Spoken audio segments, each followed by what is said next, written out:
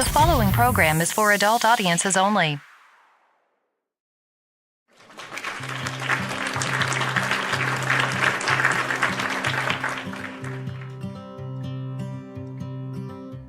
It's been 4 weeks since you called, and I've been waiting here for you all along. I've been waiting here for you all along. Where you been? Where did you go? I wonder if you found what you're looking for. Wonder if you found what you're looking for. I hope it's not too late. I want you back here with me. We never should have said it's better this way. I'd rather be with you than someone I don't know. Now it's like we're living in two separate worlds. Come on back to me, say that you won't go. I can't cope without you and I wanna hold you close. Say that you won't go. Say that you won't go.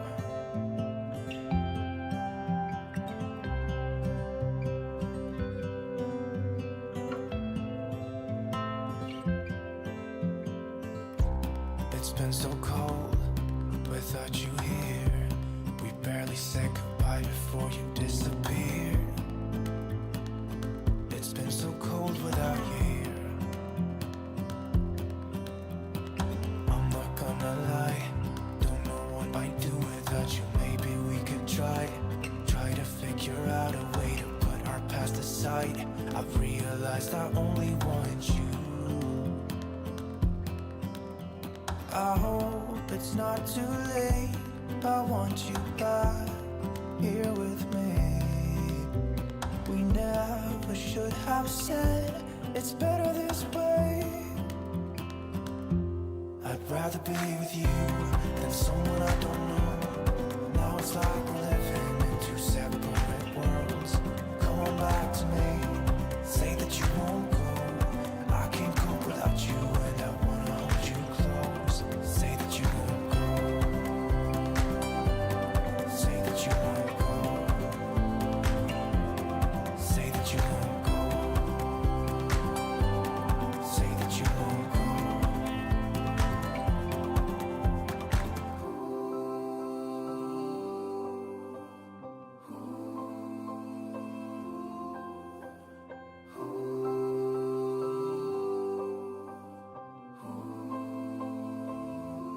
I'd rather be with you than someone I don't know. Now it's like we're living in two separate worlds. Come on back to me, say that you won't go. I can't cope without you and I wanna hold you close. Say that you won't go. Say that you won't go. Say that you won't go. Say that you won't go.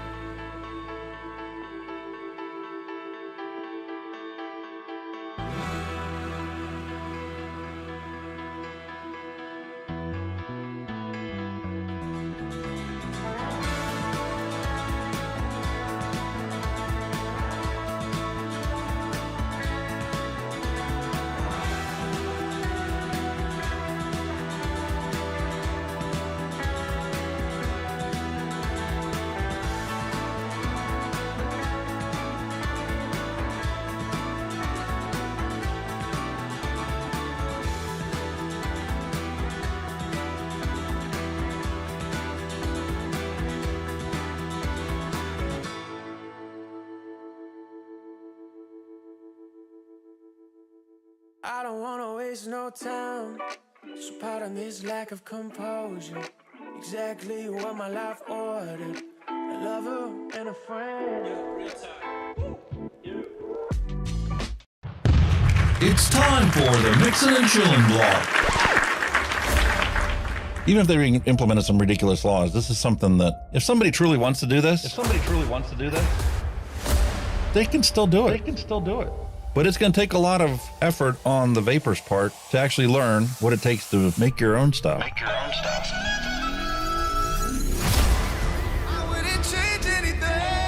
I don't know what the heck happened to the last hour of my life, but it certainly wasn't streamed on YouTube like I thought it was. Restrictive policies block progress towards smoke-free world. Many people incorrectly think that very little nicotine content cigarettes are less carcinogenic than current cigarettes. This risk misperception by people who smoke could reduce motivation to quit under a nicotine reduction policy. That's a bit of a problem. Someone who specialises in helping people kick the habit is Dr. Colin Mendelsohn. He joins me now. Look, vaping is a far less harmful alternative to smoking for adult smokers who just can't quit, and that's actually the majority of them. The road to quitting smoking is paved with candy. Double chocolate clear from TFA. Published in the Vaping Post, we have long-term study. Vaping increases odds of quitting heavy smoking. This is Kenny Thompson, the Vaping Heed. He's got a YouTube channel. He's been on here a lot longer than I have. I'm not going to stop until this is legal and available for everyone. You know, I cover things from all around the globe, but that's because science has no boundaries. I mean, you know, the FDA and everything would know that vaping is safer than smoking, but they'll have the pressure off the tobacco companies or the states that are in the MSA and all that. It's just a financial thing, and unfortunately that takes precedence against everything. And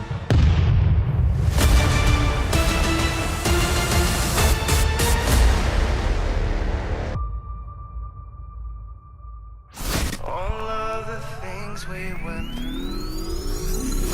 You just made my day. Just made my day. You made my day. You made my day. Grab your juice, grab your vape, it's time to get this party started. It's time for the Mixin and Chillin blog. Long-term study. vaping is safer than smoking. Smoke-free world. Hello and welcome, everyone. Time for another episode of Mixing and Chilling with Hunky Vape and Kenny the Vaping Heed. Hello everyone, hope you're all doing mighty fine. Yeah, it's another wonderful day. I've got another wonderful episode set up for you guys, and well, since we got the audio issues all fixed up and I've been, spending the last week kind of cleaning up around here, finally got that video published for the Oxva X Slim SQ. Love this thing. Wish I had more juice for it. You're big fan of that. And the juice that they sent me is unbelievable. I swear to God, it is just as good as any disposable that you could possibly have. I keep getting these hiccups. It's ridiculous. Wow. Am I still loud in your ear?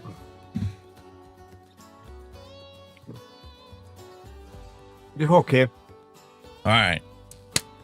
Anyway, as you see before you, we tried this last week, and I didn't have the coils for it. So Kenny's like, man, you need some Falcon coils. And I'm like, I know I got Falcon coils there somewhere. Where the heck are they? So I went and did some more cleaning, went in my mom's room, and I'm like, I know I've got a box of just coils in there. I was just telling Kenny, it's like this big, that wide, and it's nothing but spare coils for all kinds of different tanks. Bunch of smoke tanks, bunch of Aspire tanks. I've got, needless to say, there's 2 boxes of Falcon coils that were sitting in there.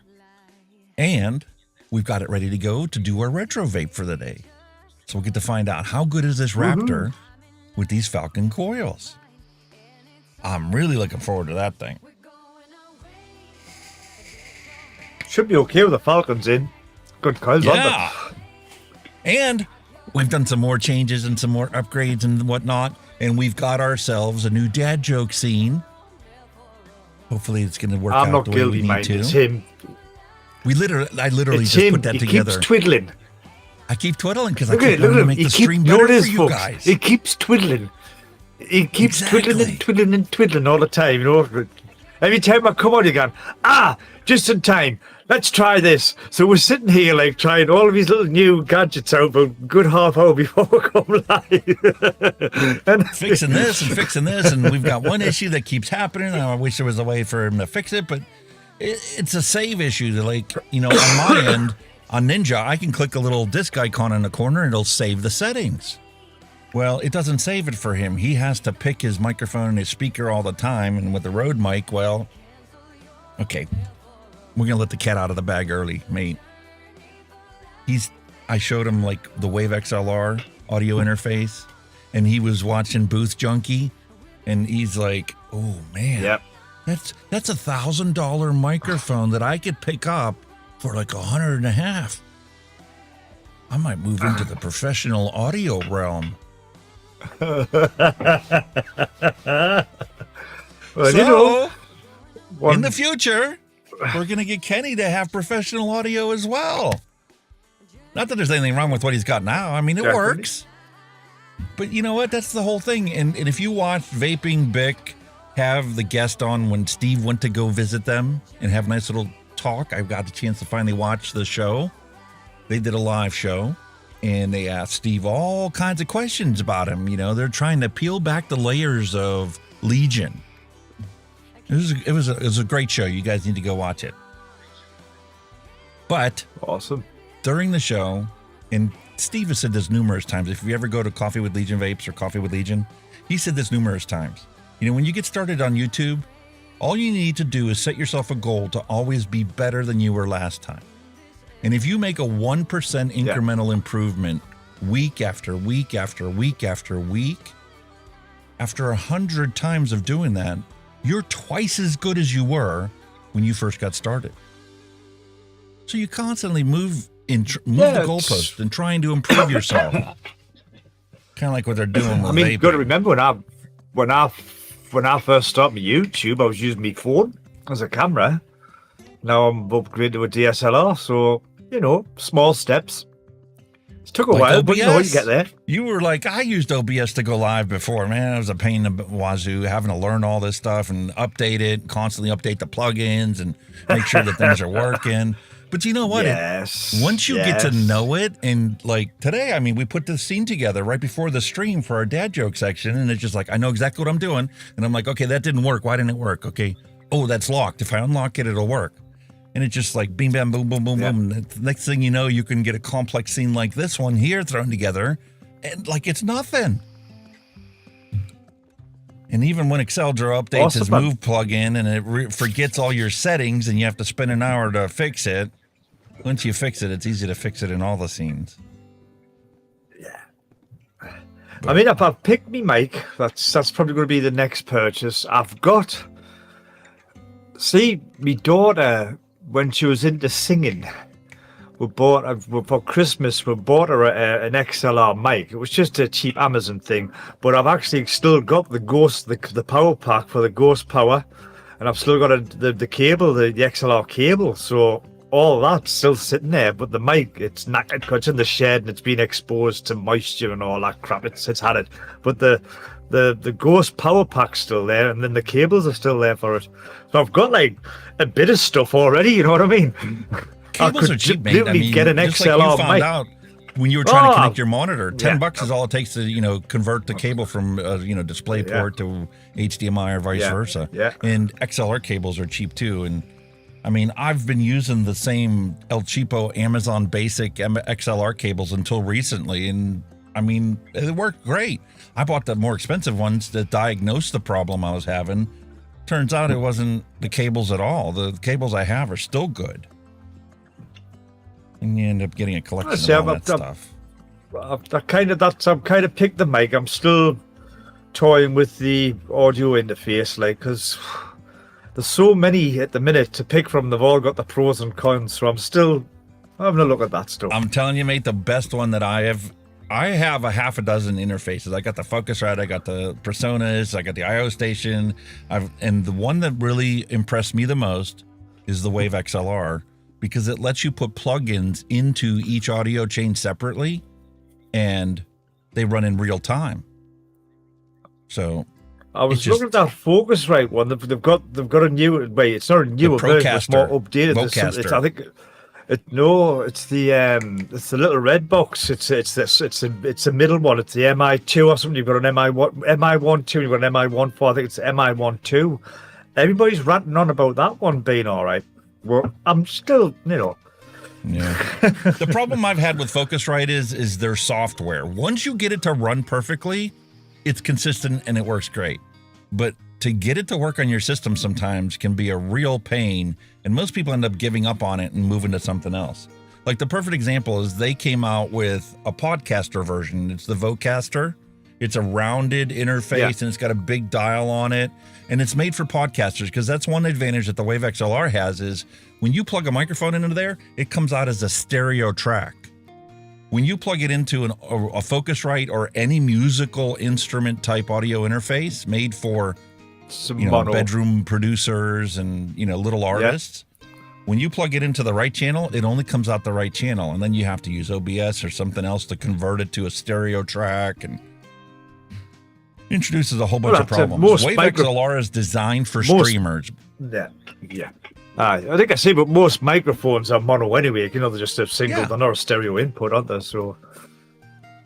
Right, but then that leads to other issues, because OBS puts out a stereo signal when you're broadcasting. You're putting out a stereo signal. So Wave XLR is designed for streamers. First off, it's a little tiny box with a single input for a single microphone and a big dial on the front, and it's got built-in protections for the people that aren't smart enough to perfectly set your volume levels. You turn the thing up, and if you turn it just a little too loud, and you get a little too boisterous in your expression, it has clip guard, so it will never clip in anything. But it's I see I watched that booth junkie, and there was some combined ones as well, like mixer discs and all that, which were the same thing, but the mixers on, you're like, ooh. You could spend boatloads of cash. That's like the one that I just upgraded to, this Personas IO Station. It's not only an audio interface with industrial grade preamps, but it's also a fader port, so that when I'm doing the bumpers, like the news bumper, I produce that myself. I took snippets of different songs and different, drum beats in the background and stuff, and put that all together to create that news bumper. That's custom music that can't be copyrighted because I was the one that made it. And that's the nice thing about music. I mean, notes are fundamental. You choose what order you want to put them in. Yep. Most songs are only 4 chords anyway, so everybody uses the same chords. So there you go. Yeah, you must have saw the same commercial I did. I was watching the live stream and the commercial come on, and then there's hey man, you wanna play this song? How about this song? You want to play this song? And he legit played all the songs. He's like, I use the same 4 chords for all 4 songs. And they're all #1 pop hit songs. Yep, all 4 chords. I mean, G, D, E, Adele, something else. Yeah. We can get in all kinds of other stuff. But today's focus... Sorry, just to twang on my guitar, but anyway. We got the audio nailed down pat, so today's focus is going to be on the news because, well... Instead of just letting Google tell us what the news is, we did that route. And I did my Google search right before the stream to what's the news. Let me see the spoon-fed, propaganda-initiated news stories you want me to see. Right? And then I said, okay, you know what? I'm going to go to some reputable sources that I've gotten news from before, industry magazines per se, and other sources that have come and gone, like Bluehole.com from China. Back when the regulations came into play, they disappeared for a while because they were marketing tobacco products. So now they figured out what they can do and what they can't do, and well, the news is still the news, so we're going to go check that out today. Got a bunch of stuff. Rock and roll. So I guess might as well just Rock jump and into roll, it. Sir.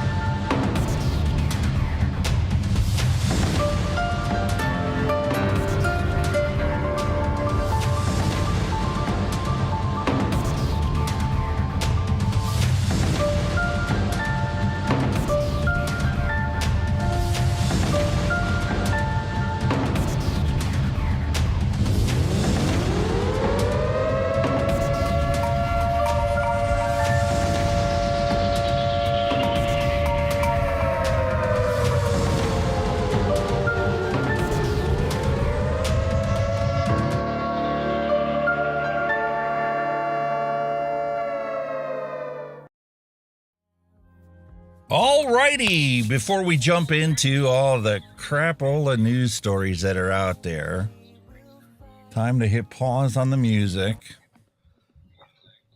Nick Orlando posted a question. There's been a couple people that posted questions lately, and I've just been kind of blunt on Twitter because I'm kind of fed up with all the crap that's out there. And when you step back into the scenario and you look at the industry and you look at where things stand and look at the dominoes that are already in the process of falling in before us today, it's hard not to be cynical. And there's a reason why there's so many cynical people in this world, okay? Because we all, as children, grow up with an idealistic portrayal of what the future holds and what the potential is for our generation to fix the failings of previous generations, right? Well, doesn't take very long before you start getting disappointed, and you get disappointed on a regular basis. And things that are so obvious and so simple to fix, they keep making the situation worse. We talk about, how if these were only recycled instead of disposable, all this lithium could get reused, all this plastic could get reused, and the simple solution is available, but nobody wants to implement it. We had the solution when we were growing up as kids. All the pop bottles were glass bottles, and guess what? You had to take them back to the store because they charged you a deposit when you bought it, and they gave you money when you returned it. So even if you were a lazy bum and didn't give two shits about the environment, when you tossed it out, guess what the people that were collecting your garbage or driving up the street did? They would scarf them up, and they would take and haul a truckload of it, like the scrappers do nowadays, haul a truckload of it to get the money for it. If you paid $1 for every one of these products, I guarantee you, instead of people complaining about them laying on the street, they'd be picking them up and taking them back to get cash. There would be no problem with disposables. Long story short, we're all pragmatic idealists that have become disenfranchised because we realize we really don't have the power that we thought we were going to have to make change in society. We go out and we contact our representatives, we advocate for things, we do the best we can, but ultimately it boils down to money and greed is the root evil of all society. And here's the perfect example. Florida tobacco monies. The problem with tobacco control is when they say that, the solution is to tax the heck out of cigarettes, that'll get the problem solved. People won't be able to afford it anymore. Except when you factor in that most of the people that smoke are the ones that are not as well off in society because it's a coping mechanism for their lot in life. So you're punishing the people that have the problem the hardest, that can afford it the least. Yeah. And you yourself know, true. I mean, I gave up meals when I was smoking. If it was day before payday and I was out of cash, do I go to McDonald's or do I go to the gas station and buy another pack of smokes to get me through till tomorrow? I'll guarantee you every single time I had to make that choice, I chose cigarettes. And I'm not the only one that did that. I'm sure you all out there have been in the same boat before. You would choose cigarettes over a meal if that's what the choice was. And also, like, even if you were tied for cash, you had no cash, you were skinned, you would always find a way to get a pack of cigarettes. Always. Yep. And it wasn't even about bumming them. Steal, you would get them. If you had to, you bummed them. But that becomes an annoyance, too. Because you always had that one friend that's what they always did. They never bought cigarettes. They always bummed them from everyone. Yeah. I quit smoking. Plenty of them, me dear. Hey, man, can I bum a smoke? Dude, go buy a pack. No, I quit. Then why are you bumming one from me? The problem is, when tobacco control uses this tactic, first off, they put this pressure on the least members of society, the members of society that can afford it the least. They push them the hardest, and it's not changing their minds, but it does change the minds of state politicians and treasurers They go, oh man, look at all this free money we're getting from selling cigarettes. And then they become dependent on it. They want to cry the blues about, people that are in poverty that get food stamps are dependent on the system and they won't get a job because of it. What about the state? Look at all this tobacco money that they're getting. Mm-hmm. And you wonder why they keep pushing to ban the harm reduction products. Because these aren't taxed.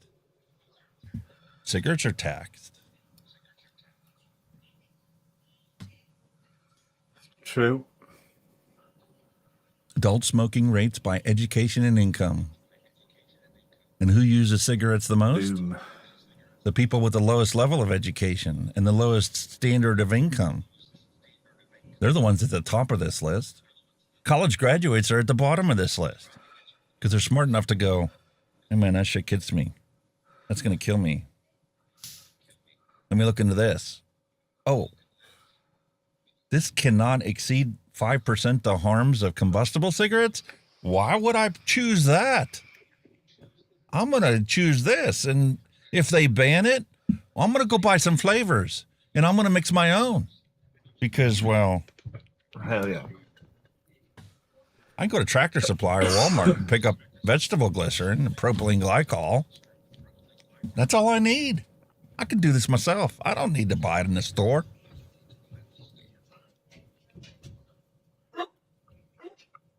So the reality is, combustible cigarettes are going into the history books. The question is, how fast is that going to happen? Are they going to encourage people to switch to a less harmful product? Or are they going to drag their feet and go screaming tooth and nail, trying to stop it every little bit they can?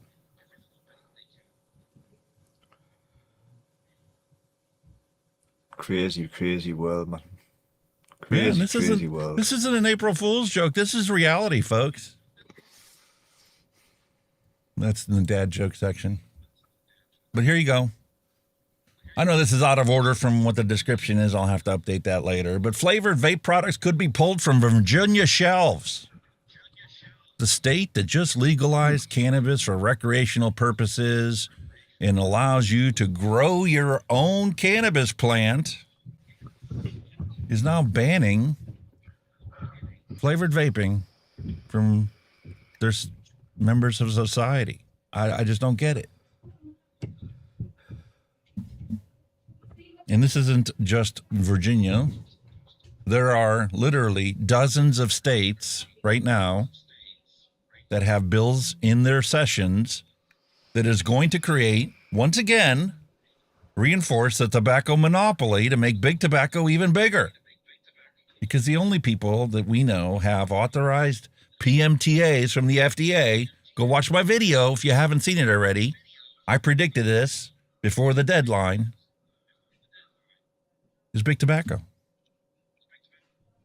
Every single other vape company out there is illegal. Have a nice day. Now, there would be people that would argue and said, well, listen, we got court cases that we're challenging their denial, blah, blah, blah. That's fine. But the problem is you go to the FDA's website, because they have a website, they finally set one up. You can search for PMTAs that are authorized. So if you're a shop owner, I'm going to spoil it for you. The only products that are available are made by 3 companies, and there's like 6 pods that go in them. That's it. So now they're legalizing it because, they got shareholders to oblige themselves to. We spent all this money to get these PMTAs processed, and we got the authorization for it. And, well, everybody keeps selling all these things that are illegal because we forced the law and forced the hand of Congress to make it so. Oh, shit. The whole lot. Disgusting. And here's a new tactic that I've come across that they're doing, right? Colorado's addicted to nicotine and money behind tobacco. Mm. Recycling stories. Hooked. Stories about how Colorado is addicted to nicotine and the money behind tobacco. how the tobacco industry made it cool to smoke in Colorado's communities of color. I can tell you what this story is without even actually clicking on it to read it. They're crying the blues about menthol, and then we need to ban menthol because menthol has been targeted to the black community. How's a menthol smoker? Look at the color of my skin. Has nothing to do with race. Nope. For those who have fought big tobacco, lobbyist presence on Denver Health Board is a contradiction. Oh, really? So Bloomberg's minions aren't a contradiction? They're allowed to push their propaganda and prohibition messaging. That's right. In Pueblo, where 60% of high school students report vaping, that's a lie, efforts to curb youth tobacco use are getting creative. Aw. Okay. Oh. Shucks. The unlikely affiliation between universal pre-K and nicotine taxes is a story of politics and tobacco money. No shit. Yeah, Holy because moly. in their state, they passed a vape tax, and the vape tax is exclusively to fund universal pre-K for the state. What's wrong with this? That's not what the story's going to tell you, though. They're going to cry the blues about how it's all big tobacco because they want to muddy the waters. They want you to think that cigarette smoking and big tobacco is big vape. But that's not the that's not the truth. That's not the case. They're making it so. They're creating self-fulfilling prophecies where the only vape companies are going to be big tobacco companies.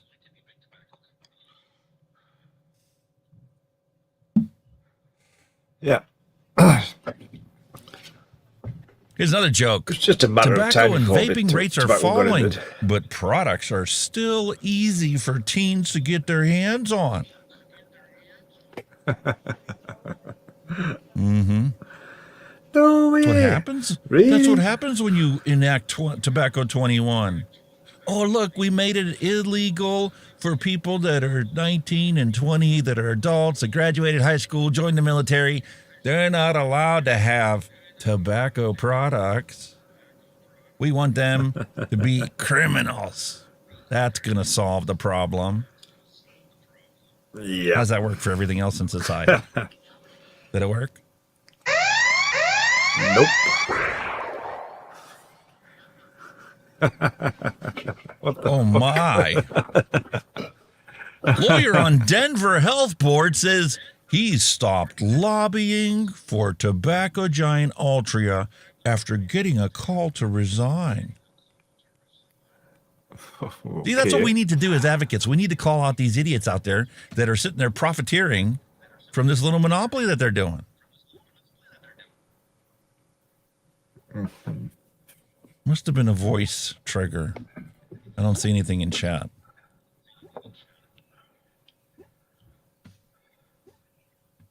Anyway, we can keep scrolling and keep scrolling. They're just recycling content at this point. Sean Lynch, hello and welcome. Hi, Sean. How you doing, sir? So let's And throw some good news out Ben there. just popped in. Remember last week I was begging and pleading, can somebody please give me some good news out there?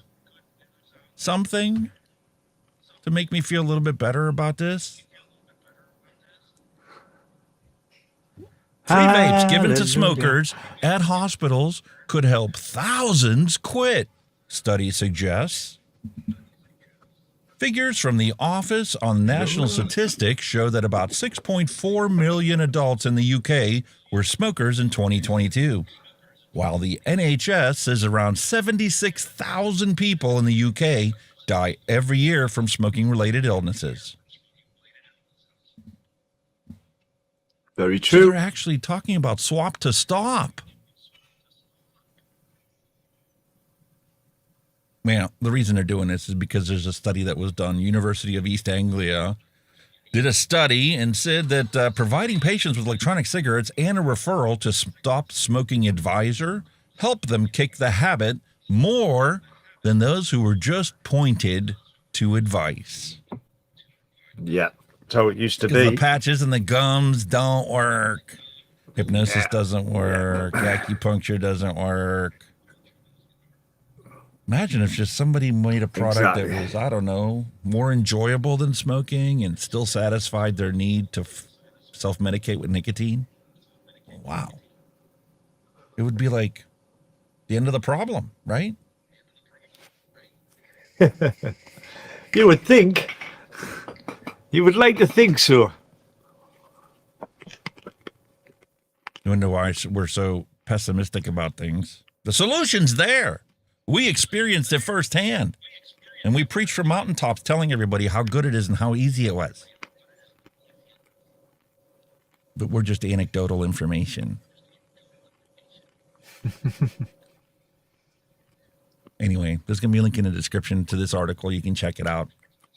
Lovely read. Although I've already read stories like this, and I've already read about this study. I actually read the actual study. I don't think we might have even talked about it before. But I just happened to notice that this article was just published, and I'm like, oh, well, let's go take a look at this. And what they did was they followed up on the study and finished it off and got it published. So now it's making hay again. There should be more of these in the news, but that's not what we find. So let's go and look at some real news out there. Let's go check out and see what's happening in Hong Kong, because you remember what happened in Hong Kong? They prohibited vaping from being imported into the country, and then they realized that they lost billions of dollars in transportation of this stuff. Like, they weren't even allowed to land it on the tarmac, switch planes, and make some money off of the transfer. Move on. They banned it altogether. Bloomberg's minions got their way. They banned it. Until a year later when they realized how many billions of dollars they lost, and nobody in the country would have ever touched any of it. And they reversed their ideas, and, well, they're back to making money again, which means we're back to seeing the news from Hong Kong again. They done a 180, my friend, as they say. They did. So, I loved this article. This was just published within the hour, okay? Top 5 trends in 2024 vaping industry. You want to know what's going to come next, what's coming down the road? Because we're like, man, these things are so good. I don't know how they could make them any better, right? There's always a way to make it better.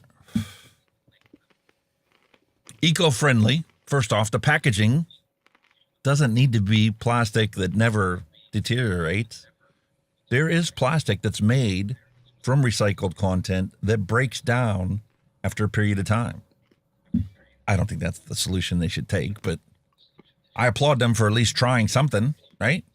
So they're moving to more eco-friendly packaging and more eco-friendly devices. Devices that aren't sonically welded together so you can't take it apart when it's dead. You literally have to cut these seams to pull it apart and recycle each of them separately. How about a refillable bottle that is separate from the actual mechanisms and the atomizers? Wonder where they got that idea.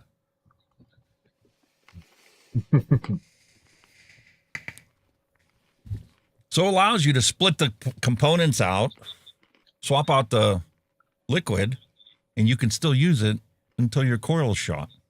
Then you can swap out coils. Imagine that.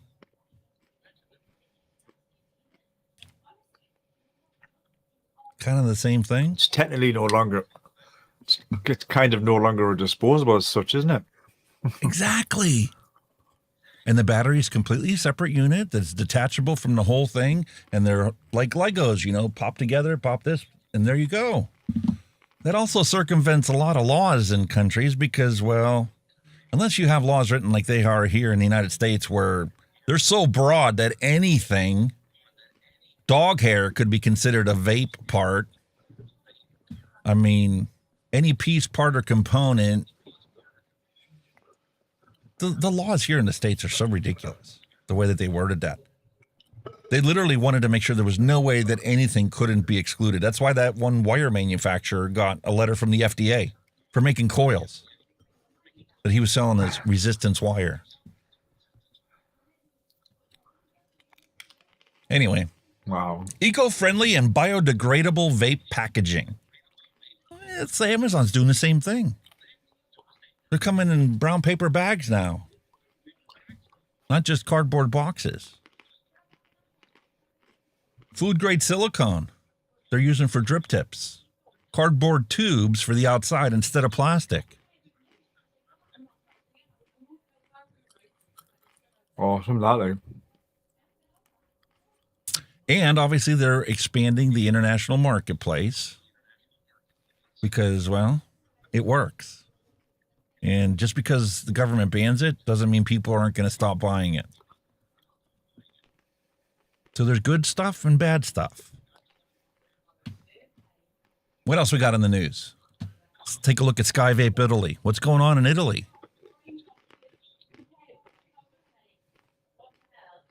How many of these are new? How many of these are recent? 2020, 2019, 2020. Come on, you got to have something.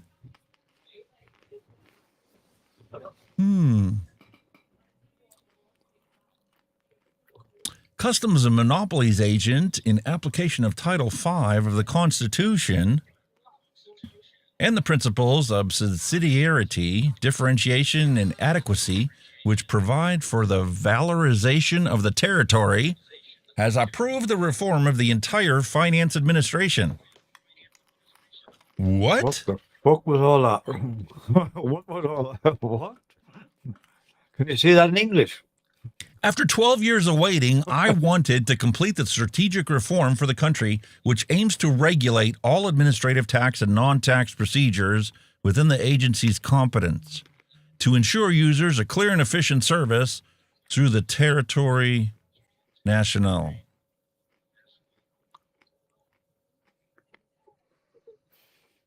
Gobbledygook.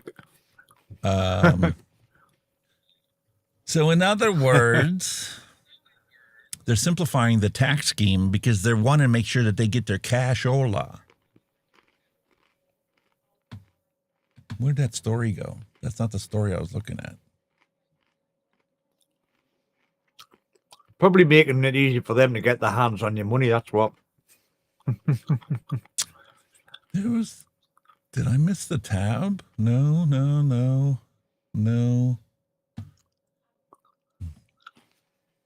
There it is. That's from 2020. What the heck? I thought this was new news. VapoWeb acquires sector magazine Vape Italy. Sky Vape Italy. That's old news. How about some new news? VAPORESSO announces strategy upgrade, building a comprehensive service ecosystem for varied premium vaping experiences. In other words, VAPORESSO has realized the United States is a dead end trying to foster, harm reduction because of the PMTA and how I'm sure they put in for PMTA for some of their products and subsidiary companies. And the FDA thumbed their nose at them. So guess who's next? Europe. On March 24th, VAPORESSO unveiled its strategy to upgrade at the VAPORESSO Vaping Ecosystem Strategy Conference of Europe in Paris, France. Parlez-vous français? This upgrade involves extending the brand's product categories to meet consumer demands. By crafting a diverse range of products tailored to specific needs, VAPORESSO is building a comprehensive service ecosystem that encompasses more categories, ensuring a cohesive and integrated consumer experience. They're also localizing in Europe and establishing a branch office. During COVID, I remember VAPORESSO was one of the few companies out there that was legit providing bottles of water and sanitizer to the population out there. True. They did everything short of, putting food banks out there.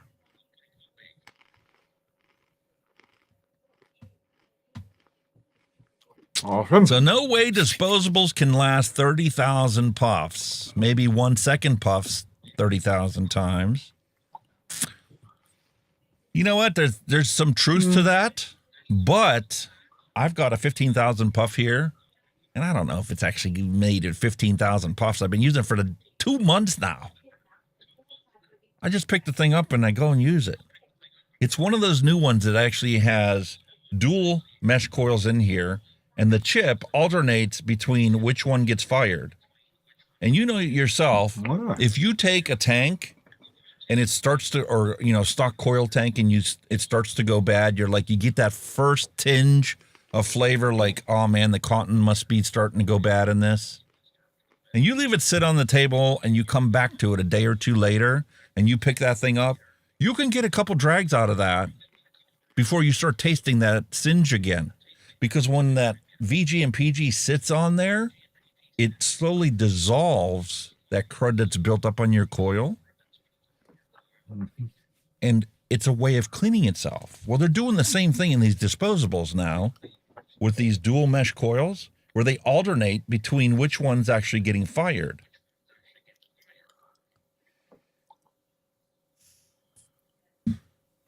I do think it's a realistic expectation to be able to get true 30,000 puffs out of a disposable, out of a coil, with the technology that's out there.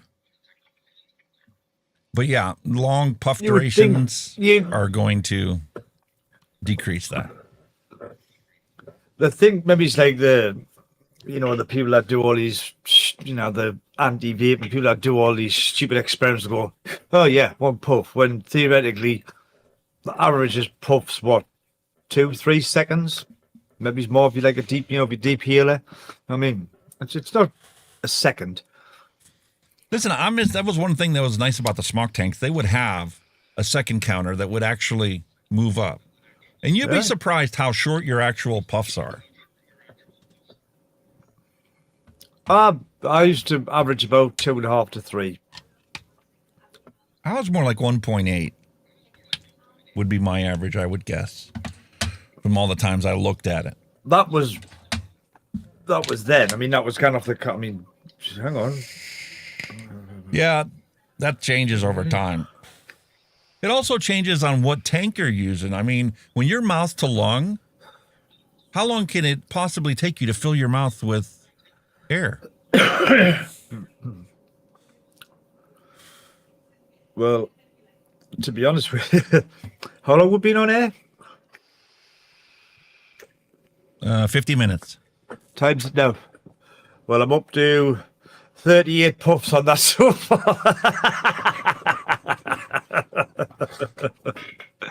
So, yeah.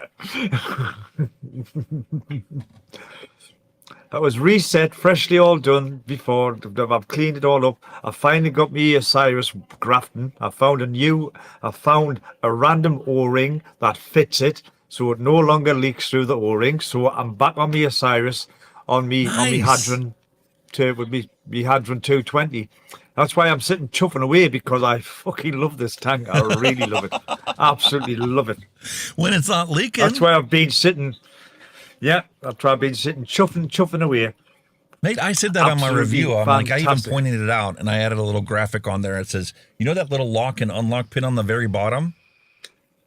That's going to cause leaking eventually. Even if you don't have a problem with the outer O-ring being sliced off because the tolerances are so tight on that, it's over-engineered like all BMW stuff is, right? That's why I called it the BMW of vaping. When you put that thing on there and those tolerances are so tight, if that O-ring's dry, you're going to slice part of it off and then it's going to start leaking. And you can swap that out easy. But what about the O-ring that's on the inside where that valve locks and unlocks it? That's going to be a leaking problem. I think that no, because that thing it just locks into a groove. It just stops you pulling it apart.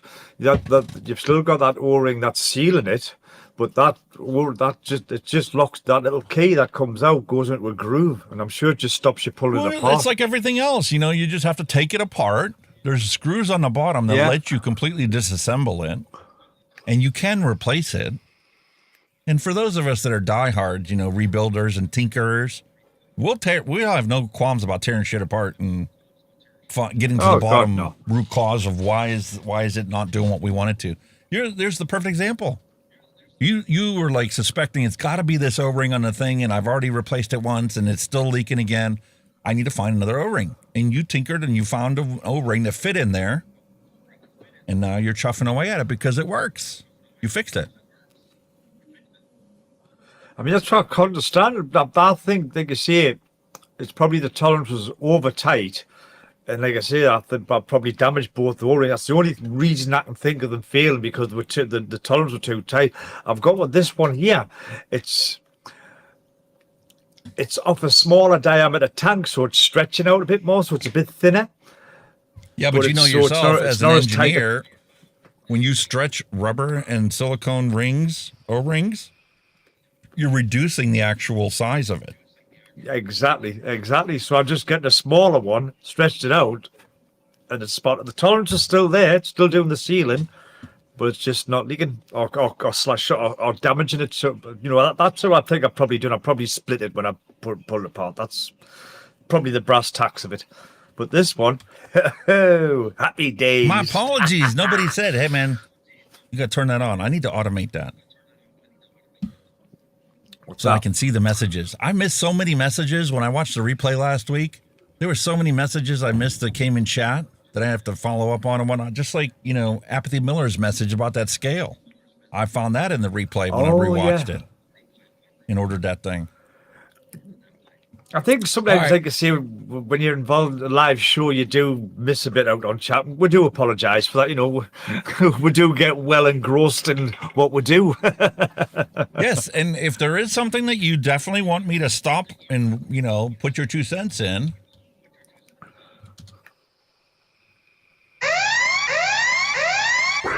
There you go. Drop it in chat. Exclamation mark, red alert.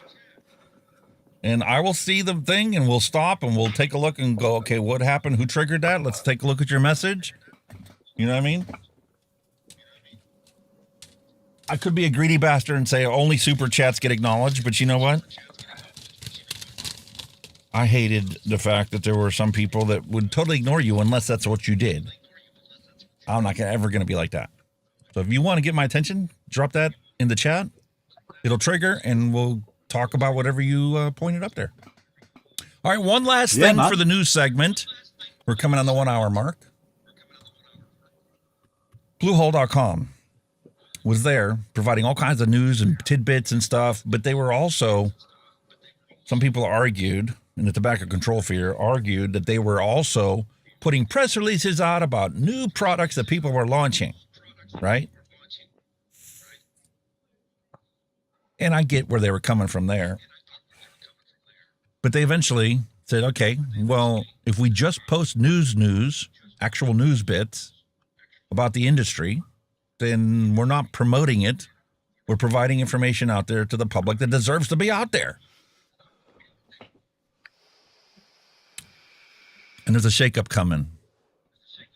Effective yesterday, starting yesterday, because as you guys know, everything in China is now under the purview of the Tobacco Monopoly Administration, right? So all of our vape companies have to have a license on it. If you look at the brand new products that are out there, there's actually a license number that will come on there from legitimate companies that have filed and gotten authorization to make products and sell them.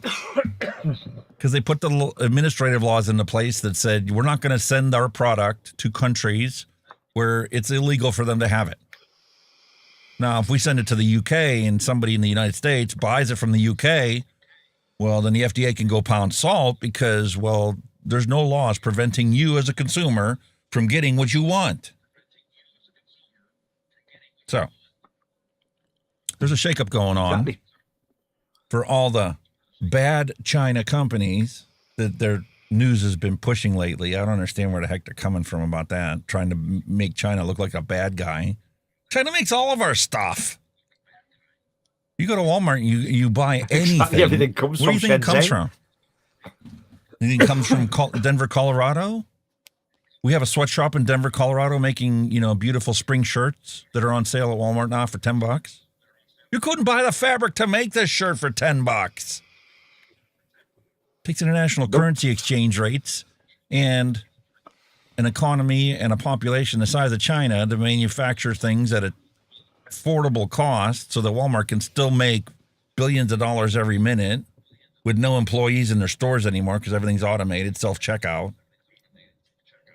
It's the same with the clothing industry. A lot of that sweatshops in India, and there's just stick a Nike sticker on and then charge you $100 for it. Made in the same factory. Yes. As a Walmart t-shirt. Listen, when I was a kid and we went to Hungary to visit relatives and stuff, one of my relatives was a seamstress that just sewed Levi jeans. Yeah. She was a contractor for Levi's to manufacture their jeans. And they would send her the cutout jeans that they were cut out on a press, a big, massive press where they literally had, 150, 200, whatever layers of denim. And then the press cuts out the jean. And they would send those to her. And she would run them through her sewing machine in her garage that she turned into an office. And she would manufacture Levi's jeans. And then, when the next shipment came, all of the done jeans went back. They got some final stuff put on it, some final tags and the little rivets. And then they were sold. Labeling. Yeah. Yeah. Labeling. Yeah. That's all it was. And you better damn well All believe it that came those was a Levi label. jeans were also sold off without the Levi's tag on it to other companies that you bought for half the price. Didn't even realize Exactly. it. Didn't need to pay $40 for a pair of jeans. Anyway. Yep, I remember the days. I'm just going to test something. Last bit here that we got. Yeah, it worked. I did it. It worked. Yes, I was did. just testing it, folks. It works. Last bit of news that we got You know here what? today is the Tobacco Monopoly Administration is now going around China to verify that only authorized manufacturers of tobacco products are actually making things. They're going around, they're going to try and dig up the sweatshops that are making these Chinese parts for these illegitimate vapes. And basically like they do for name brand other stuff. You know what I mean? Purses and whatnot. You have the legitimate shops that sell you your Michael Kors purses and Kate Spade and all this other stuff. And you got the knockoff companies that are out there making them, and they're technically not authorized to make them because they're selling copycats. The bootleggers, boy. Man, I had a Geek Vape one that was a bootleg, and you knew it was a bootleg because, well, the manufacturing process that they did was they anodized the parts after they machined them versus Geek Vape, the legitimate products, they anodize them first, they machine finish them second, and then they package them. And it's obvious when you pull it out and the center chimney of your cap has an anodized finish on it, it obviously wasn't manufactured in the same way that the legitimate products were. I've done that once, I bootlegged once. I was very naughty. What'd you buy? I didn't buy.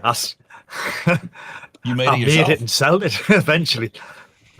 I went to see Bruce Springsteen twice in 1985 in the UK on the Born in the USA tour. I seen him once at St James's Park and once at Roundhay Park in Leeds. And I snuck in a tape recorder with a 120-minute tape in. Nice. And I recorded it. Right? We used to do that Sound on the quality wasn't- radio. Now you did it at a Yeah, but concert. sound quality wasn't great. And, technology then there, but the sound quality wasn't great. But I had it laying about for ages. and it was just by chance. I had a friend of mine over, and I was in my garage. I think I cleared the garage, and I put my tail in. Christ, look at that! I've still got that tape. He says, "What is it?" It's Bruce Springsteen live. He says, "What do you mean live?" He says, "I've done it myself." "Oh, do you want to sell it?" I said, "Right, make us an offer. You give us 50 quid for it." Nice. It was a collectible at that point, though. It wasn't about you trying to bootleg it. Yeah. When But you it was a recorded cassette, it, your you know, intention I'm wasn't thinking- to bootleg it. It was, I wanted to record this No, moment. no. Yeah, but I'm thinking, looking back now, with all the technology you've got out now, I could have probably made it sound a bit better. But that's hindsight, isn't it? But yeah, remember that many moons ago. Jesus. So one last thing here, then we'll jump over to our adult beverage review. The Tobacco Monopoly Administration is going around, is going to spend the next 3 months trying to weed out people that are making bootleg vape stuff. People that don't have a license to actually produce the things. And they're going to be going around and inspecting the places that are manufacturing it and not following the laws, like as in sending the United States products that don't have PMTAs.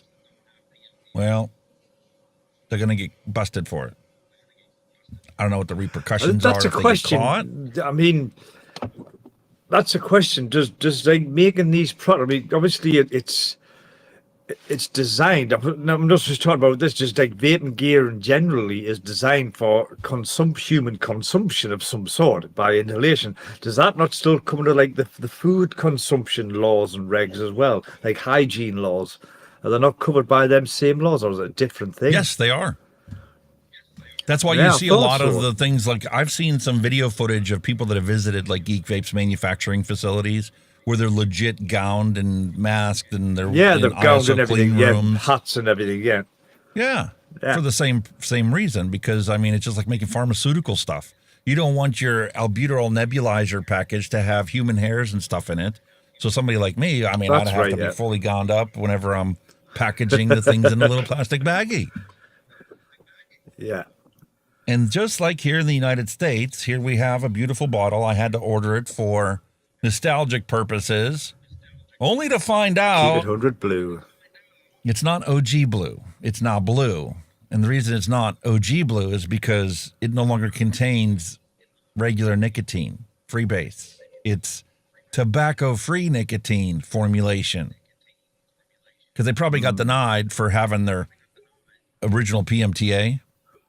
So they're like, okay, this new tobacco-free nicotine comes out. It's not covered. So we're going to do this. We're going to make this, and we'll put in a PMTA for this. And it'll be another 4 years before they get to denying our application. So, hey, we can sell for another 4 years, right?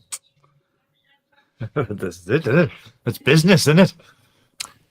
But getting to the heart of the matter, look what's on the back of it. Trying to cover up any potential. Made in the USA for export. Ah, yeah. For export, because the company that made this could meet all the obligations to easily sell this throughout all of Europe and the UK and New Zealand and a bunch of other places. Just because the United States and the FDA is bought and sold doesn't mean that they need to go out of business. There's so many other vape companies that could have took the same route. They're like, you know what? We'll never be able to meet the FDA's regulations for PMTA. First off, we don't know what it is. We're just completely speculating on what we need to throw into our application to get it to pass. So why don't we shift our focus to selling it to Europe? What do we got to do to meet Europe's requirements? Oh, well, we can do that. You just need to file with the database. You need to do some basic testimonials that it doesn't contain the prohibited list of things, and we could sell it. Well, they're doing the same thing.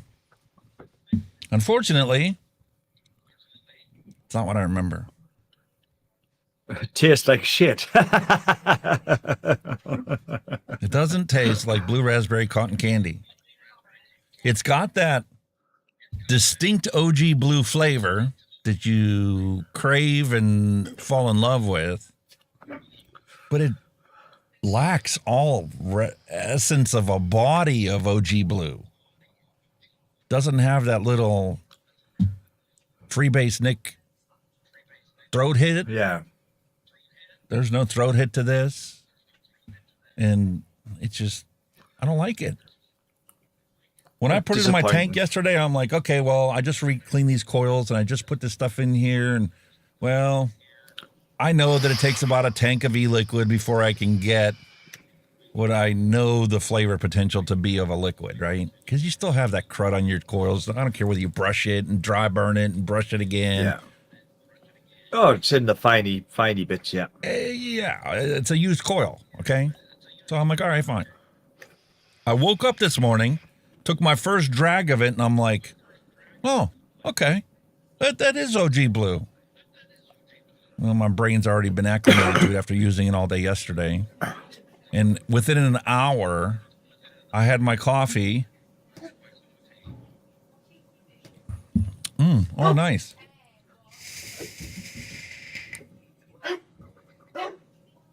That's not OG Blue. What the hell? Tastes like some generic OG Blue. Some copycat. Yeah. See, that's your coffee. Your coffee destroyed your palate. No, my coffee cleanses my palate from a lot of these flavorings and stuff. I was tinkering last week. And then I realized I've got a whole box of this stuff I've already made I need to burn through before I go tinkering off the deep end, making, 60 ml bottles of stuff just because, oh, that was good. I need to make another bottle of that. Oh, that was good. I need to make another bottle of that. And I'm like, hey, man, this Giddy's nanner pudding. Did I even put any Nick in this when we mixed it?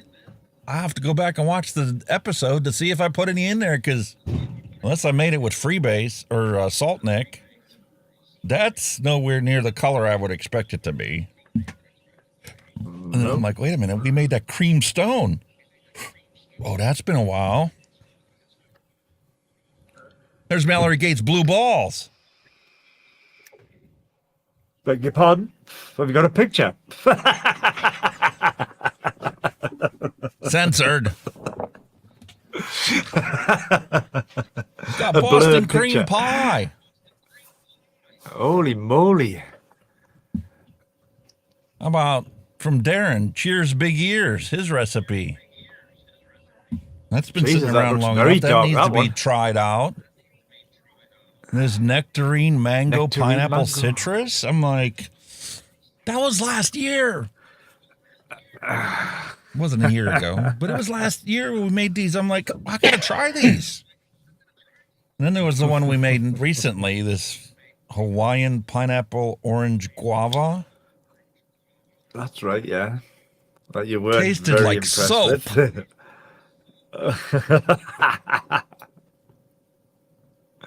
What the heck?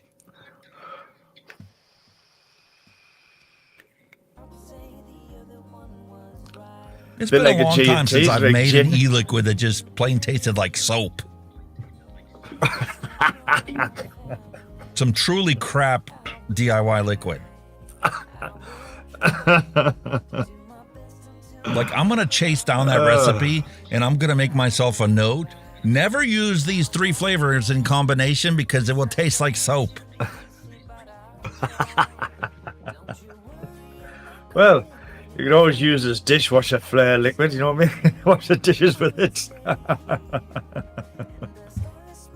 No, because it's still VG, Holy PG, crap. but it just tastes awful. Oh, soap. Oh, God, no. No. Hell no. The only good thing is I've now got my 3 arbiters completely cleaned out, wicked up. And they're not wicked up, but cleaned out and dry burned the coils and cleaned them all up. New glass. And your replacement glass. Yes. New glass. You got clean drip tips again. Well, like I said, if you did need more glasses, they're readily available in the UK. Man, easily pick you some up if you want them. Yeah, well, they're also readily available here if I ordered them from China because, well, Holy fuck. What the hell? $22.77 for a lot of 100 bubble glass to fit the Arbiter. 100. How many times are you expecting to drop these fucking things, mate?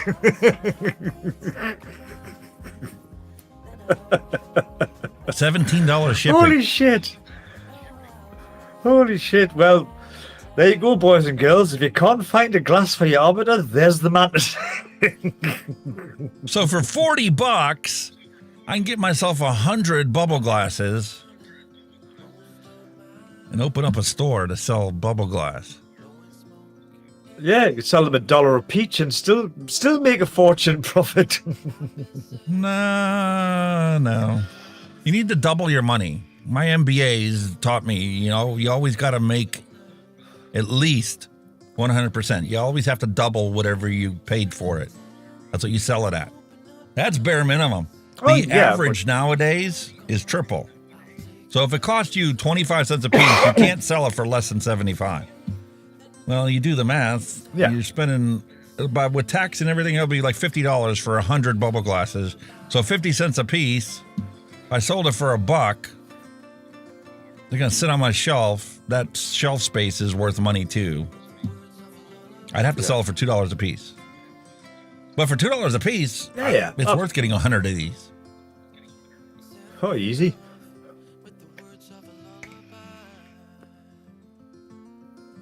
Well, I just hope you don't have to drop them 100 times, that's all. Man, I got so many other tanks here. It's just like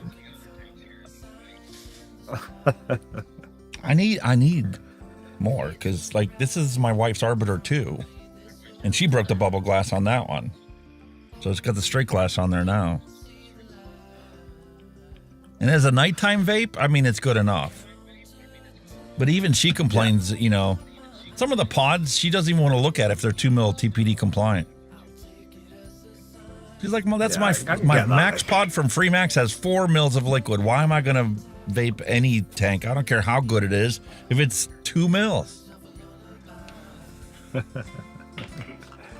Well, I just thought I'd highlight that one just on what we're seeing there. If you plan to drop your mod 100 times, you need a lanyard around your neck. Why do you think I'm one of the rare YouTube reviewers that love lanyards? Let alone the Alzheimer's where I forget where I put shit. Well, there's that as well. Constantly. I'm always doing that. Yeah, always doing that. Always. Terrible for it. And yet it's there. The sad thing was you used to be able to buy, rebuildables and stuff like this on AliExpress, but because the United States Congress passed the PMTA shit and tobacco control stuff, these are now classified as tobacco products. Therefore, they're prohibited from sale from China, unless you're a store. So when I used to search for shit, it wouldn't show up because we were blocked. Now, if I used, a VPN and made myself look like I was at Kenny's house, I would find all kinds of stuff I could buy. Yeah. Speaking of which, what did I do it for? Where was it? Speaking of which, hang on a minute. I'm just looking for something. Just bear with me one moment. Where was that one? Where were you? I hate that when you do that. You kind of find nothing, can you? I hate it when I have a page bookmarked here, but I don't copy and paste the actual link. And as soon as I click on Facebook, well, the page reloads, and guess what? What you thought you were going to go look at is no longer there. You've lost it. I know it's a pain in the tits, that. Well. All right. Oh my God. Do you want to drink first, or do you want to do science? Oh, we're gonna have a drinky poos, matey. All right. Drink first, then vape science. Yes.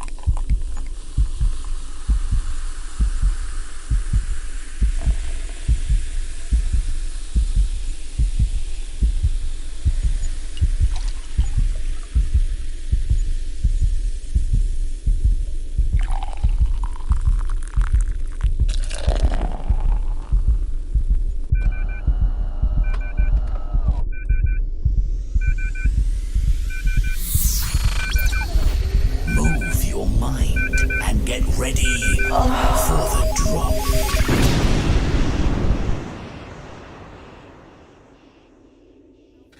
Up for your entertainment today. Beautiful Voodoo Ranger hard charged tea variety pack.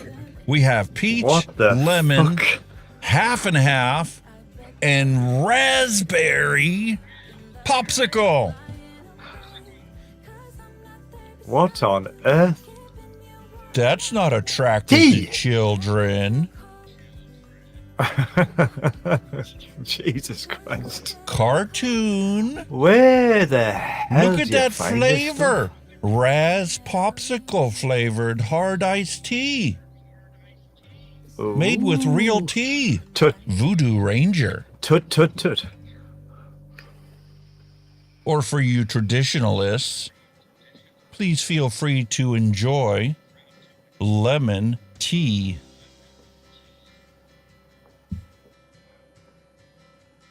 Or prefer maybe some lemonade and iced tea mix, half and half, kind of like an Arnold Palmer.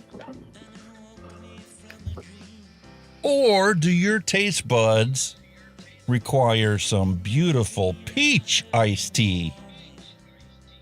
I'm a big fan of peach, like, but not in tea. If it tastes like tea, that's the thing.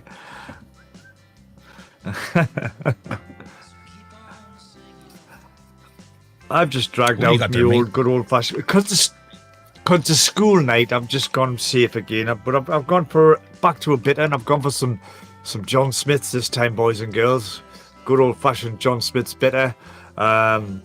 This is 3.6% by alcohol, so I shouldn't have any hangover or any upset tummy tomorrow. So I'm now going to pour this nice and slowly, like you're supposed to, with a bitter. When you get that lovely cloud, when it just starts to absolutely clear up at the bottom. Angle the glass approximately 8 degrees, as they say. And that's just so get a buzz out of that. Just so, it looks so good, doesn't it? I love how that foam just is like falling to the bottom.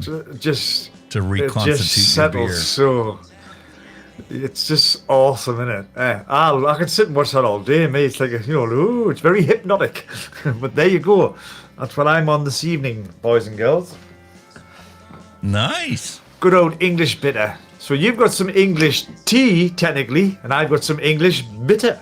Now the question is, which one of these 4 concoctions do I want to open up? Oh, that's interesting. Lemon tea's a plain safe. Nah, I think you should go for the Raz. No, I've had that one. You've had that one. It's funky. What one you not had? It does taste like a blue Raz popsicle, like kind of like a bomb pop that somebody dipped in tea.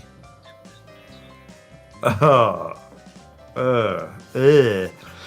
lemon tea. That's it. That's a safe bet. Okay, plain lemon it is. I'll put the other ones in the fridge. Is it actually alcoholic as well, or is it just a tea? Oh my goodness! Of course it is. Contains alcohol, no carbonation. Please drink responsibly. Malt beverage with tea and natural flavors.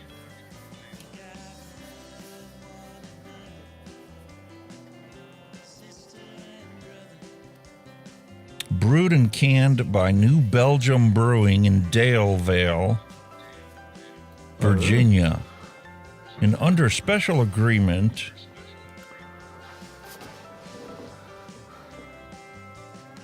what's the alcohol by volume on this? Oh, look how tiny it is.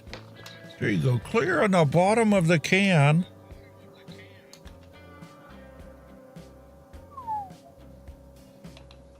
%7 alcohol by volume. Fucking hell, that's a canny bit for such a little fucking can, like. Jesus. Actually, speaking of things, I've been spending money, guys. I've been spending money. I think it's something you will like as well. Are you ready for this? Are you ready for this? Are you ready for this? That is on its way to me as we speak. And look at the price. 22 pounds for a Hell Vape Drop Dead 2.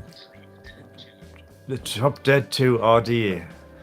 22 quid. Wait, it was 20 quid, but obviously your shipping's 2 quid. And that's winging its way to me now. I thought you would like that because it's a bit of a... You like the drop, don't you? Yeah. The 1.5. That's what I use in all these. Yeah. This is the drop 1.5. But that's not made by Hell Vape. Who makes the drop? Anyway. Cheers. To your health.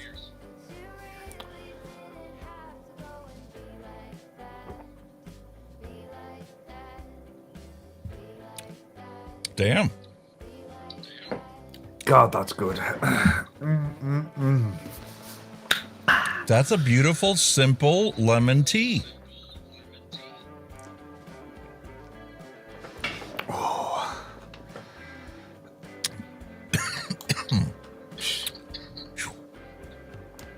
Sure, the drop's made, but is it Hell Vape? Digiflavor. Or was it the drop? Digi flavor was the drops. It was the drop solo, wasn't it? I think I've got one of them, a drop, and then I've got a drop 1 point. Is that the one with the W-shaped deck?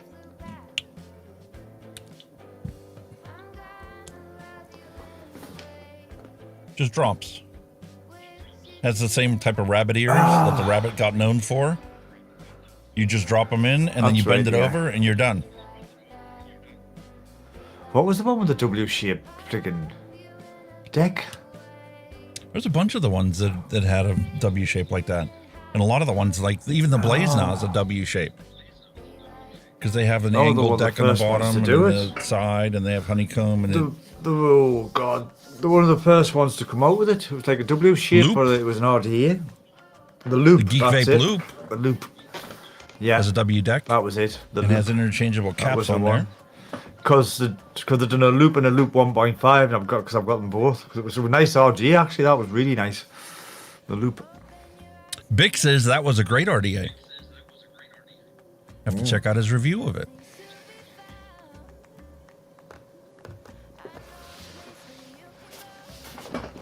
But yeah. The sandwich RD, if you like the wasp now, this is one same level. The sandwich, not sandwich. Sandwich? Sandwich.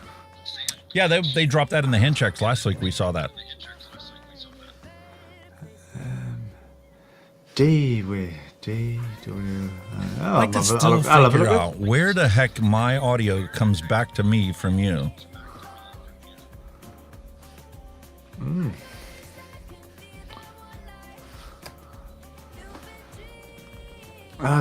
Dovepore made it, didn't they? Maybe. Did you guys drop your hand checks in? I need to go to Facebook and check that out. Oh, yeah, I've got it there. $30. Dovepore.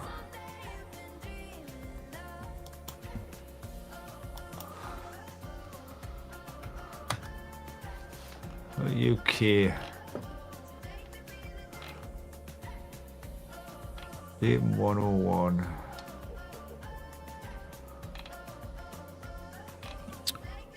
$127.45 to switch to our dad jokes, which is also going to be our hand check screen. Got one of them and all. Let's have a look at that. Anyway, sorry. Yeah. There you go. William Dobson's contribution.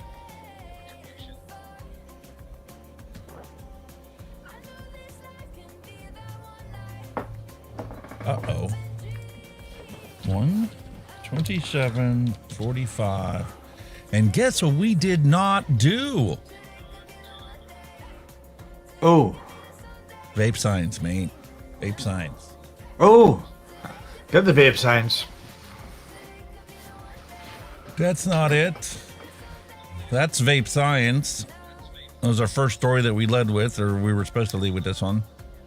Free vapes given to smokers at hospitals could help thousands of quit, but that's not the one that we were going to talk about. How many tabs have you got open? Holy shit, how many tabs have you got open? There we go. I spent months reading vaping research. Here's what the science does and doesn't say about the risks. Really? As e-cigarette use spreads, the health of millions hinges on getting the answers right. With vaping on the rise globally, researchers are racing to understand how it affects the human body. Are they really? Marketed as a way to inhale nicotine with fewer of the harmful toxins present in cigarette smoke, electronic cigarettes are often perceived as less risky than traditional smoking and seen as a tool to help smokers quit. Are those claims scientifically sound? I mean, the stakes are high. Nicotine is among the most addictive compounds on the planet. Show me the science that proves that. I've yet to have anybody point to the science that doesn't correlate it to a cigarette. Yep. Because guess what? When the patches and the gums were moved from behind the pharmacy counter to in front of the pharmacy counter, the science that was available at that date and time about nicotine shows the exact opposite of it. They wouldn't have been able to get it over the counter if it was the most addictive compound on the planet. Mm-hmm.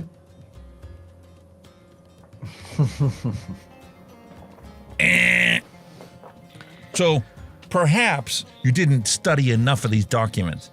Now, granted, this person actually did do a bunch of research. And when you read this, this wasn't written by some bot. This was actually researched by a person that formulated their own conclusions based upon the evidence that they found. So they do accurately portray the fundamentals of vaping in a limited view. Yep. They do accurately portray what makes up a vape, how a vape works. There's a cartridge that's filled with fluid and an atomizer, and there's sensors that allow you to detect whether there's a draw being activated, a vacuum put into this, and then it'll fire the coil as you draw. And there's sensors in there, and there's a button to manually override it, and there's a battery. They get most of it right, okay? The main compounds of vaping liquids are solvents, such as propylene glycol or glycerol. Yeah, okay, not Solvents. so much. Yes, propylene glycol can be used as a solvent, but that's not the appropriate classification of it. Not my book. I'm not a chemist. I didn't think it was. Or a chemistry major. The dog just knocked over something from the shelf and is now wondering whether to lay on it or lay by it.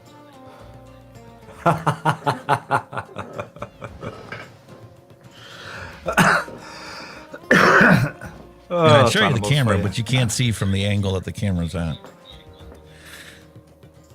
Many e-liquids also contain nicotine and flavorings. Can you show me one commercially available e-liquid for vaping that doesn't have flavorings? I can show you plenty that have no nicotine in it, but every single one of them's got flavoring, because unflavored e-liquid is just vegetable glycerin and propylene glycol. It's going to have a slightly sweet taste to it and would be boring as hell and would never get anybody to quit smoking. Yep.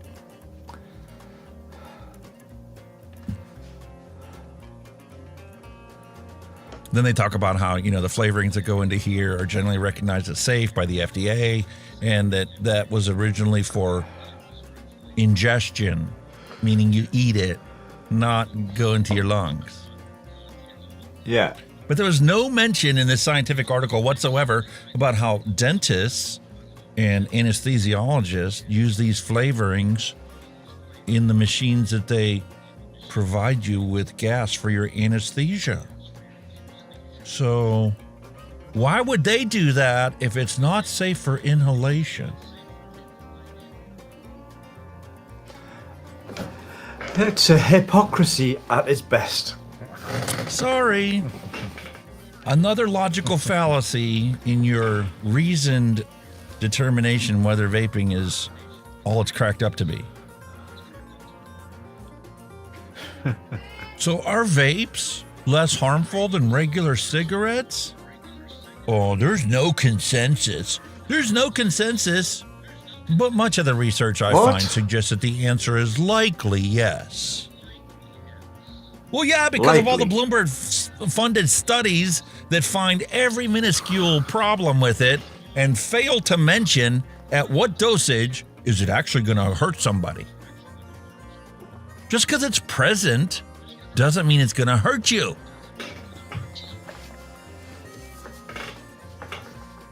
Wow. And heaven forbid that they actually compare the constituents that they find in a vape, in the vapor that you breathe in and then breathe out. And then, I don't know, compare that to something that you're going to breathe in anyway. Like when you're standing on the street corner and a big lorry drives by and all this soot comes out of the exhaust stack. Yeah. Especially if you live in a city why would you want to do that? Congested traffic. Because if you did that, well, then your study would have no merit, in fact, because just because you found a chemical compound inside vapor, like, I don't know. What does your wife's embalmer use?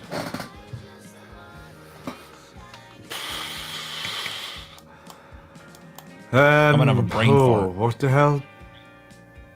I've just had a brain fart.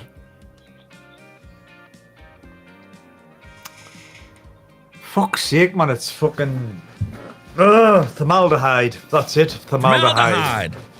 Yes. That's it. When it you came aerosolize it came. vegetable glycerin, you produce formaldehyde. Holy shit! I think I need some formaldehyde. I'm not dead. But once again, you would have to compare the amount of formaldehyde produced by your vaping product with, I don't know, what's released by a brand new couch. Or heaven forbid that you can afford or are put into a situation where you have to buy a brand new car. What happens that first couple of weeks when you're sitting in that brand new car? What are you breathing in? Oh, formaldehyde.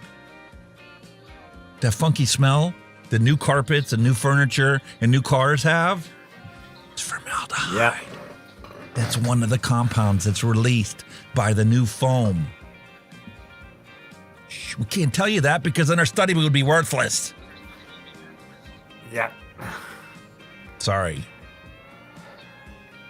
Thankfully, though, they don't inhale formaldehyde at work. The problem is that they sit there and they do these studies and they think that they live in a vacuum of a lab where this is all that matters. Heaven forbid you put it into the real world and then actually draw conclusions and correlations from real data and real experiences that people are going to have. Like, what would it be like compared to if I took a cigarette and lit it on fire and breathed that shit in? Oh, that's where they come up with the 95% safer, because they actually compared it to what we were doing, and, well, this is healthier. Yeah. Less risky. Harm reduction. Risky. It's risky. The protein shake I had has more potential to cause harm than my vape. But we can't talk about that. It's... I see, everything has a risk of some sort. You know what I mean? Does vaping make you likely to take up smoking? Oh, there's no consensus about totally this one either. Nah, that's totally the opposite. You vape to stop smoking, man. No. No. You yourself Put it know this way. what a cigarette tastes like, okay? Yeah. You still If I remember your vaped first fag, right? Yeah. The If first I time you vaped lit before one I up. smoked, trust us. If I vaped before I smoked, there's no way I would have smoked. Trust us, I wouldn't have. Yeah, Bick is right.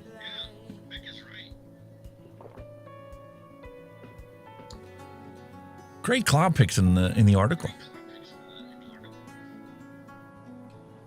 But then again, there's a comment there by William Dobson. You just let us stick this one up.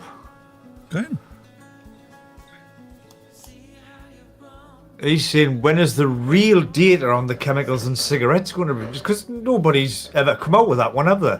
What's actually in a cigarette?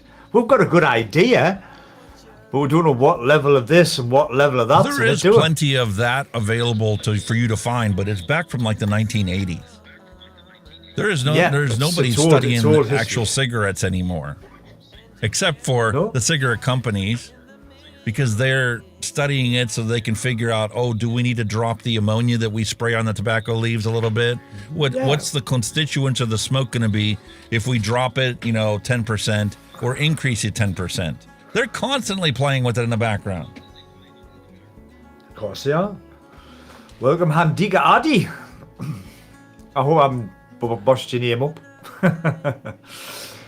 Wonderful to have you here. Asking a question. What's the best single RD coil RTA today? Ooh. For mouth to lung That's or restricted subjective, direct mate. lung? That's what I'm saying. There's That's a very difference. subjective, mate. I know which one's my favourite. For a direct lung or restricted direct lung, I would say that the Blaze Solo. Now, if you're going to move into mouth to lung, true mouth to lung, well, then my only real experience with that, because I'm not an expert in that part of it, would be like the Arbiter Solo. Because the Arbiter Solo can do restricted direct lung to a true tight mouth to lung, because the air hole on that thing is literally the size of a needle that you would use to sew your clothes. Or get a blotto and stick one coil in, because they reckon it's better with one coil in than June coil. So there you go. Yeah, but the problem is, It's still see a with the June coil, though. blotto, if you put in 2.5 millimeter coils, It's fine. the spacing of the gap around the coil to your honeycomb is equidistant. It was designed for 2.5 millimeter coils. Putting one 3 millimeter coil in there disrupts the way the airflow is and no longer makes it equidistant for the honeycomb airflow, you put which a is going foul to in, man. cause, Get a foul. in my experience, it causes flavor improvement because you get different velocities of air making contact with different parts of the coil. I've seen somebody put an actual actual faster. I think I've seen somebody squeeze a 6mm coil in one. What the hell would you do that for? And William there was Dobson no says room. the Eclipse RTA. Oh yes, I forgot. Yeah, I've heard about that. They're supposed to be all right. You got the Eclipse? I don't have the Eclipse. I don't have it, but I've seen people who have, and it's got quite good reviews. Who made the Again, Eclipse? it's very subjective. It depends what kind of vape you are, or Yacht all vape. that kind of stuff. Yacht vape, aye. I've got a little RGA by them. I can't remember what the name of it was. Yacht vape RGA. Where's the deck? I want to see the deck. There you go. Yeah? That kind of reminds me of the Mongrel, the way it's set up.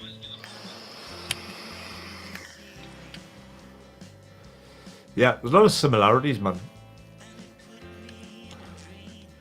But I don't know about the size on that one. Is that, are you talking mouth to lung or just restricted direct lung? I think it's DTL, isn't it?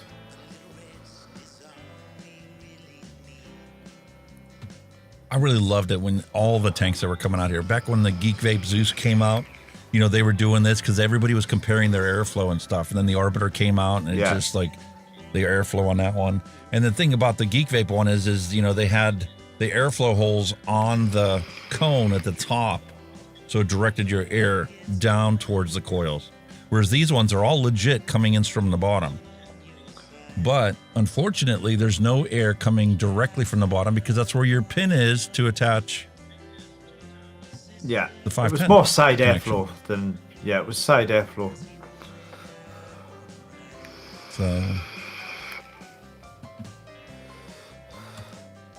it is. It's just a subjective thing, mate. You know, you've just got to. It's trial and error. You know, what one person likes, another person won't like. You know, that's like everything with vaping. It's subjective.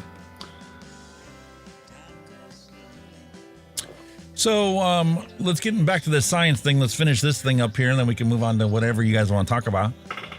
Do the chemicals in vapes affect your body? Short answer is scientists don't know much. What? Is this the first time you've ever read any scientific papers? Every single scientific paper out there says, we don't know, that's why we're doing this study. And guess what the conclusion is after they get done with their thing? Well, we found this out, but we really don't know much, so we need to do more studies. That's their way of begging for more funding to do more research so that they continue to have a job. Well, of course. Every They scientific don't ever paper make a you've ever conclusion of the read, first one. none of them will ever draw a finite, definitive conclusion that changes this from a theory to a fact. That's not how science works. Well, no, because like I said, it's for funding purposes. They're going to say, in my conclusion, this is what happens. They're not going to say that because they'll say, right, that's your funding cut for that one, right, next month. No, it's just... They're always going to say, we don't really know. We need more funding to figure out this and figure out this because we didn't study those things. Forget about the fact there's already been thousands of other studies that did that study. That's not included in yours because you didn't know about it. That is one advantage to AI that it's going to revolutionize society. When you have the ability to ask AI to scour the web like a web browser does, and I want you to come up with a summary of all the science about this particular topic and this particular aspect of it. And AI is going to be able to put it together, the millions of studies that are out there that nobody's ever read because they're locked behind some paywall on some freaking magazine website. And I mean, that was the one advantage for COVID was all the paywalls dropped because they wanted the research to be instantaneously forwarded to accumulate all potential knowledge on it. I mean, they also must I don't know if you've ever heard it before. I mean, we heard about many moons ago, there's what they call the laws of probability, where they can't make a conclusion that can predict the probability of that, whatever going to happen. Sure. You know what I mean? And that's sometimes what they've done with vaping. Yeah, it's a probability thing, not something concrete. It's like you said, they need fusing. Need funding, sorry. That's where the 95% figure came from. And that's why the 95% figure has been argued, but nobody's been allowed to publish what the new statistics and findings show and recalculations of the original presumptions using all available modern data. That's the big 95%, but some people think it could be higher. It could be 97, 98. It's just, When you come to cancer risk, Cancer Research UK has determined it's less than 0.5%. Huh? For cancer. Because you look at what is constituents of the vapor that's produced compared to the constituents of cigarette smoke that comes from combustion. Oh, God, it's night and day, isn't it? I mean, and they factor in that, so there's formaldehyde in this. What else are we getting exposed to in formaldehyde?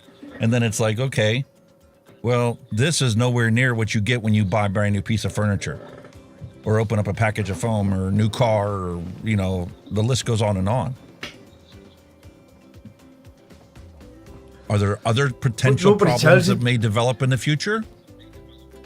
But then again, this kind of stuff isn't this other stuff's not really available because, like, some people will say, you don't breathe in formaldehyde in a new car. Well, you don't know because you haven't been told. So you'll never know what you're breathing in from a new car. Because not only like when a new car's made, but you know it might get cleaned with a solvent or a substance to make it smell nice, and you're breathing that shit in as well. You know, there's so many things that they'll not tell you what they're using to make that car smell the way it smells.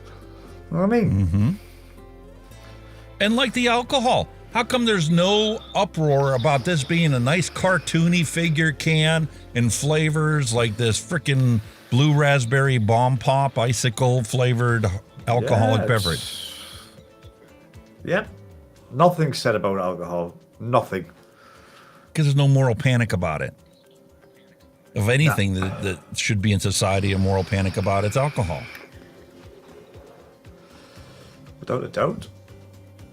I'll tell you what's news. I found out some news. Yeah, what'd you find? I mean, it's not vape related. It's more like you were talking about before with cannabis. Germany are apparently legalizing cannabis. It was on the news this morning. A European I told you it was coming, mate. country apart from obviously Holland, which has done it for years, or Netherlands, whatever you want to call it. But Germany are now going down the path of legalizing cannabis. How about the Requiem? Did you ever buy the Requiem RTA? No, I did not. I'd go watch Legion's review of it if he still got it up. About the Requiem. I can remember there used to be a song called that. Well, who sung that again? You're the love of my life, my life, my life, and I won't let you go now. That is a requiem. Who the hell sang that again? Oh, you've got, that's it. Brain fart. I'm gonna have to go. It was. You have to look that one up. Yeah, I heard the Requiem was really good. Oh God! But I don't have a personal experience with it. I can't comment really. I used to be a go-go, and oh God, what were they called again? They were like a flash in the pan, like a one-hit wonder. They were one-hit wonder.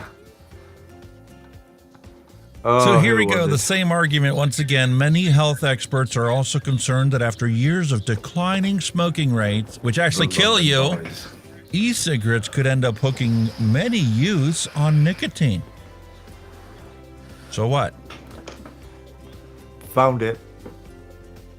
The London Boys. 2 gay men.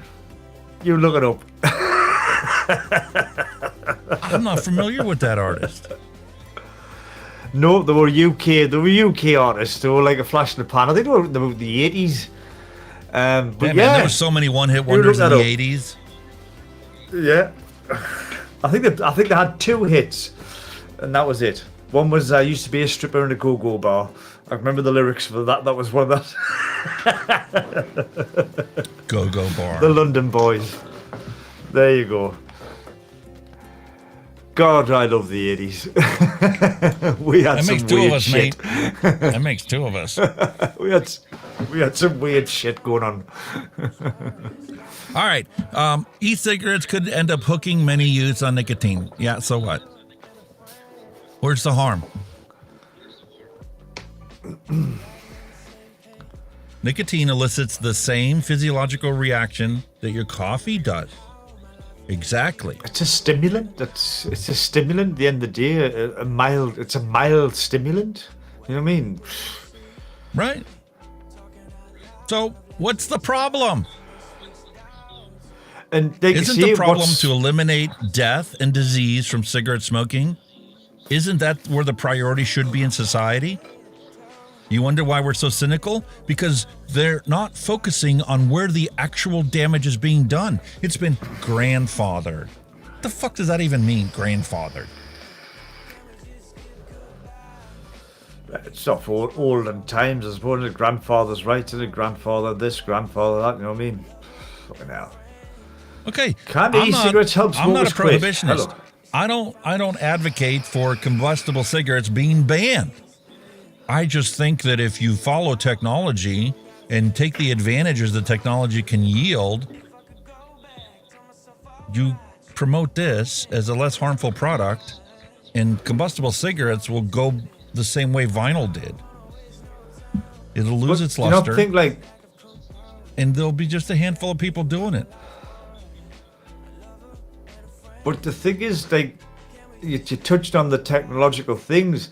They're making vaping devices safer and safer and safer. You know, you're disposable now. You're not exposing yourself to any kind of, you know, coil building or whatever. You know, you're not exposing yourself to liquids or anything. They're there, ready to go. They're safer to use. They're easier to use, and the technology is making them safer. So, you know, they're not like a mech mod where if you build too low, you can, you know, get your battery into thermal runaway. That'll never happen on a disposable because of the safety features and the technology that's in them. I mean, you know, in, you know, activated draw systems. I mean, fuck me, they were never heard of not so long ago. Now you can just, you know, suck on one that does it itself. I mean, how safe do you want it to be? You know what I mean? And I think that safety is going to advance. And here, I'm going to tell you a piece of safety science that no paper has ever researched because there's no profit in it. Nobody has, it's not going to, the messaging doesn't yield any benefit for anybody in particular.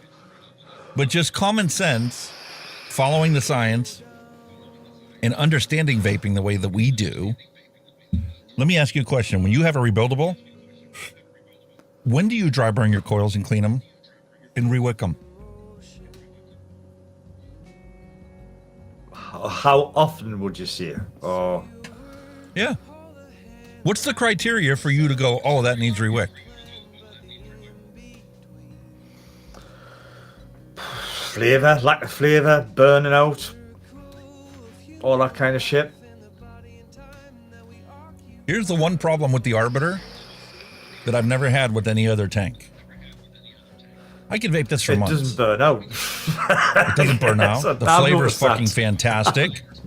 And the sad reality is, and this is bad for my health, you know when I realized that I need to rewick this? When I'm filming a freaking review video and I happen to look at my teeth and there's a black spot on the front of my teeth from the vapor that's coming from my tank that I did not realize was bad. Yes. And then all I'm the like, shit oh, coming straight up off the car. I need to go brush my teeth and re-record this because that looks disgusting.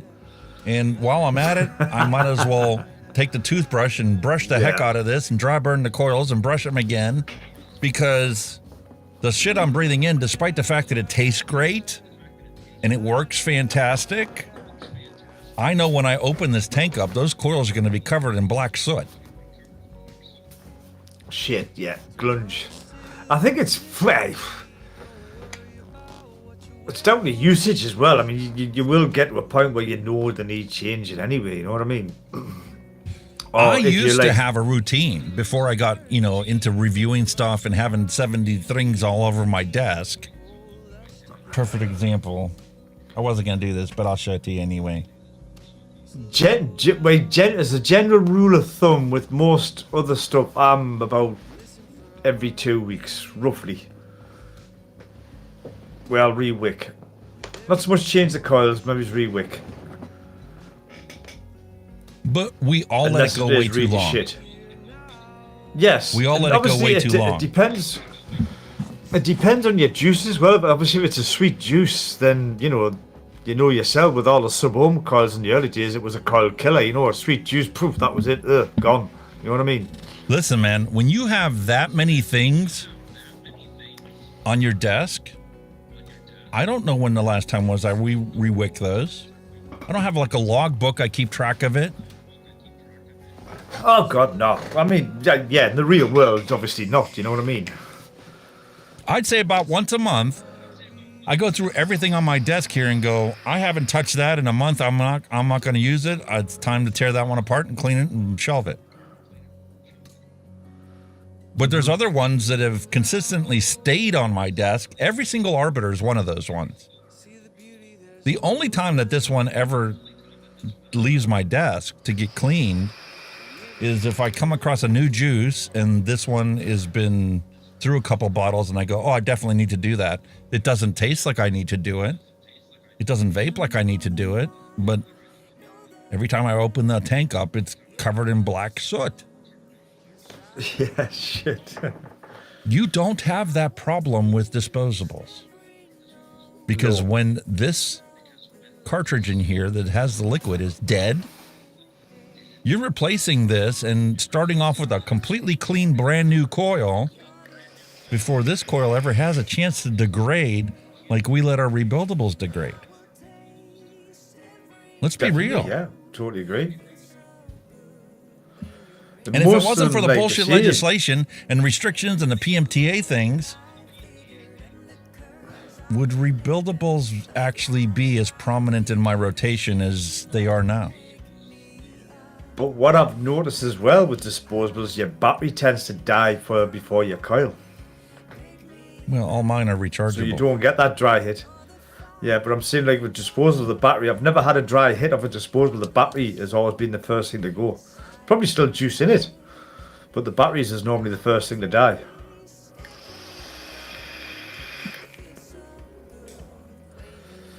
Zero %.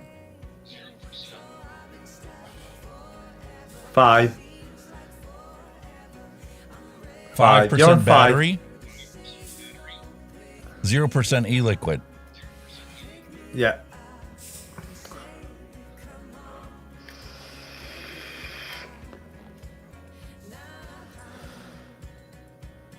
Yeah.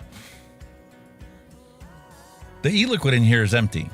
I'm still getting the flavor, residual, but I can tell it's not producing vapor like it used to because the chip has already been programmed in here to not push the same output as when the tank is 100% full. Yeah. It's a bit like temperature control, isn't it? More modern version of temp control. A lot of these disposables have temp control built into the chip because they know a fresh coil with full saturation of e-liquid from a full, basically like an ink cartridge. The ink cartridges work the same way. There's a sponge in there that equally distributes the e-liquid, and then once that dries out, you know, your printer shuts off a cartridge long before it's completely empty. Otherwise, your print head will get air in it, and then it won't work. Yeah. Disposables are doing the same thing. The technology keeps marching along in these things because the companies are still making profits. They're still investing in R&D, and they're putting out new products. And that's how we went from 200 puff disposables to 20,000 puff disposables. And yeah, you can argue about it. It'll never get to 20,000 real puffs. But the advancement continues to march on. It'll not be far away, I don't think. Even if you got 15,000 over 20,000 device, that's still good going in my eyes. You know what I mean? Yeah, because how long does it take you to get 15,000 puffs on one of these? I think where it should be a bit like your broadband speed, shouldn't it? Up to 50,000 puffs. That would be more accurate. Yeah. But they're too worried about banning it to actually put in language that actually is truthful and makes sense. And I'll just say, comment on the sound, right? Your noise gate is kicking in like fuck because you're loud. You're loud, then you're quiet. You need your gate kicking in. Interesting. You're loud, and then all of a sudden you'll hear your gate kick in and you tail off.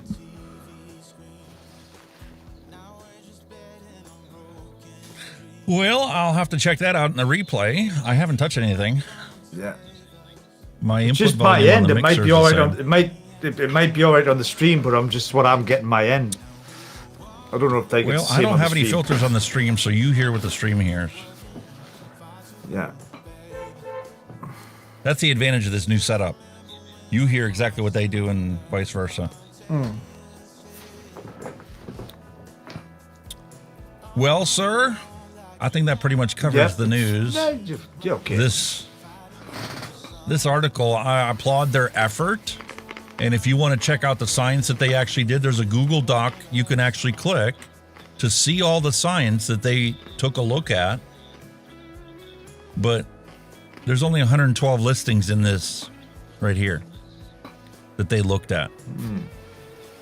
I've been doing this now for 3 years, and I'm not the one that like actually reviews and reads every single thing. If you want to talk to somebody about science in vaping, the person to talk to is Clive Bates. I'm part of a nicotine consumer group, and every week, any new science that comes out, he reads it, and there's another scientist lady that actually sits there and reads it and comments on them to provide summary results of what the study was, whether it was bogus or not, what they got right, what they got wrong. And there are people out there sharing Google Docs that have like 1,000 studies for people to look at. And if you ever want to know more, there's always the Safer Nicotine Wiki. Great website if you have any questions about vaping or tobacco harm reduction or nicotine or safer alternatives. There is plenty of science out there.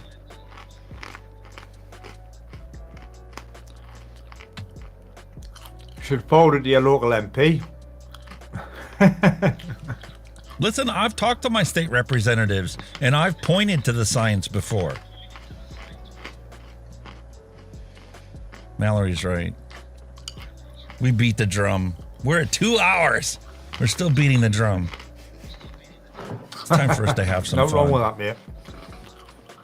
Time Nothing for wrong the with that. dad jokes at 2 hours, 5 minutes. Awesome, man. I need to create a bumper for this, because if I created a bumper for this, the timestamp would be automatic. Ah.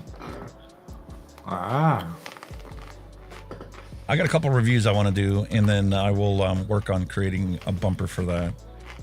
But it's time to break into some dad jokes. Compliments of Mallory Gates. Thank you very much.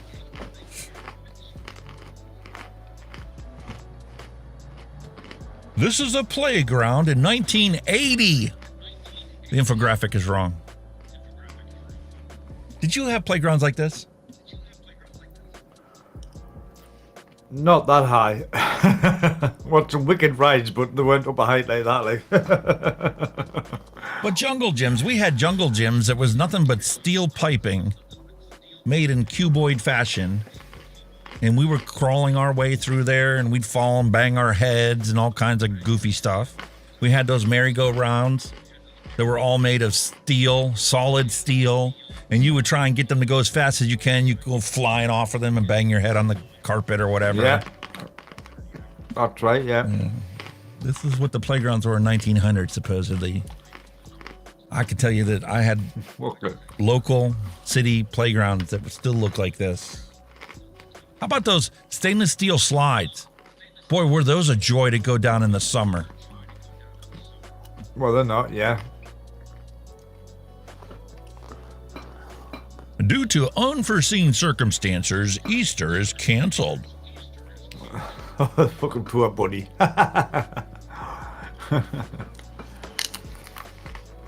So why did you get fired? Oh, well, yeah. That's not physically possible. You can't get a bulldozer to go fast enough. How do I know? Because I drove them. First job getting out of high school was landscaping. Imagine if you did do it at the landing. Jesus. Hey man, if you're gonna fuck up so good that they will wonder, how did you even do that? That one is quite... how the fuck did you do that one? Wow.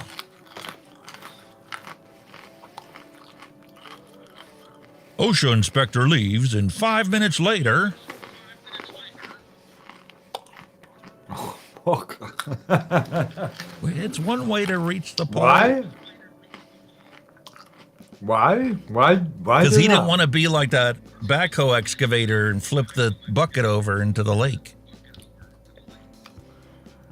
Nah. Pipa Sutura. We have bunny style, cotton tailing, 69, peep some, whisker setting, peeping out, and Martianary. You know, marshmallow. Martianary. Fucking hell. God damn it. It's an Easter peep show. Is that what the go-go clubs were like? Is it? Hold on a second, mate. I apologize, Kenny. My auto gain control was on. I thought so. You're like, why are you so loud? I'm like, I shouldn't be loud. In OBS, I'm not that loud at all. That was Ninja. Sorry. Warning, this toy is a choking hazard. Oh, fucking hell. I'm a bit too late for that person. Oh, bother. Christopher Robin has been convicted of murder. Oops. Oh, bother. Where's Pooh when you need him? Donkey. Eeyore. Donkey. Eeyore. You have my sword and my bow. Excuse me, I believe you have my stapler.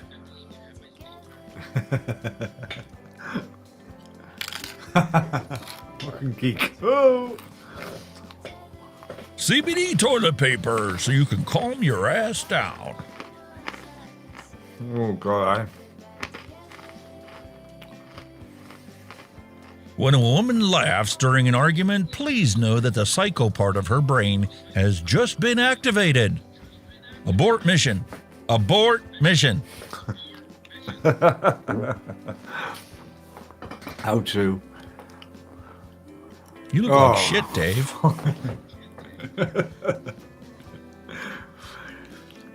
Come on. I got you a vegan Easter egg. I wouldn't surprise us that. Do you know that? It wouldn't surprise us. Cadbury in this day and age. guacamole. Yeah. Not sure why I bought an Evil Dead condom, but I did. Holy fuck. Wow. I'm Jacob Jingleheimer Schmidt, good sir. And you are? Buddy, you ain't gonna fucking believe this. His name is my name too. Actual picture of my boss micromanaging every single thing I do. Oh. Oh, God. Hey, in this day and age. Me after my morning poo, thinking that I'm masking the smell with some Glade Hawaiian Breeze air freshener.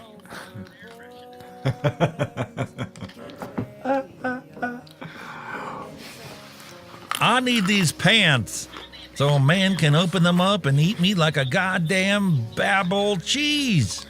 Baby Bell cheese. Oh, God. Oh, Jesus. Do you have Baby Bell cheese in the UK? You know what Baby Bell cheese looks like? Yeah. With that wax coating on the outside? Yeah. Dutch Edam cheese, the same red wax. The owners unleashed this dog when their house caught fire. They ran out, but the dog went back in to save the kitten. Obviously not. I've seen dogs do kind of stuff like that.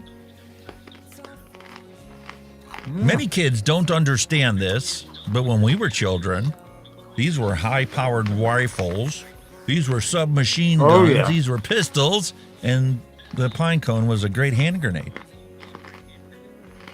Oh, yeah. I remember them days. Yeah, buddy. Bring me Schrodinger's head. Putting me in this box.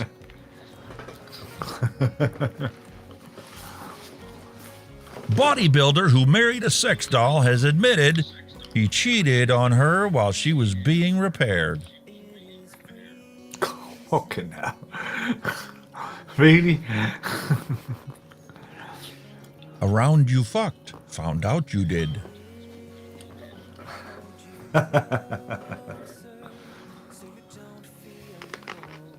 Lake Morale. No swimming or fishing. Yeah. The dry lake. Obviously not. Obviously not. That's not going to happen, is it?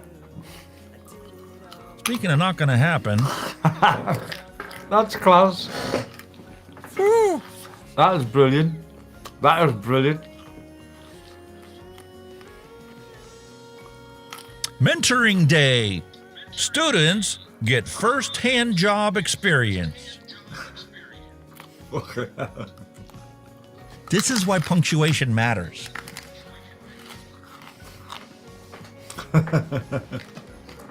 And why a little tiny hyphen makes a first-hand job mean something totally different. Yep. You got to tie the first to the hand. Otherwise, it's a hand job. I threw 5 shoes, 3 broom whacks, and a half can of Raid Extra Power. And it turns out it's just a hair clip.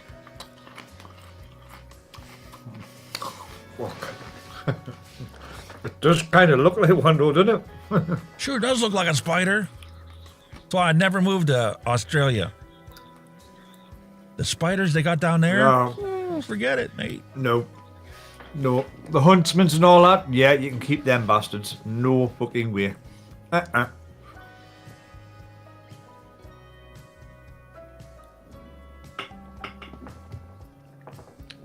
I was traumatized when I was a kid. I went to a Flamingo Land Zoo at the time, and they had what they call a giant bird-eating spider.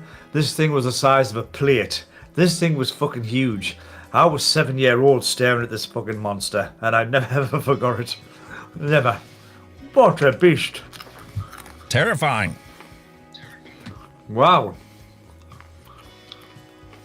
3 Irishmen in a pub called Mick, Pat, and Chat. The barman says, "Are you all related?" Mick said, "Yeah, we're triplets." Barman said, "Triplets? How come you and Pat are 6 feet tall and Tat is only 4 feet tall?" "Well," said Mick, "me and Pat were breastfed, so there was no tit for Tat."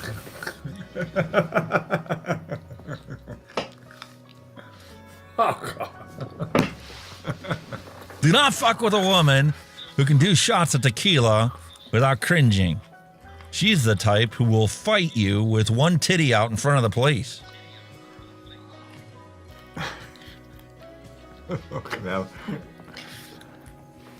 And how many parents out there need to put this on your milk jug? Oh, This hell yeah. is where Every you need day. to tell me that we need more milk. Not down here. Exactly. I ate some pie, and it was delicious. See what happens when you know math? 2 cubed is 8, some pie, and it was delicious. See, you thought you were never going to need that high school mathematics. Algebra.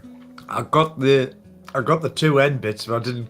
The 2 front bits took a while to sink in. Yeah, but when's the last time you needed to use algebra and realized that the square root of -1 was I? Even trigonometry, you don't use that these days.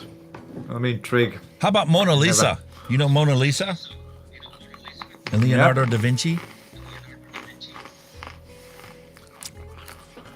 Florence, 1505, photographer Keith Richards. Fucking looks that old, doesn't he? Switch up your swear words. Keep them potent. Call someone a piece of fuck. Tell them to go shit themselves. Keep the magic alive. Mate, that's Hell the one yeah. big difference between the English language and the Hungarian language. See, in the Hungarian language, when you swear, you usually describe animal body parts in the process of comparison to some other schmuck. Routinely. And it's never the same body part. And it's usually using body parts and orifices that don't belong together. And I'll leave it at that. Bar called the Clitoris closes after men are unable to find it. The local bar called the Clitoris has closed down just 2 months after opening, with management blaming the location and men's inability to find it. Fucking hell. April Fools! No Krispy Kremes for you. You've just been made a vegan. Rabbit food. Welcome to the first day of your new diet. Oh, That's what I need to go on.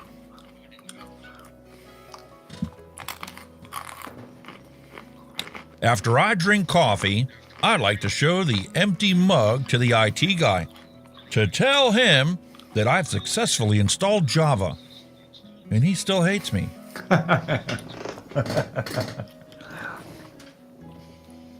Sally, when we're grown up, do you think we'll still be hanging out on bars and swinging? Yep. Maybe. Remember, folks, you can only swing 16 times to the left before the excavator unscrews itself. Fucking hell. What the hell?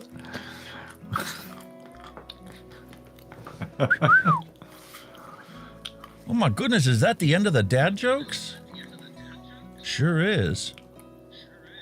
Wow. Holy moly. I'm a shopper treat.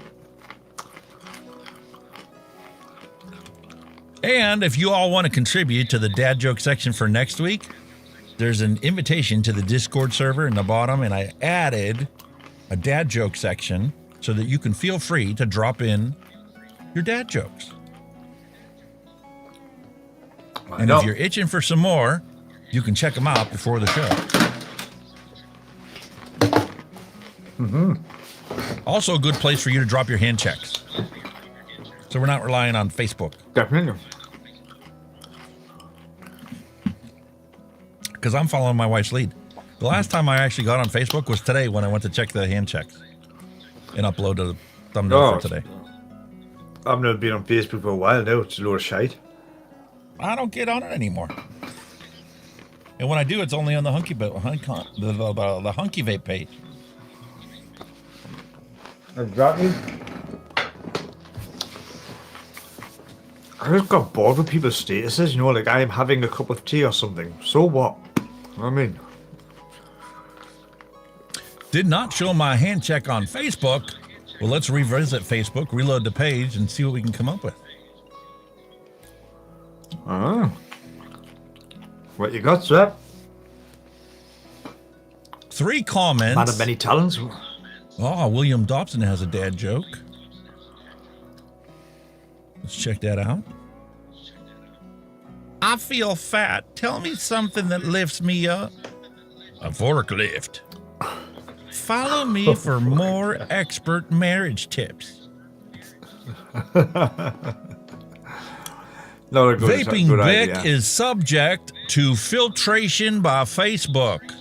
It says most relevant is selected, so some comments may have been filtered out. You believe this shit? Wow. That's awesome. Oh, really crap, that. That's kind of like, you know, when you're looking at the live chat versus the whatever it is. All comments.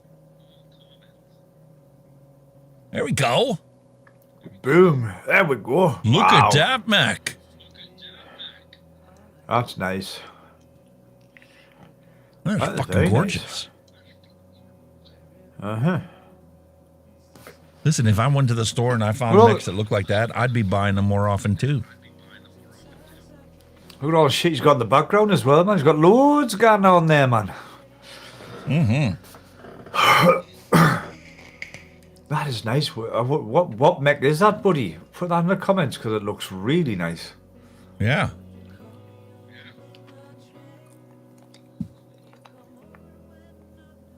And we need to go check out. I'll tell you, go watch this thing.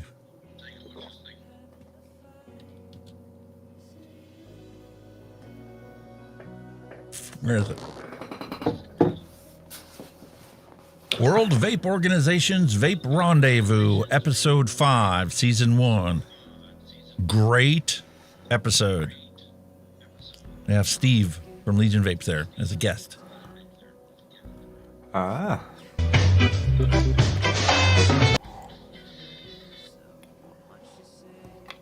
Interrogation continued for 2 hours. No, 3 hours. I sat here and watched the whole thing Still the not other day. Still not a patch on us like 3 hours. Ha! Part-timers. They interrogated him like no other could. I loved it. I loved it. But Wow. go check out and sub to his channel if you haven't already. Really hammered him, eh? He's doing something else now on his channel. What's he doing now? Is it like electronic Photography. review or something? Videography stuff. Photography and that, yeah. Yeah. Oh, that's what I wanted to Shit. bring up. That's why I was pissed off about Facebook earlier. Let me see if I can find it. Ash bags.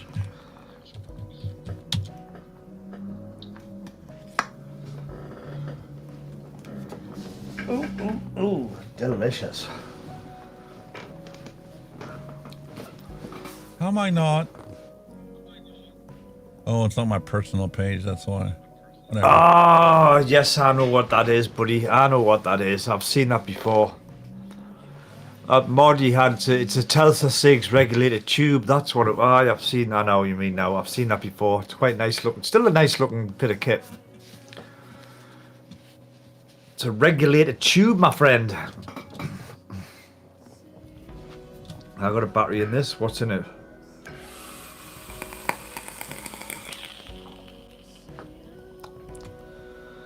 I know what I've got now. Lovely. All right. That's not gonna work. How about this? Here we go. What we lost? What we lost? Ah. DIY or die. I saw this right before we went live today. Because of the current state of the vaping industry in the United States, DIY or Die will now start pivoting its content to DIY home crafts. If you enjoy crochet, knitting, scrapbooking, and more, you'll be at the right place. I can't wait to start my new DIY journey with other homemakers. Really?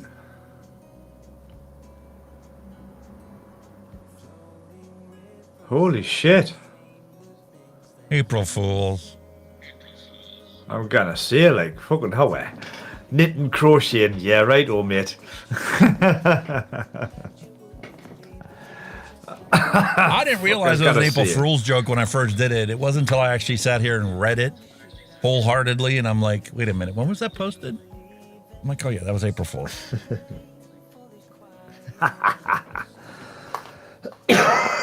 I've never done none of them today. Funny, Wayne, real funny.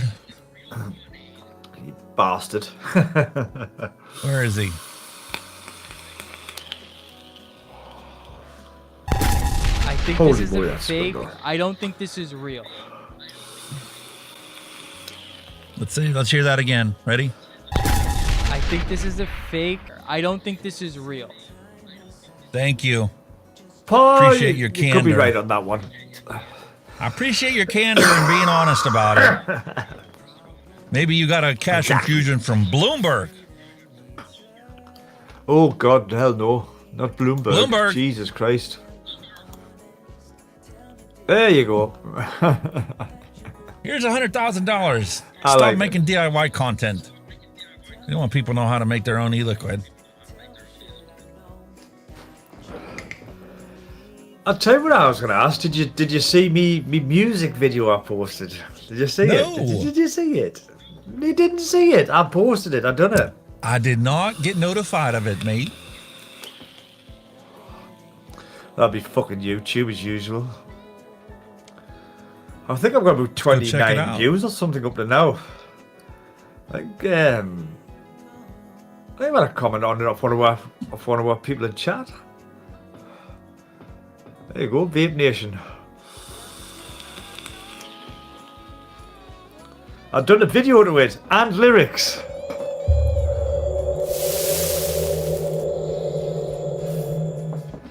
Hi folks, Kenny the Vape Heed. You can forward that bit, I was just yakking away. Possible.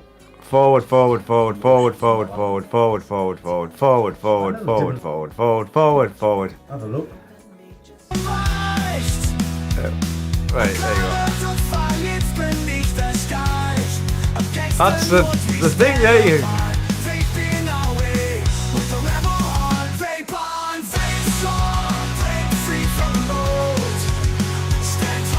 Lyrics there if you want to sing along.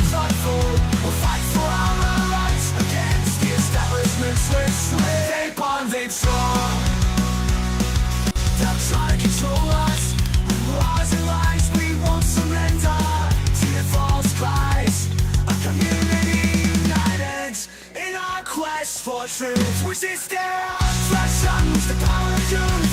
Vape on, vape strong, break free from the mold. Stand tall, stand proud, let the truth unfold. The fight for You know the fucking hardest battle? That was them bloody lyrics. vape on, vape strong. I loved it, mate. I think it goes well with the video, you know, that just grabbed loads of like protest images.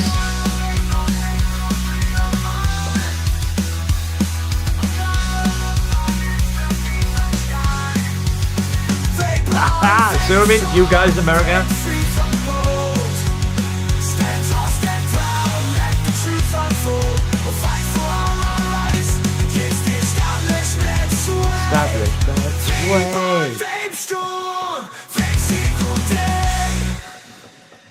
Loved it, mate. There you go. There you go. Bit of video of it. Oh, yeah. Nice. You know the hardest part about being a YouTuber out there is cutting all the good content that you create. When you go to make your videos and whatnot,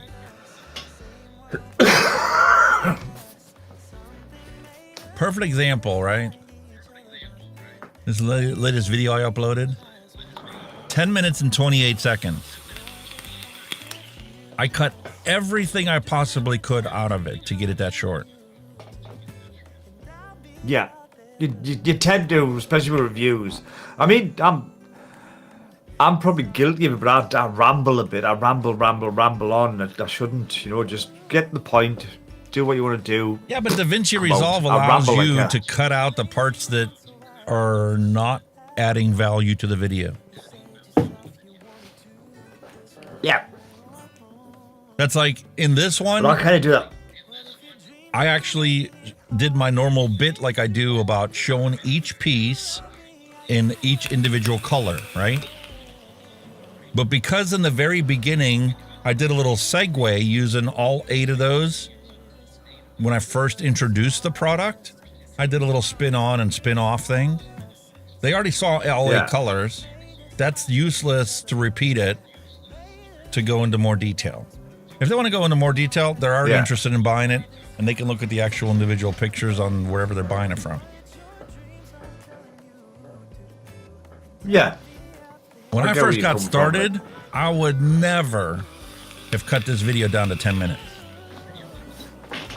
I would have cut out the dead space, but to cut out useful bits just because they repeat something that's already been said, it's hard. Sorry, but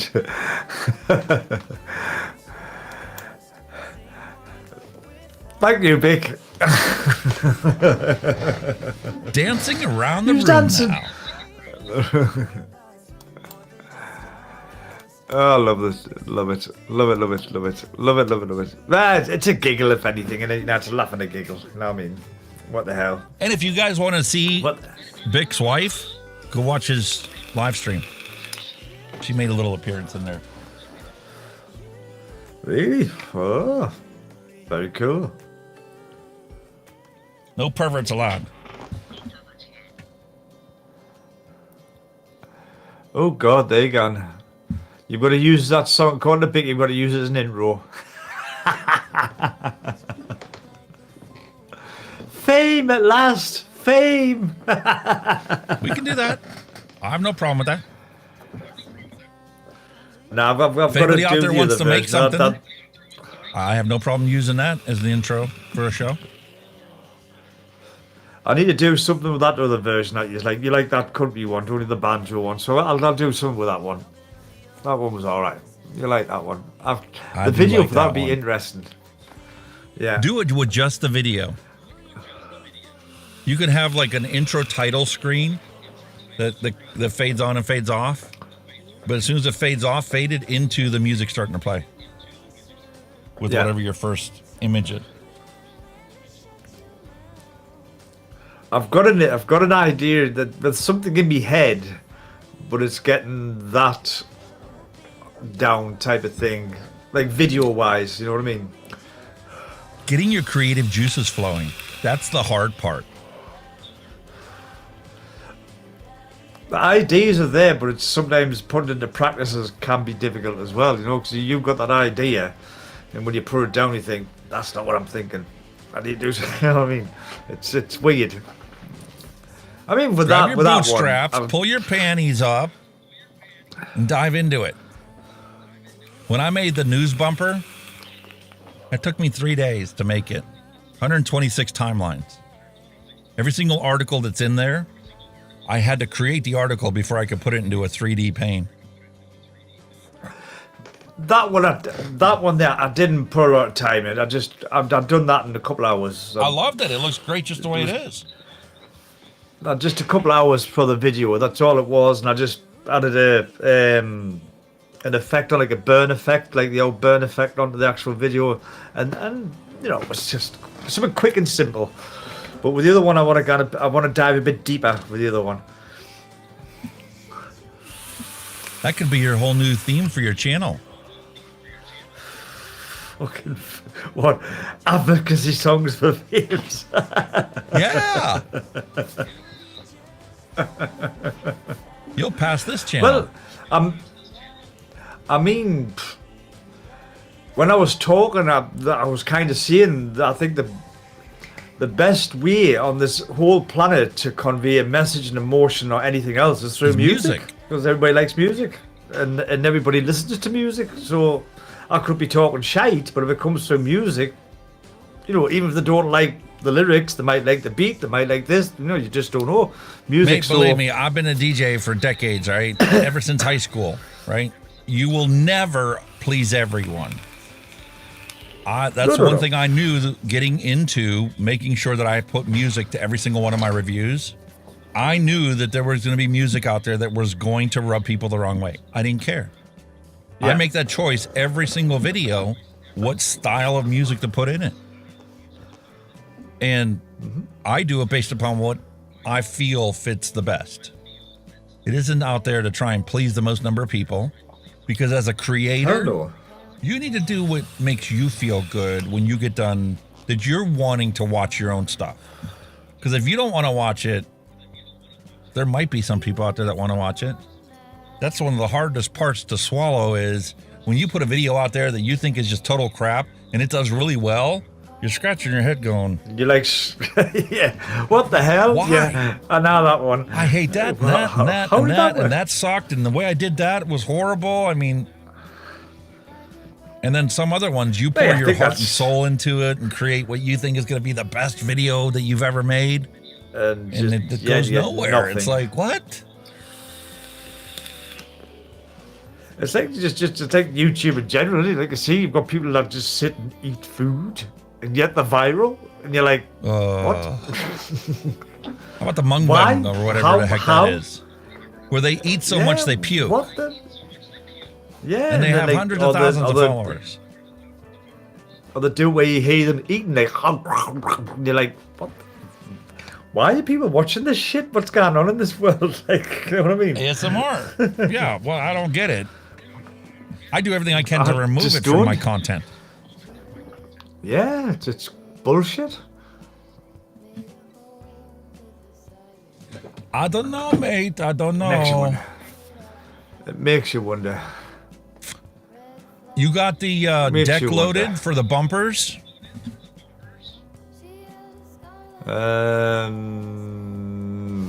God. Nope. That's all right. You don't need to. I was just asking. If you had it up, I was going to let you push the bumper for the retro vape or the random recipe, whichever one you feel like doing.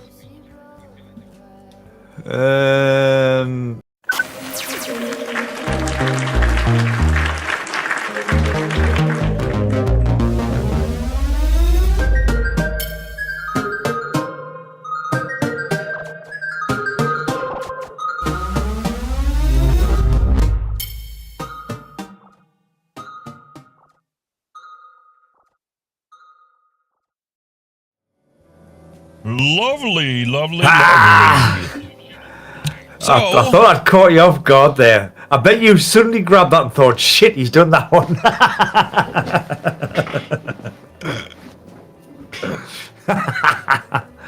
Got ya.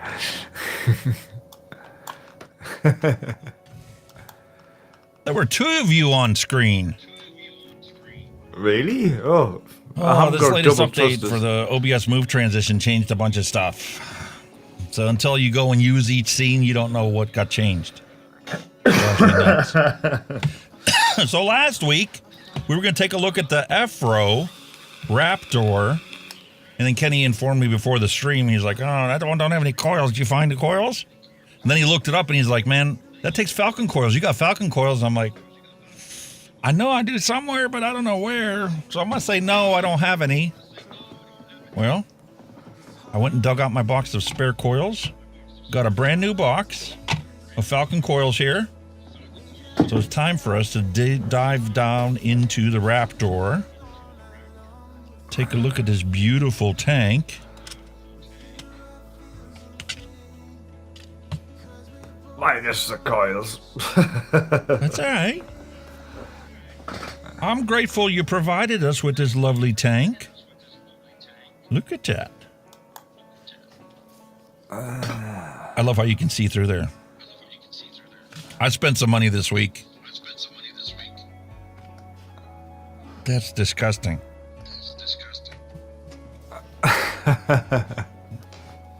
So I got a new one coming. I'll be here tomorrow. As you can see by seeing through that, it's got a lot of fucking airflow.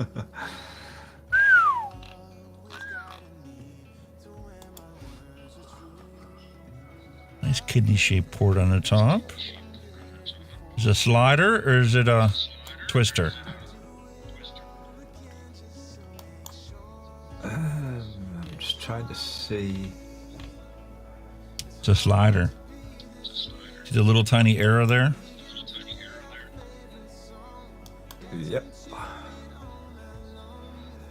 I mean, just for the folks at home, who's watching, it does come when you fully buy it. It comes with the a single 0.15 ohm coil, and then also it comes with a dual 0.2 ohm coil. That's what you get in the bag when you get it.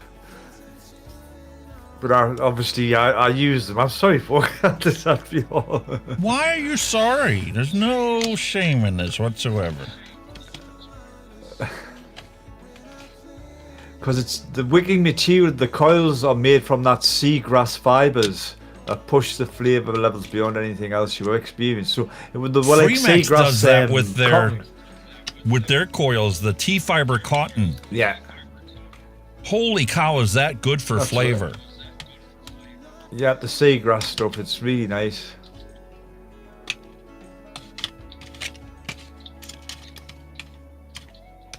An option to use the Falcon M1 coils as them M1s. Try and find out. Get in.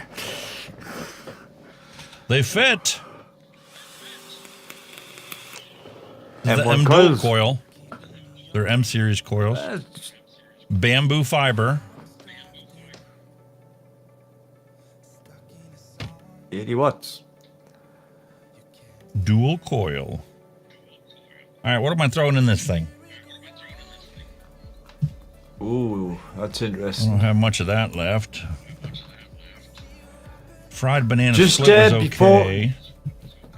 Just before you do it, just see if it does assemble before you soak them. Make sure it assembles. There's no good to soak it if it doesn't fit. Make sure everything goes back together. Fits like a glove, mate. All right. Happy days. Just when it said the M1 coils, but I'm choosing the M series coils. So, whoo, panic over. No worries. I learned not to sweat it. It's not sweating the small stuff. I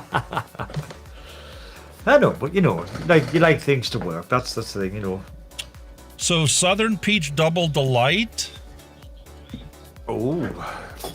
or No. blue? No. Get the peach in, mate. All right.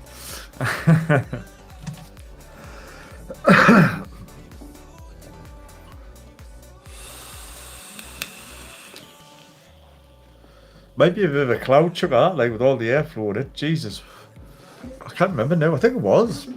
With these coils, you don't really need to do this. The only reason you do this is because the distance between the mesh and the top of the cotton is so small that you definitely don't want that to singe. Because once that does, you'll always forever have that off flavor of singed cotton. Excuse me. All right, what are we putting this on?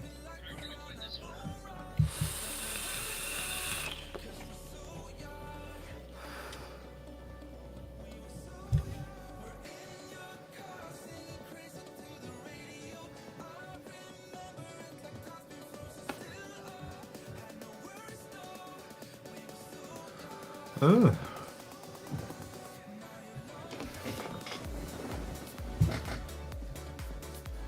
Anything that kicks out 80 watts, mate.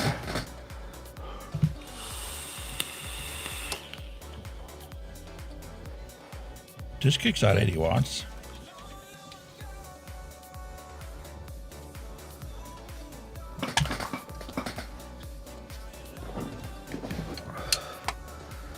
Good old magnetic door. The Vandy Vape Swell mod. Wow. The swell. Yeah. Nice. You can change the nice little panels bit of on the kit, side. Nice little bit of kit. And they had an app that connected to your phone. You could customize it right from your phone. Really cool. Nice.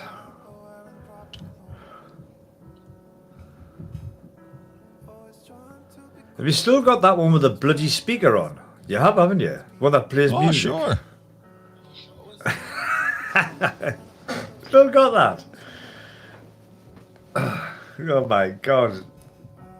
The Wismec Active. I couldn't believe when you. Yeah, I couldn't believe when you got that. I was like, what the hell is that? The only thing I really wish that they would have done differently. Thank you. Bangler Vape. Hello and welcome. Hello. QR code.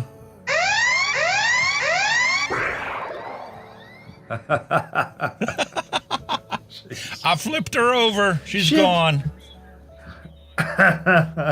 Oh no. We're banned. We're banned.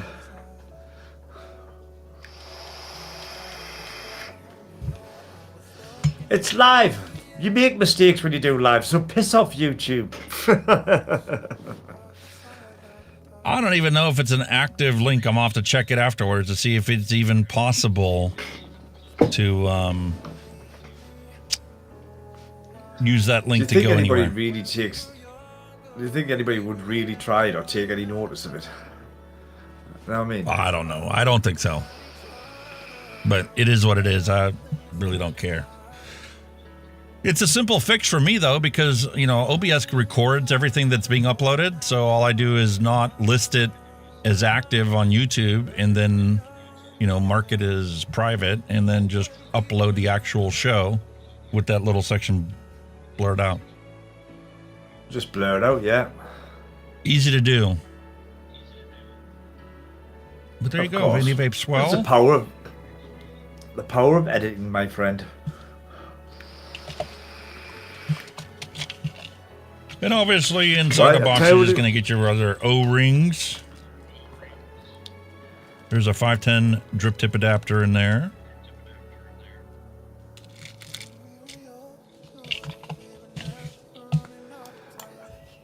Thank you very much, Bangor. Totally appreciate it. Hey, brother, interesting, soothing vape show. There we go. We just hang out and chill, mate. That's all we do. No, you know. Cry the blues about two the guys FDA. hanging out. Yeah. But apart from that, we just hang out. Yeah. Play some music in the background. Just chill. Shit, that went down the wrong wall. Oh, but it was nice. Excuse me. Man, that thing's got some whistling.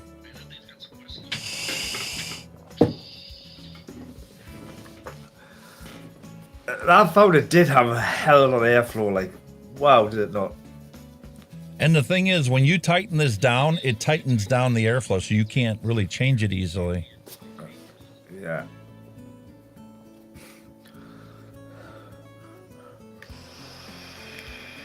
There you go. That works better.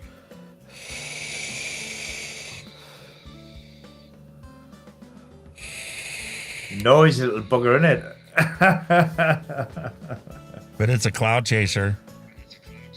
Yeah.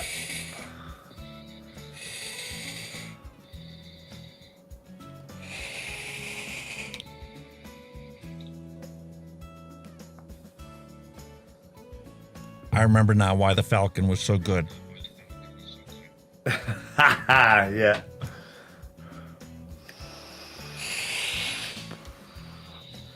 I mean, don't get us wrong, the actual coils that came with the Raptor were pretty good as well. I mean, you know, very similar thing, you know, same material pretty much as the Falcon coils, so. And the flavor's But right on point. Right from the very get-go. I think the only gripe with it was, I think the only gripe's the airflow. It is loud, it's whistly, but look at the size of the hole. You know what I mean? There's no mesh in it, it's just a hole. And there's nothing in there to like redirect that airflow.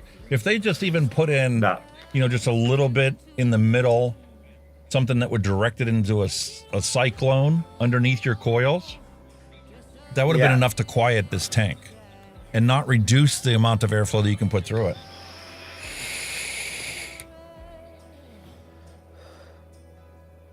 But that is delicious. You know, for what it is, it's still pretty okay. 75 watts, I haven't brought it in yet.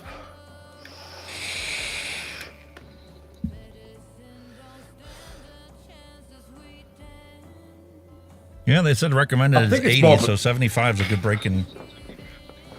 Yeah. I mean, I think it was at the period where everybody was in the cloud chucking tanks, you know what I mean? I think that's what, but it had flavour as well, so that was the beauty of it, you know? It could chuck clouds and it had flavour. And the flavour on the Falcon coils has always been fantastic. Oh, I love it. Love the Falcon. Hey! Wanna say hi? Uh-oh. Thank you. I appreciate that. Is that the governor? Is that the boss returning? The governor? Yeah, she had a doctor's appointment today. So she finally got back from the doctor's hopefully it goes appointment. And okay. she's like, she came in to pop in to tell me I turned the temperature down on the air conditioner so that it should just kick in, which is good because with this cloud chucker, man, this room is just. Where is it?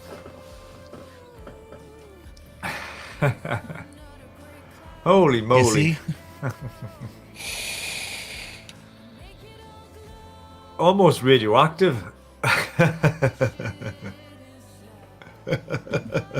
I love it, man. I love it. Glad you like it, mate. Glad you like it. Thoroughly glad you like it.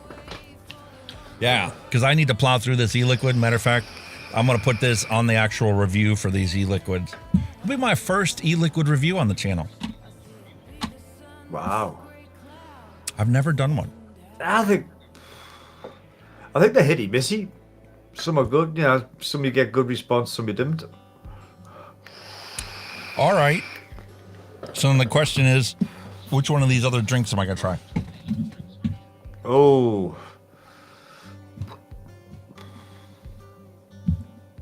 I'm actually going to create a poll question. I would go personally for half and half. That's my recommendation. A half and half. A halfy.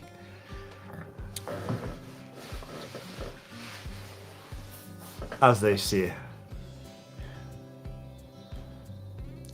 Thank you there. There you go. That's absolutely fantastic. That. Thank you, Bangalore. I hope I haven't knocked your whole name. But there you go. You've got a fan from India now, my friend. India. Awesome. Thank you very much, sir. And I think he's got as many subscribers as Steve does. Thank you very much. We'll have to bring him on the show one day. Him and Bick and the other two that were on there. One was an American. And then... Yeah, man.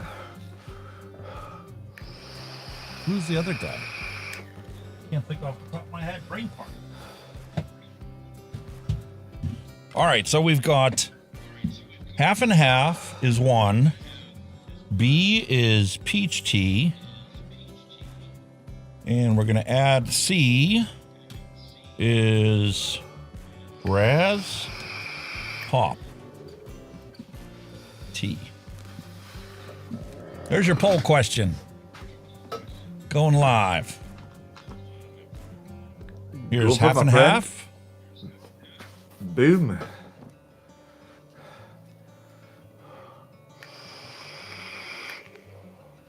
Supercharged tea, man. Supercharged. There's peach.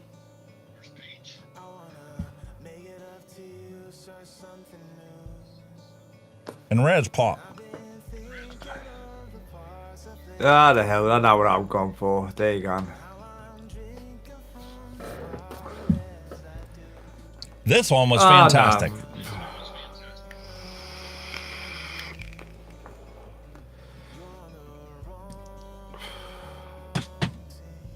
Delicious. No doubt, my friend.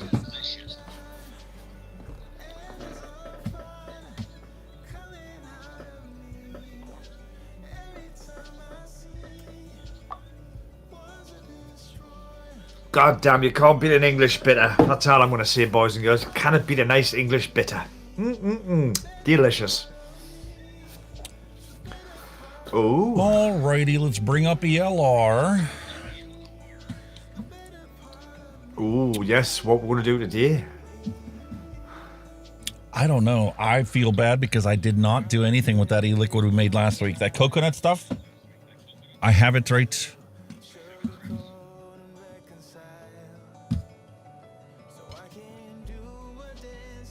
How did it actually settle in? I'm going to say, I was just asking how did it actually settle in? Did it get better as it sat, or?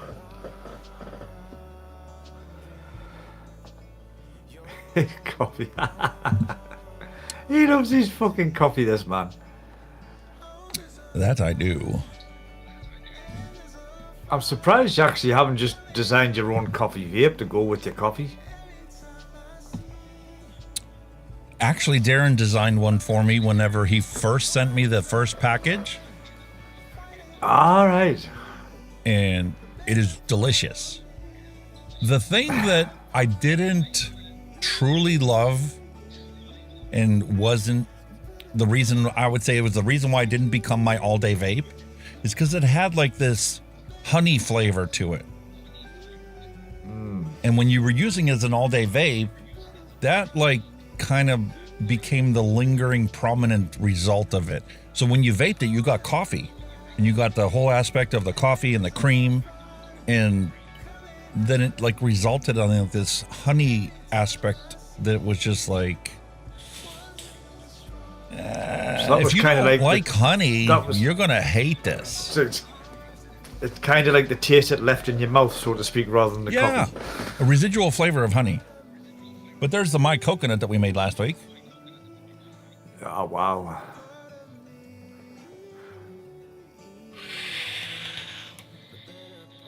You really like that, like, didn't you? 2 flavors, wow. Holy moly, man. And here we go again. Get in there.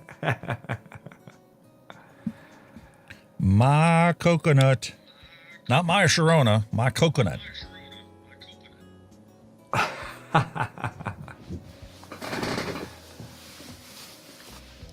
I would probably like that bit of coconut. I like coconut. There's the simple recipe.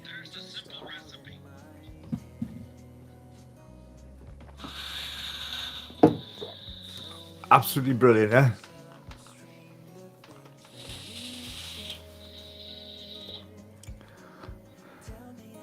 Especially when you turn the airflow down on the drop. You close that down about halfway.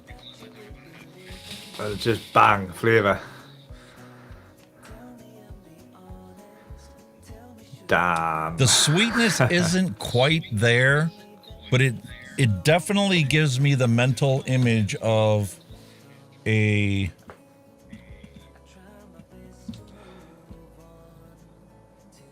Almond Joy. Yep. Yes. That's what I was saying. If you added a bit of chocolate to it or something, that would be the Almond Joy. Mm-hmm. I'd be interested to see how you do that. Like, definitely. I am gonna play with that. Now that I got my desk cleaned off and everything's all set, and knock on wood, the only issue we have is me hearing myself every once in a while coming back from you, which I don't understand how it's possible. But this, my coconut, tastes like the coconut inside that candy right here. Holy moly, that would be nice. I see it's a bounty in the UK, but obviously an Almond Joy where you are. That candied coconut is just delicious. Oh, that would be right up my alley. That would be up my alley. Anyway, excuse me for a moment. I need the little boy's room. I shall be right back. I'm AT. So now that we're here, let's take a look and find out what recipe can we make today.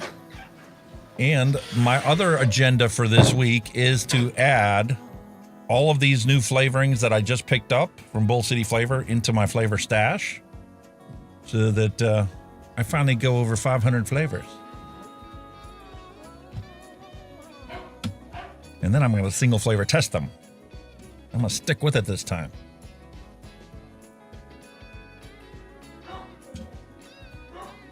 Well, looks at the vote is 44% for peach tea.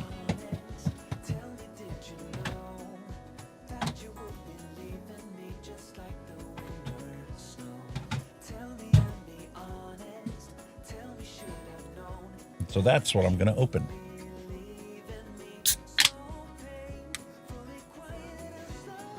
Nice peach smell to it.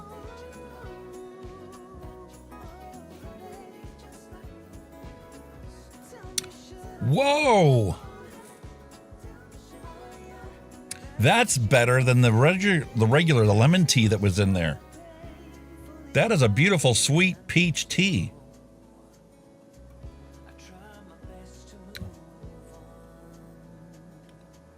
And you cannot tell that there's any alcohol in this whatsoever. 7% alcohol by volume? I don't believe it.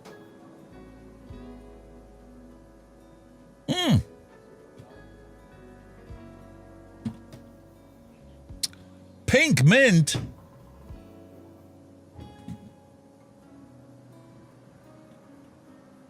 So we have TPA peppermint, strawberry ripe from TPA, and vanilla custard from Capella.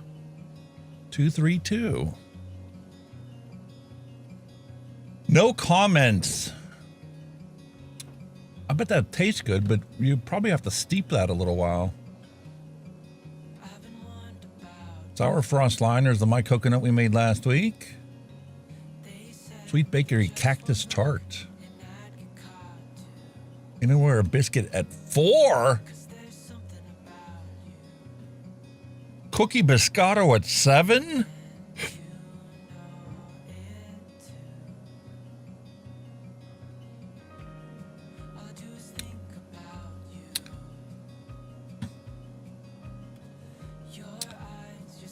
My experience with Anywhere a Biscuit and with Cookie Biscotto from Flavor Art, they will take over your recipe. Even if you were to put that in at like 2%. For weeks, you will not be able to really taste that in your recipe. But once you leave it sit there, and if you come back to it a month or 2 months later, that is all you're going to taste. Is this a good shaken vape? I don't know. I suppose I could mix it up. But it's not something that I'm going to truly enjoy. You need to make your recipes based upon what triggers your fancy and what flavors you really like. Like back in the day, I would have definitely jumped at the opportunity to mix this one up because grape was my all-day vape, but now I really can't stand grape. I'll try it, but it doesn't do for me like it used to. TPA grape juice is potent, nice, wet, juicy grape mouthfeel, like a concentrated grape juice. Lemonade at 5%, natural from Flavor West. That is really, really strong. And then sweet raspberry at 3%. It'll be a little subdued raspberry taste. And then super sweet, 1.2%. That does look like a good shaken vape.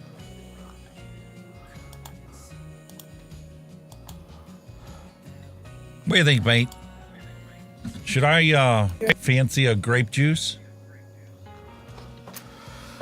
I'd say that. I was never a fan of grape, but when you've sent us this purple rain, it's really quite nice. Why have I got no video feed? Why am I blank? You're still on your scene with your intermission. Oh, that's probably why. Shit, sorry. There you go. Hello. The batteries have died, so I've switched my headphones. It's still there. Yeah. I'm back on face now. Turn off virtual camera and turn it back on. See if that fixes it. Holy moly, man. What's going on? Well, that's a dangle clacker today, haven't we? It happens. You can't always be perfect.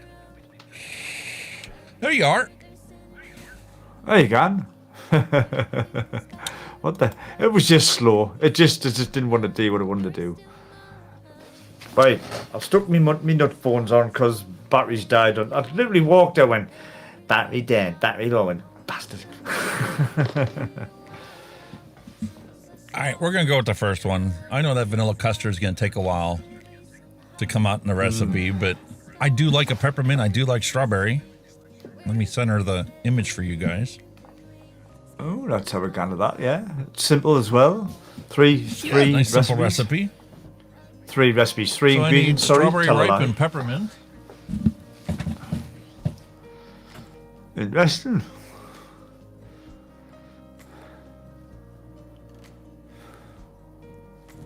Ah, there you go, buddy. Since I've switched my headphones, it's fixed the echo.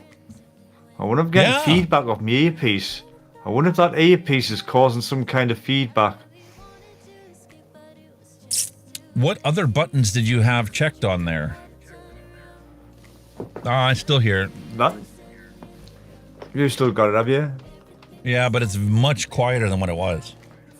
I mean, Vaping Big said it's on the stream. It's fixed the echo, so I wonder if I'm getting a bit of feedback with it off it with a mic or something.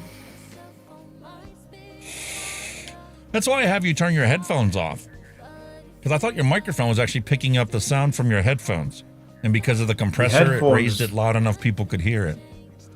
Honestly, my headphones get placed well away from the mic when I put them down. Nowhere near it. Yeah, because it's harder to notice. While my earpiece is like, you know, the same distance as me from the mic, so I don't know if it's causing any kind of feedback off the earpiece. Bluetooth shouldn't matter. No. Oh, vanilla Pop says you're still cupcake or here. vanilla custard? Vanilla custard. 3 ingredients. Bada bing, bada boom. We're done there. So let's adapt the recipe. I wonder what that fucker is then. I wonder what that echo is.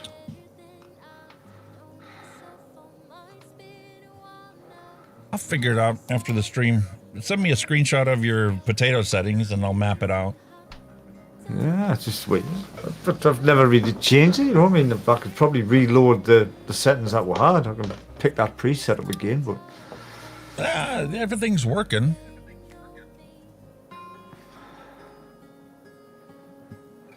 Odd. You hear the odd, music, my right? friend. Yep. Okay. That's the I only can hear other you, thing. sweet. You've got OBS sent to you as opposed to the stream, and you've got the music sent to you that's different than the stream. Other than that, everything's identical. All right, so we've got peppermint, we've got strawberry ripe, we've got vanilla custard, and I'm always going to put some super sweet in here. I have found that magic SS. that just like you can't remove the freebase without it affecting your recipe, you can't remove the sweetness without it affecting your recipe as well. Now, there are flavorings that are out there that already have it in there and you just don't know about it. Like the sweet strawberry, for example, it's got a sweetener in there. Otherwise, it wouldn't be called a sweet strawberry. You know what I mean? But we don't know what that is because we don't have the sheets of the actual chemical breakdown like a manufacturer would have to have. Matter of fact, they won't. Most of the flavoring companies won't even give it to you unless you are regularly buying mass quantities to produce and know that you need to have that information to file for authorization to sell your liquids in certain areas. Like a data sheet, isn't it? Like a data sheet on the liquid. I forget what it's called, but it's the chemical breakdown of each of the flavorings. Like what actual chemicals make up that flavoring. And the reason that they give you those sheets is because, like in Europe, there's a list of prohibited substances in e-liquid. And none of your flavorings can have those in there. You can't have that. Yeah, is it diacetyl or something? Diacetyl is one of them. Yeah. It's DAP. I forget what they stand for at the moment, but you can't have it in your e-liquid. Yeah. Matter of fact, in some countries in Europe, they actually require you to test the liquids after you make them, because just like formaldehyde is created when you vaporize e-liquid, they want to make sure that some of the chemical compounds that you put into your e-liquid don't mix, and after they've steeped for a month or two, create those compounds that are not allowed. Which is fair enough. I mean, you know, which is what they should have done in the United States. The FDA shouldn't have regulated it as a tobacco product. They should have created a brand new classification of vaping products and simply put out a list of prohibited substances. And then they could have made regulations requiring you to verify that those things aren't in your liquid. And if you submit that, you get initial authorization. And they could always clamp down on that list and make the list of prohibited stuff bigger as time goes on. But no, they went straight for the prohibition route. That's probably the confusion around the PTM here. You know, it's like, you know, the information I want. You know, if you did that detailed information, then, you know, maybe, you know, they would pass it. But, you know, that's never going to happen, like, is it? It depends what information the FDA are actually asking for. Hang on, who makes this? Oh, Joe Blogs in the corner. PM Field, who makes this one? Big Tobacco, passed. You know what I mean? Oh, shit. You know what? If you drop the whole conspiracy theory thing and you drop the whole financial motivation thing and you simply gave the benefit of the doubt to the FDA, you know, you would think that it boils down to the fact that they are used to dealing with big name professional companies where the FDA supplies a representative of the FDA and the company supplies representatives of their science department, their researching department, their whatever departments, so that they can work their way through the application process. Because it's just like a drug. If you were to formulate a brand new drug, you'd have to go through all these steps and hoops to get your drug approved. Clinical trials and all this other stuff, right? And with cigarettes, you need to provide proof that your cigarettes are the same as every other cigarette that's ever been authorized for sale in this country. You know what I mean? You can't just walk into the FDA and say, here, I'm buying my cigarettes from India and my rolling papers come from biotech pharma company and my filters come from here, but here's my cigarettes. And they'll be like, okay, well, you're close. You're about halfway there. We need to get the actual documents, fill them in these forms. You need to have signed off by a scientist saying that, you know, your cigarettes are going to kill half of its users, and then we'll authorize your products. Exactly. That's what. How many people will it kill? Oh, lots. It's a pass. You get a fair pass because it's exactly the same as the shit we already got. Yeah. I think that's just the paperwork for cigarettes. Didn't fill that in. Just answer me one question. Will it kill somebody? Definitely. Then there you go. You sell as many as you fucking want, mate. As long as you, as long as we can tax the shit out of it, we'll be happy. Yeah, as long as we can collect user fees off of the sales from your products. I'll tell you what it is, right? Just suppose, right? Hypothetically, right? Another tobacco company arose from the ashes, right? In America, and that to go through the PTM. I bet they would pass it. Because obviously the fucking MSA bullshit will go, tobacco? Yes, thumbs up. You know what I mean?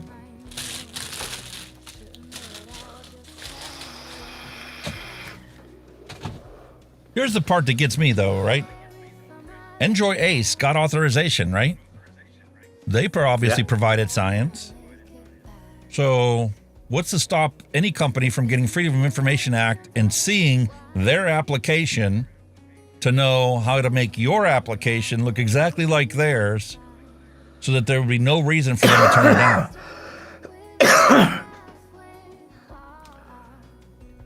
I did kind of like, yeah, but it's like have the hand picked a certain company, you know, just to fucking balance the books, so to speak. You know, it's like, you know, obviously we know it's all like magically big tobacco companies that's got to think, oh well, better not look too biased. We'll just pick this company here and we'll let them have something. You know what I mean? It could be something like that. You gotta wonder. You do. Because like you see, we've said in the past, all these PMDAs, right? The pages and pages and pages and pages of data. Who's going to sit and fucking read all them? I said in my news statement that it's impossible for a human being to read a complete application by themselves without taking years to do it. Exactly, because there's that much paperwork involved. The one news segment I actually did the calculations based on statistical information that's readily available. How long does it take for you to read technical jargon-filled scientific paperwork? And you look at a standard application and know that it's gigabytes thick, meaning hundreds of thousands of pages of scientific papers were submitted in there. How long would it take a team of researchers at the FDA to actually read every page of it? Exactly. Years. And then as soon as the And now spot couple one that with the sentence, fact that there were that's it. millions of applications, it's just not possible for them to read it. They were going to have to come up with a it's fatal not. flaw. They'll probably get a page in, say one line. Nah, that line doesn't quite match for criteria. Goodbye. It's horse shit, man. That's the problem. Well, we appreciate I that. can't believe that the FDA is actually about protecting public health when everything they're doing is hindering public health. We appreciate that, Vape Adder. We certainly do appreciate it, sir. Vape, I was going to ask his subscribers to watch this show, so we totally appreciate it, sir. Thank you very kindly. Wow. It tastes like it looks. Peppermint. I'm hitty missy with peppermint. I do like it to a certain extent, but I find if I have too much of it, it gives us bloody heartburn. Because I'll tell you what I used doesn't to take much. I'll tell you what I used to love as a kid. Peppermint creams. Remember you used to make your own with ice and sugar and peppermint flavouring. You used to put them in the fridge. I used to love them. I think anything kind of mint or menthol or peppermint, it just gives this rancid heartburn. No, it's and I do like them. That's the ironic thing. I need to order some more of this. What's that, buddy? You've got the label the wrong way around. Can't see it. Oh, strawberry ripe. TFA. Yeah, I'll show you how empty it is. Oh, sorry. When you said I need to order some more, I was like, well, what is it? Strawberry ripe, because whenever I was making my own OG Blue, I always added strawberry ripe to it.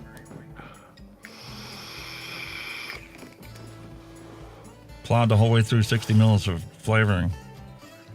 So how much peppermint you putting in that? Because that's a kind of strong flavour, isn't it, peppermint? 2%. 2% peppermint. And then we got 3%, actually more like 3.25% here, for my overage of strawberry ripe. And 2% of your favorite. Another flavor I've plowed through. Oh, yes. This is the V1, diacetyl and all. Oh, very nice. So 0.2 of this. It just tastes so good, so I don't care. I've always said if you're going to die, die happy. There you go.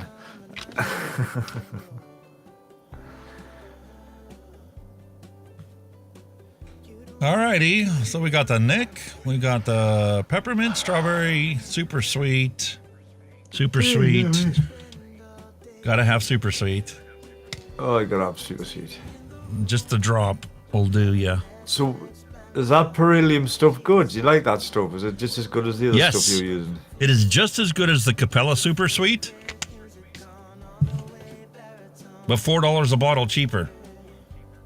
Wow, really? Jesus Christ.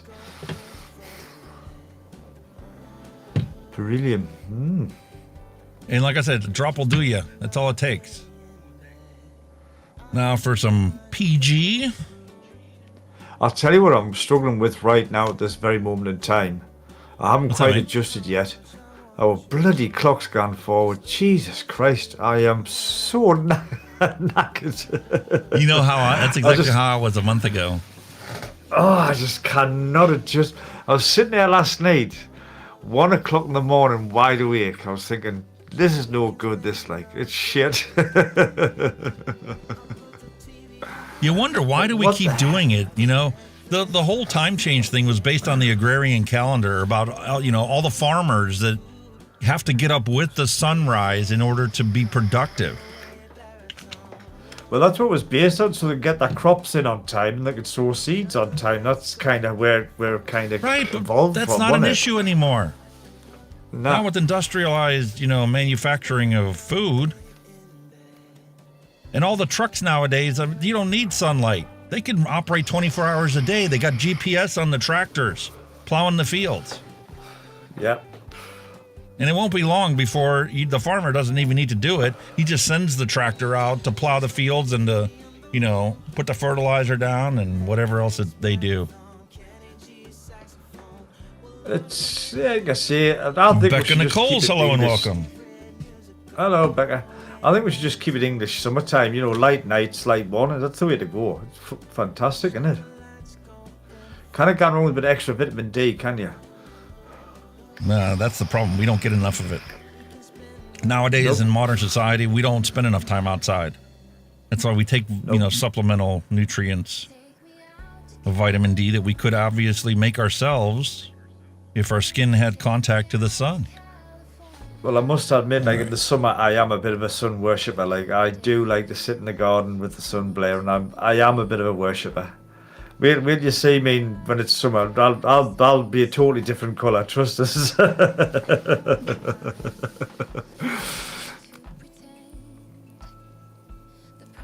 Just like Love that, it. we're done. We've got a south-facing garden, so the sun's there 24/7, and it's whoa, love it. Well, that smells fantastic, even though I just sprayed myself with it. Oh, I didn't that put the wasn't cap on.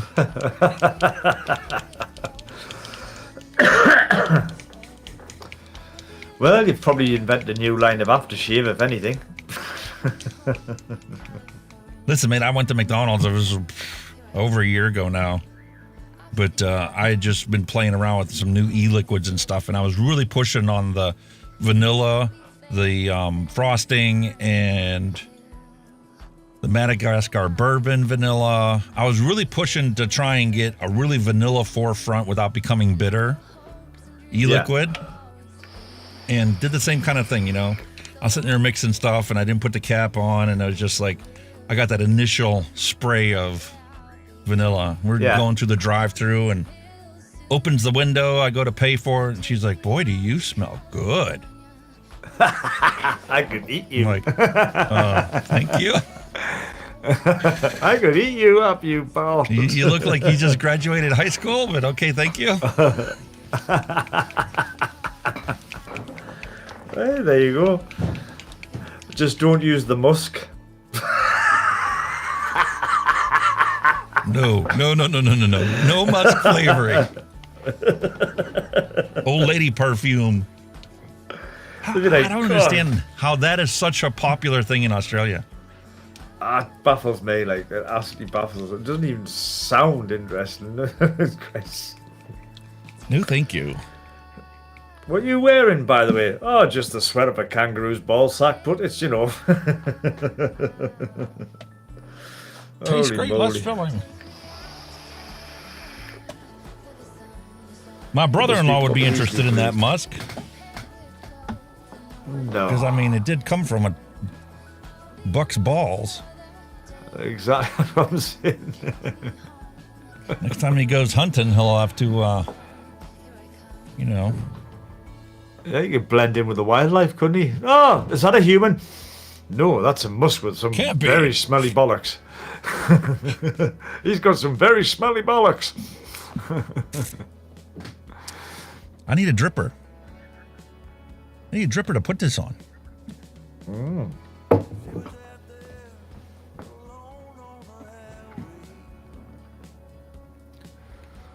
Speaking of which, yes, I've got that one. Well, I got the Rebirth. Ooh, good as anything, mate. Good as anything. And what's this other one? They're both dual coil.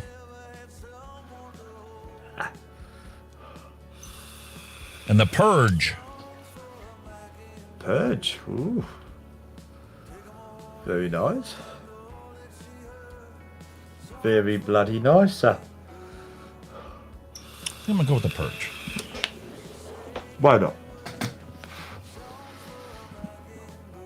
Why bloody not? Got the same problem that you did with yours. Those O-rings are so tight. Yeah. It's hard to get it on and off. Nah, just pain in the arse, that, like. Even when you lube them up, they're still bloody tight. Yes.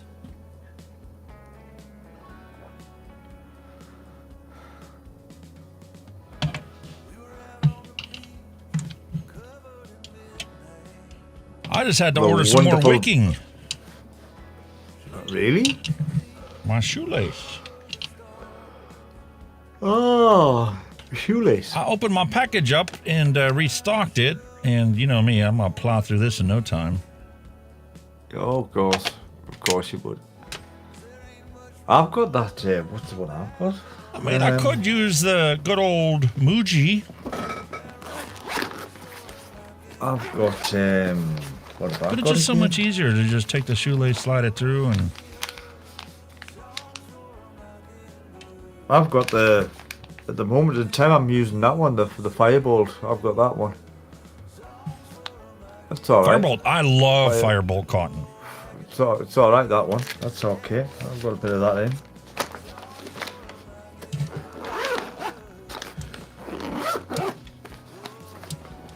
I don't mind a bit of Firebolt because it's nice and fluffy. It's fluffy.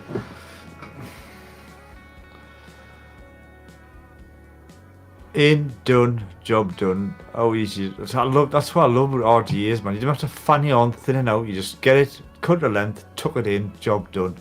Brilliant. Helps if you cut it to actual length.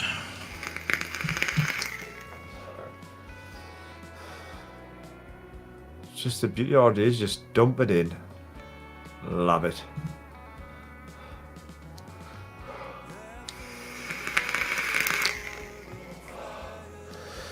God, I miss this bloody tank. I love I'm glad it. you found an O-ring for it. I love it, man. Honestly, love it. God, so good.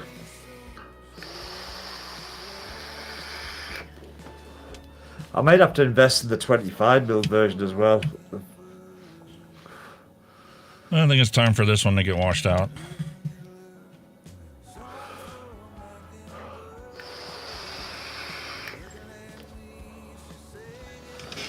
My God. Wonder how much it is now. Let's have a look. The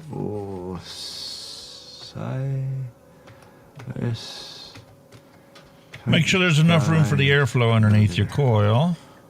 Oh yes, you don't want to bung it up too much. How much is it gone for now? Be crying the it's blues. still There's pricey. no flavor. There's no flavor. What's wrong with it? It's a dripper. It should have plenty of flavor. Well, if your wicking blocks the airflow to the bottom of your coils, you're gonna be out of luck.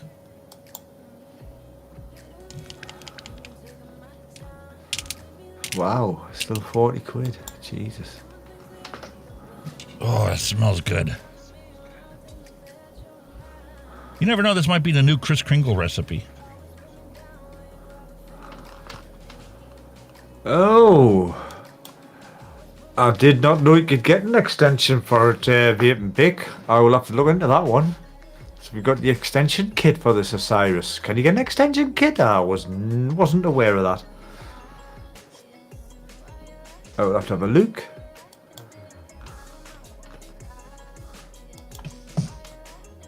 Ooh.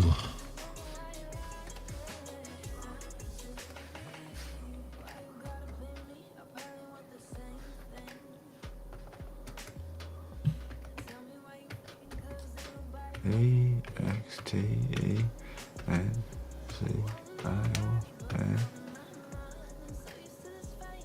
Bada bing, bada boom, we're done. T. Simple as that, mate. Oh.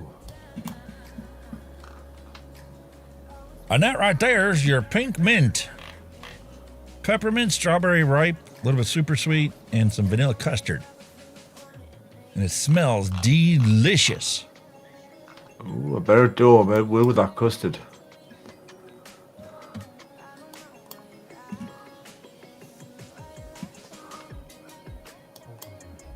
So guess what I also got accomplished last week? Out of stock. Oh, sorry, the bud. shock Yes, in what my did chair. you get? Oh, you fixed it. Ordered a brand new one. It was one on sale. I was looking on Amazon. I was going to buy the exact replacement for it that I originally had.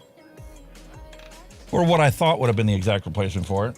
But there was a sale. It's like 25% off this one. And it's like rated for 1,000 pounds. And I'm like, I understand physics. I know when I sit down, you know, that bounce that you feel, you know, you obviously are exerting more weight than your actual body weight on something. So I'm like, that'll never break if I did get that one. The problem is, it's so good, there's no bounce to it. Nice and firm, eh? Rock solid. That's what you want, my friend. I suppose. Should have got the one that was 450 pound rated. That one would still have a little give to it.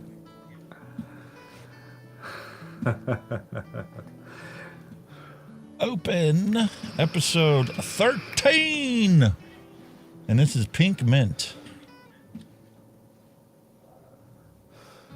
Pink mint. Print. The printer on. No, turn the printer on. Is it on? Send. Bada bing, bada boom. God, how did you hear there? I love it. Finally getting everything organized in here. The other thing I had to order, bloody remote holders. We got them for our camper. You know, you just stick it to the wall and then you just drop this in there. It's so annoying. Every morning I get up, you know, the TV goes to sleep. I got to go and turn the thing on. It's like, where did I leave the remote at? What did it get pushed around? Oh, God, yes. Now it'll be right in the wall. The good It'll be old, just like, good old put it where's back the in a remote place. gone? Done. Definitely.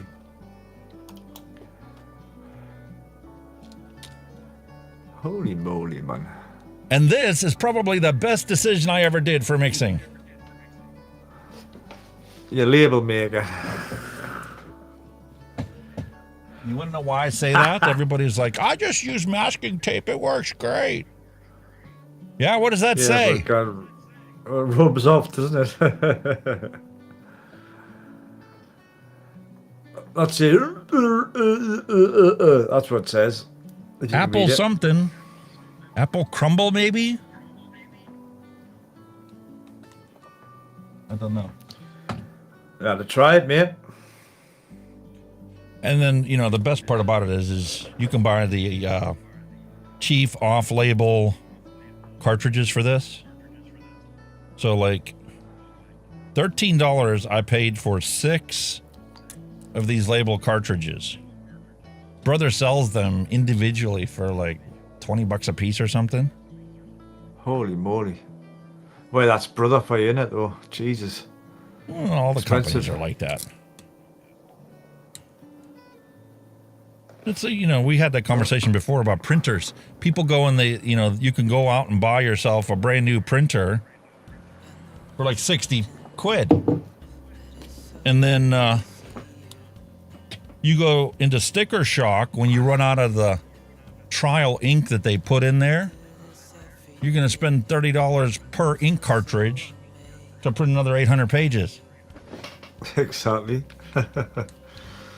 I mean, I've got a Canon one, and Jesus Christ, fucking cartridges for this is ridiculous. All right, mate, what's your calculator say? 0.26 ohms, a dual coil. Ooh, let's have a look. Whoop, you bugger. My phone's on charge there, just now you ripped the fucker off the wall. 0.26. Where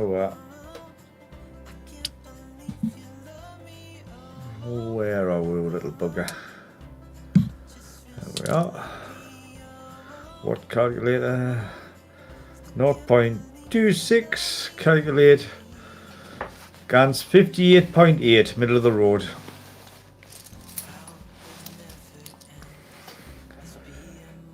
If you want a cool vape, 49.8. Middle of the road, 58.8.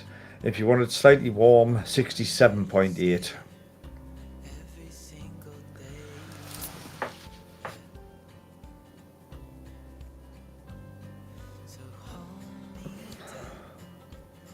Which is not too bad. We'll close his airflow down about halfway. It's the only problem with some of these drippers, they don't have any stops on them. So you literally have to assemble the top piece and set it right and then just push it straight down. That's about the nice restriction. And you were saying, what, 58? 58.8. Ish. Yeah, it's 59. Why not? There you go.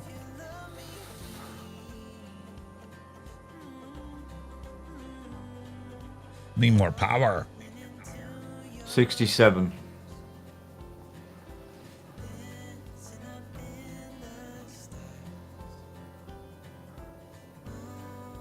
Okay.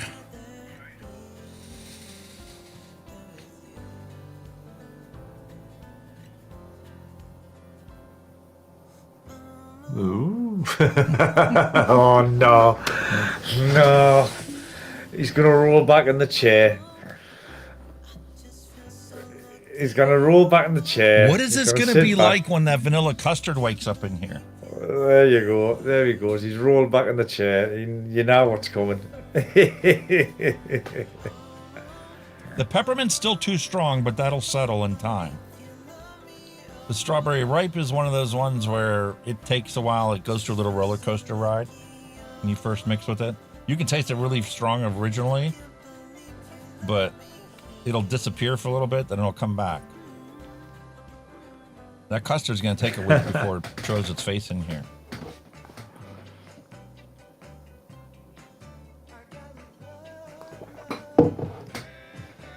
But generally, it's good. It needs some more sweetness because, you know, if you're trying to mimic a peppermint candy, it's got to be sweeter than this.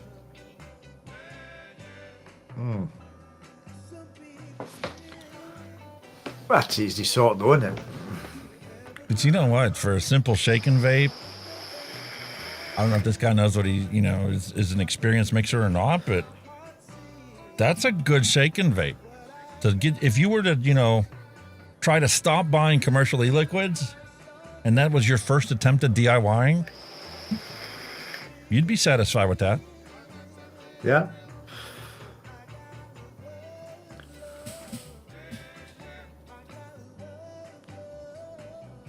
I never thought about strawberry and peppermint pairing those two together.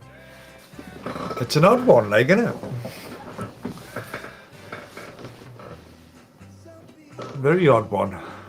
I would have thought that the peppermint would like be too dominant to compete against strawberry. Yeah. But that works. Bump the super sweet up to 1. Oh, I think I'm going to make me a 30 mil of this. And let it sit and then come back to it and see what she tastes like. Why not? I'm quite surprised, like I said, when it was like the same amount of peppermint was the same, you know, like the 2% was peppermint, there was 2% of another flavour, and you're thinking peppermint's a very strong flavour. Yeah, peppermint's a very strong flavour. But when you take the peppermint and the custard and you put the two of them together, once the custard develops itself, I think it's going to be perfect. And you need a little bit more strawberry to offset the punchiness from the peppermint. Definitely. Yay. Another good one, eh? Up to now.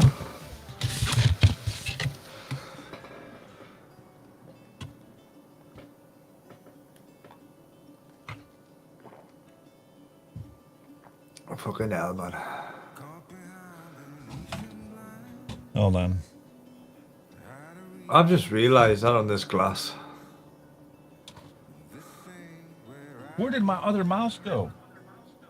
There she is. Other mouse? They got mice running all over.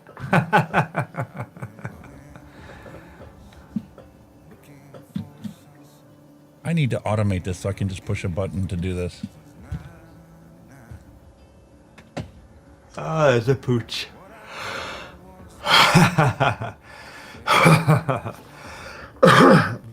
Well into that, like, look at it. It's actually playing with it. Eat it, you laugh bugger. Not play with it. Holy moly. Oh, but thinking about it now, it actually tastes nice. It's not a toy. It actually tastes quite nice. Haven't they got? Holy moly! There we go. Finally, the pennies finally dropped. Ever since we picked her up, we adopted her, you know, to make sure that nobody else put her to sleep. But she's the only dog. When you give them a treat, you know, my other two dogs will run, go lay down somewhere, and start eating it right away. Not her. Yeah. She likes to take it and fling it across the room and go chase after it. You know, prance around it like, you know, she's going to attack it, and then she grabs it and flings it over the other side of the room. It's hilarious when she does it in the kitchen on the hardwood floor, because the thing will go sliding and she'll go chasing after it. I think she's part cat. Possibly. You just don't know, do you? Oh, the weird buggers dogs, man. They've all got their own personalities, man. They're brilliant. They certainly do. Didn't know I knocked my headphones off. Mine's outside. Now when mine's gone, he's disappeared. But that's a winner. I truly like that. Happy with that? You happy with that?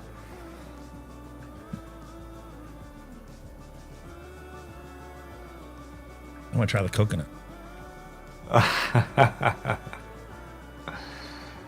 That should be mint now, man. It's been some time to steep. It should be awesome.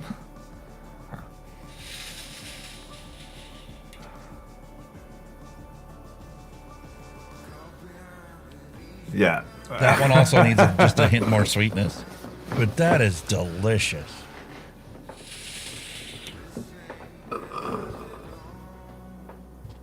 Two bangers in 2 weeks. I love it. What can you say? You're on a roll, mate. You're on a roll. Been getting lucky, mate. That's the whole idea. These are random recipes. I don't pick these ahead of time. It's just like, okay, what can I make and what's on the top of the list? Go for it. And yeah, pick two good ones. It works. This one, no.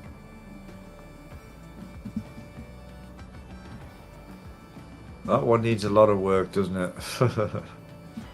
It tasted like soap. Dragon fruit, orange, passion fruit, sweet guava, sweet tangerine.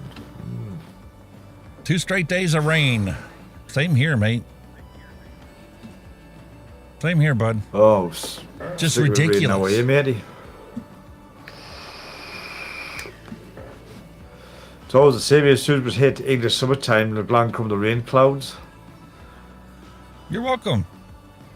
Yeah, pleasure, mate. Anytime. Steve did it for me when I first got started. He was actually the only one that did it for me. But I'm like, you know what? Share the wealth. We need as many people out there doing this as possible. Why it's not? It's not a competition who can do more, blah, blah, blah. It's about getting the message out there. The message is more important than, you know, fame, or we certainly ain't going to make any fortune doing this. Oh, hell no. Not now. Hell no. And then that peach.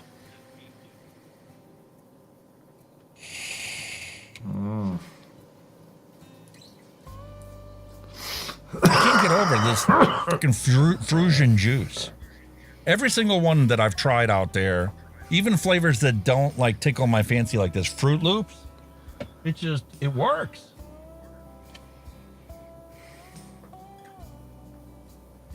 Come on. Yeah, the Fruit Loop one, yeah. I love Fruit Loops as a cereal, but I mean, I'm fat. I don't need to eat cereal. But the flavor, they got it right. Have you ever tried to DIY your own? Forget it. It's not easy to do. Oh, hell no. Christ, no.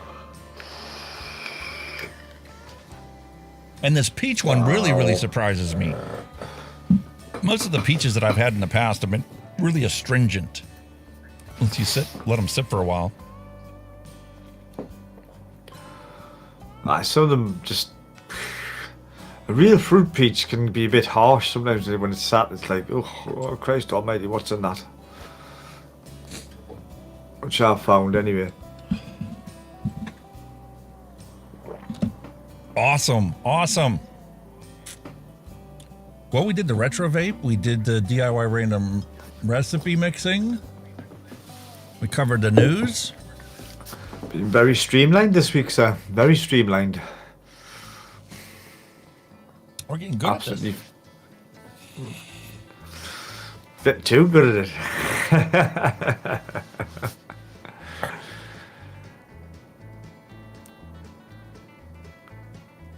You like that one? I love that tank.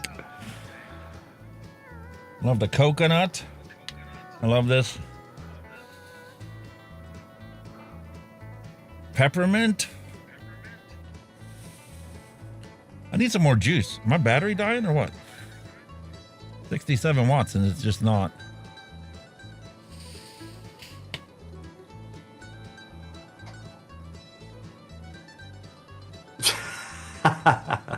Whoa. Get some more power, man. Bump it up.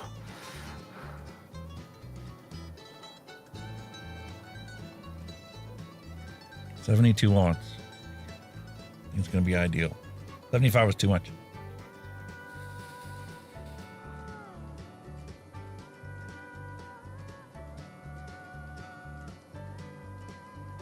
Yeah, that's the sweet spot. There you go. There's the smirk. Wow. I love it. Absolutely love it. Holy moly. Pink mint. What do you like? Winner. My Pink coconut. mint is a winner. Frusion Juice Company. Winner. Winner. Yeah. Doing well. You're on a run, mate. You're on a roll. You are on a roll. Oh, go. God. Weather. That's shit, isn't it? Don't know where they get that humidity from. Fuck off. Not that bloody warm. We're supposed to get a bit warmer this week. Actually, we're supposed to got some kind of nice warm heat wave coming over, but yeah, but it's still going to be rainy. I am so grateful that the temperature is finally warm enough. I need to turn the air conditioner on. Because even with the windows open, it was just so bloody warm in this room. It's not the air's on. I'm the other way. It's bloody freezing in here half the time. But this is one of them houses where in the summer it's fucking warm, but in the winter it's freezing. It's just one of them houses. It just doesn't You got matter what you plaster do. walls. It's That's just, a lot of thermal mass. Tell us about it. What's the height of these bloody rooms? Christ almighty. Yep, and I'm sure that they didn't insulate it like they do nowadays with everything. Well, it's an oldish house, and it's like a what they call a Victorian style house, you know. So it's an oldish house, solid brick, but even so, bloody cold in the winter.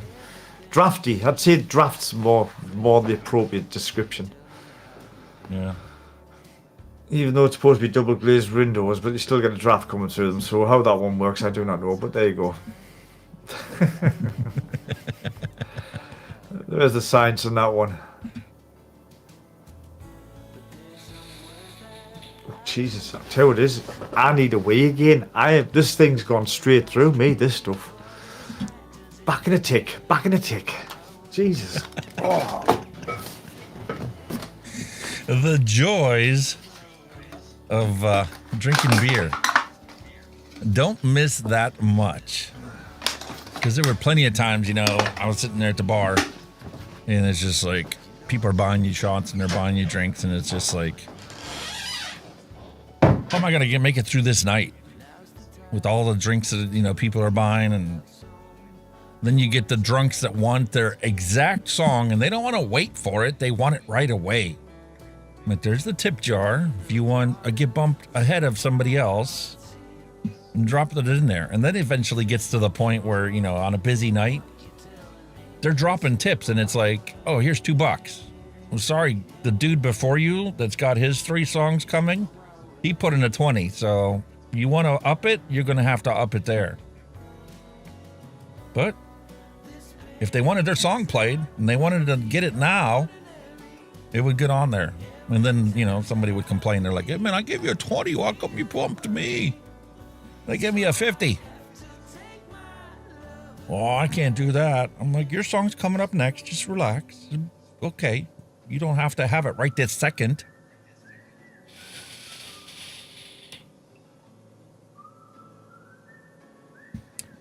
Business is definitely not the way it used to be. Post-COVID, no car shows. I don't even see car shows around here, let alone ones that I DJ. Before COVID, we used to have car shows every weekend in the summer. It was in town. There was probably 3 or 4 car shows going around a night. Matter of fact, a lot of the times, the car shows got scheduled at different hours so that people could literally go to one car show, be there for like 3 or 4 hours, and then go to a different car show. And the people that own these cars, they used to drive around and hop around between them in this entire area. I don't know, mate. Not around here. It's like everything else. The corporations have come into play, and now it's like there was this one company reached out to me a while back, and I turned them down. I'm like, I got more work than I know what to do with. Between my computer repair business and DJing on the weekends, I don't have time for your kind of shenanigans.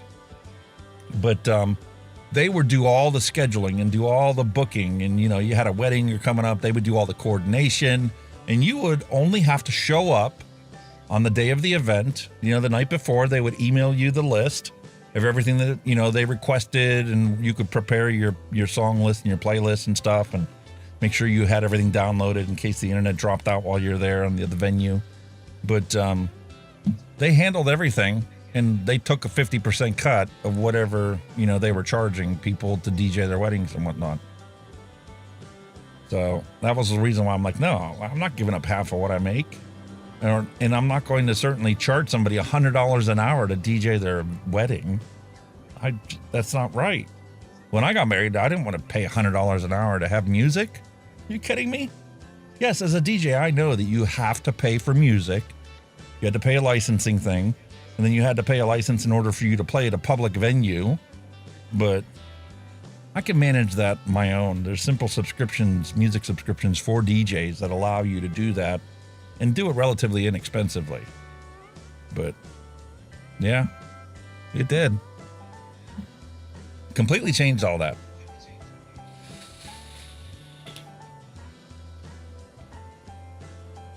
It didn't change this though.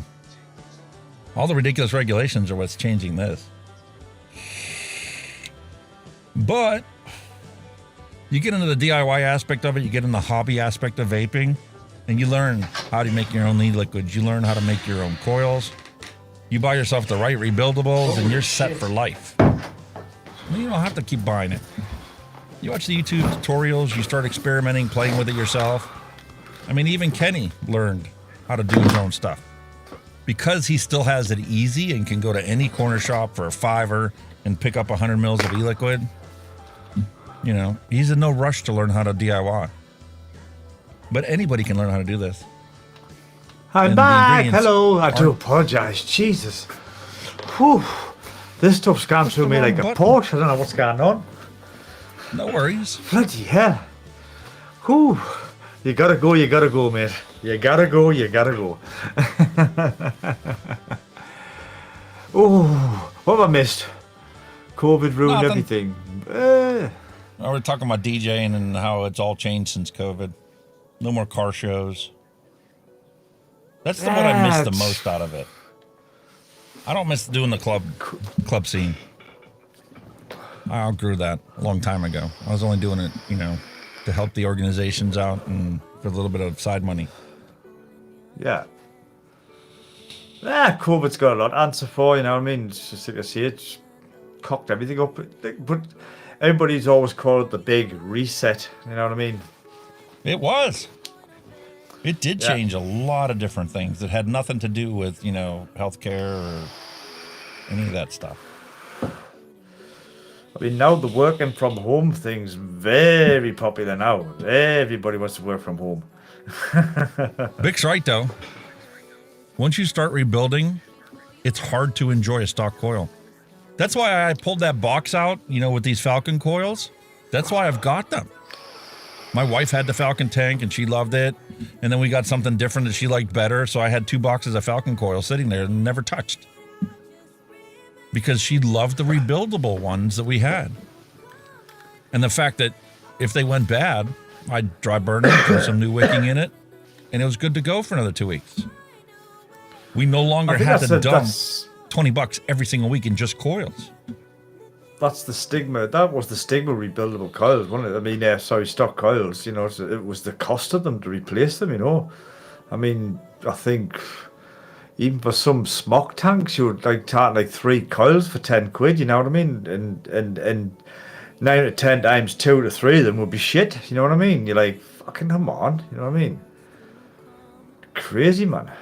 You don't have that problem with rebuildables. When you build your own coils, they work every single time. You make sure there's no hot spots in them, throw the wick in it. You're off and running again. Yeah. Before I started doing the reviewing stuff, I mean, that was my weekly thing. On Saturdays, I would sit down, I'd break out all the tanks, clean them all off, rewick them, and then they were all good to go. I had a primary one I used. I had a secondary one I would bounce, back and forth to once in a while. And yeah, I mean, stock coils were alright. I mean, you guys wrong. I've just found me with that bag of coils. I've just found a load of freaking Falcon coils, and I've rejuvenated me Falcon King. I love this thing. And it's a fantastic. I can just remember how good that tank was. Absolutely, all the Falcon tanks were really good in the day. Still are. I understand why some people have this obsession, almost like a religious experience with mesh coils, even rebuildables. Yeah. Personally, I'm like Steve. I don't think it's worth fanning about on, a little tiny mesh sheet where the slightest imperfection and you're going to get a hotspot in 2 or 3 days. That's kind of what coils give you that mesh experience, and they're perfect. Theoretically, they're perfect from the package until they die. Yeah. But that's kind of where I wasn't into rebuildable mesh, because I think it's just got too many dry hits in it because it was too much fanning on to get it right. You know what I mean? And you're like, until you find the right wicking material, and you were the one that pointed it out. Yeah.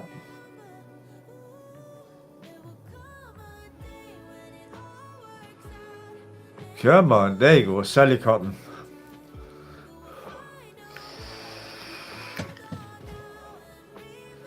I do need to finish this. I started this a long time ago.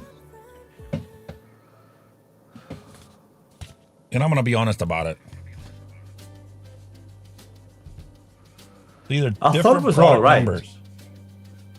Yeah. And that's because one was all right. is made from rayon fibers, which is the artificial processed fibers. And the other one is 100% pure cotton fiber. Yeah. I see where you come from with that one, like. I thought it was all right. It did the job. I mean, I wouldn't have put it in a dripper. It was all right in the tank, but I wouldn't have put it in a dripper. But I mean, how many commercial packaged cottons are available out there? Cotton Bacon was the one that was pushed for a while. Then there's the off-brand names like this one. And then you've got like the one that you have there. Firebolt. The Firebolt cotton. The nice thing about Firebolt is it's a lot smaller than the typical shoelace cotton you buy. I used to love Cotton Bacon. That's probably what I started on when it comes to rebuilding. constantly get cotton bacon. I tried that cotton gold, but I thought it was just too. It just fell apart. You know, it just fell apart when you're like, what the fuck? You know what I mean? There's, you know, when you're pulling it through your coils, half of it would fall off, and you're like, hold on, what the fuck? It was shit. Those 6mm laces were really good for the mesh tanks because they came with the right density and the right thickness of cotton right off the bat. But that gets to be expensive too. You know, you pick up a bag. It was always the case. Paying $15 for 50 pieces. It's like. It was always the case when you got the cotton with the coil, it was perfect. And then you think, right, yeah, what kind of cotton am I going to buy or use when this freaking dies? You know what I mean? And that was half the bother, because a lot of people said, "Oh, I'm not buying that." And then they used to just use the normal cotton, and then that's when you come to problems. You know, there wasn't enough or whatever, and you just got hot spots. And I had a bad time trying to start off with mesh, really bad time. And because of all the restrictions out there, you know, you definitely end up visiting Muji Cotton. Is it what people say it's cracked up to be? This is what they started out with in, you know, vaping 10 years ago. And then you go, oh yeah, if I cut it to the right width and peel the top off, peel the bottom off, it'll be exactly the right thickness. Yeah. But every once in a while you go to peel it off and you get more than you are bargaining for. Yeah. And then it's just too loose in there, and then you get spit back. And some people like it because of the crackles. That's where the crackles come from. Yeah. Uneven wick density. At the end of the day, that stuff's it's designed for removing makeup. It's not a vape product. It's a makeup product. It's the makeup remover pads. That's what they are. At the end of the day. But it's cheap as chips. You know, I got a big bag of it. I picked up for like $5 a piece, and it's just like that'll outlast all this other stuff I got. I think last one I bought one. I think it was 4 or 5 quid, and that bag lasted me a good 14 months, over a year, easy. Lasts forever. It just goes and goes and goes forever. I've still got half a bag sitting there now. But I have to thank my wife because she's the one that's stuck with this whole thing. Whenever I first started this channel, I started off with the whole goal that whatever I would have spent on smoking cigarettes, I'm now going to spend on doing this channel. Yeah. And there's been plenty of times where money got tight and the wife could have, you know, cut that off, but she stuck with it and said, listen, that's money we would have spent on cigarettes. So you keep doing what you're doing. I don't care if you ever make a cent from YouTube. You keep doing it. That's what I'm saying. And that just goes to show what you were spending on cigarettes to what you've got sitting there physically in front of you. You're like, fuck. And then you look back, you think, well, hang on. If I saved, instead of like buying cigarettes, if I put that money away every day, every week, whatever, you'd be fucking loaded, man. You'd be absolutely, you could probably be driving a Ferrari. You know what I mean? The money you waste on cigarettes. We're all probably in the same boat, you know what I mean? Especially now the price of them, what, 15, I think about 15 quid a pack now? 10 to 15 quid. They're not fucking cheap. Yeah, you go up to New York, that's what they are here too. I think the gas stations right now are like 10 something. I mean, you can see you speak 40 quid, 40 fags a day, you know, there's 30 quid a day. Times I buy 5, there's 150 quid a week. Yeah, times I buy a month, you know, there's what, nearly 600 quid a month you spend on cigarettes. And fucking, when you look at that, you're like, fuck, really? We figured that we were spending anywhere from $6,000 to $12,000 a year on cigarettes. Yeah. But in this day and age, £600 a month, that would pay a mortgage. You could buy a fucking house and pay a mortgage for 600 quid a month. Yeah. It's scary, man. Scary.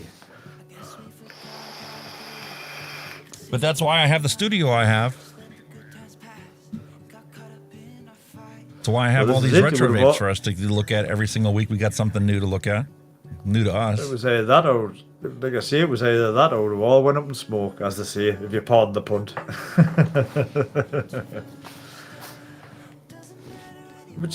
Which, yeah, it's got to be a pro, innit? You've got something to show for at the end of the day. So just fucking blowing For out me, smoke. the value comes from creating a content that somebody goes into and they watch the video and they go, I can give that a go. I can give that a try. I can quit smoking. You know, this guy did it how many years ago? There's how many other people out there putting this stuff out there, and you watch them and they've been doing it for a decade and they're not dropping dead. They're not in the ICU. Matter of fact, they don't get sick like I used to get sick all the time when I was still smoking. I was very sustainable to colds when I smoked. I always got a cold or a flu. Every time, guaranteed.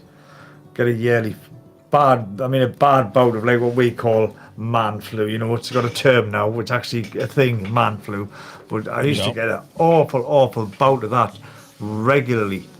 Every, like I say, autumn, winter time, I used to be ill, and it wouldn't be like, you know, a week or two. I'd be bad for two weeks, easy. Bedridden for the first week. I couldn't walk, couldn't breathe, had no energy, weak as a kitten, sweating buckets, couldn't sleep, couldn't eat. I was really ill with that when I was smoking. But now, touch wood, never had it for years now.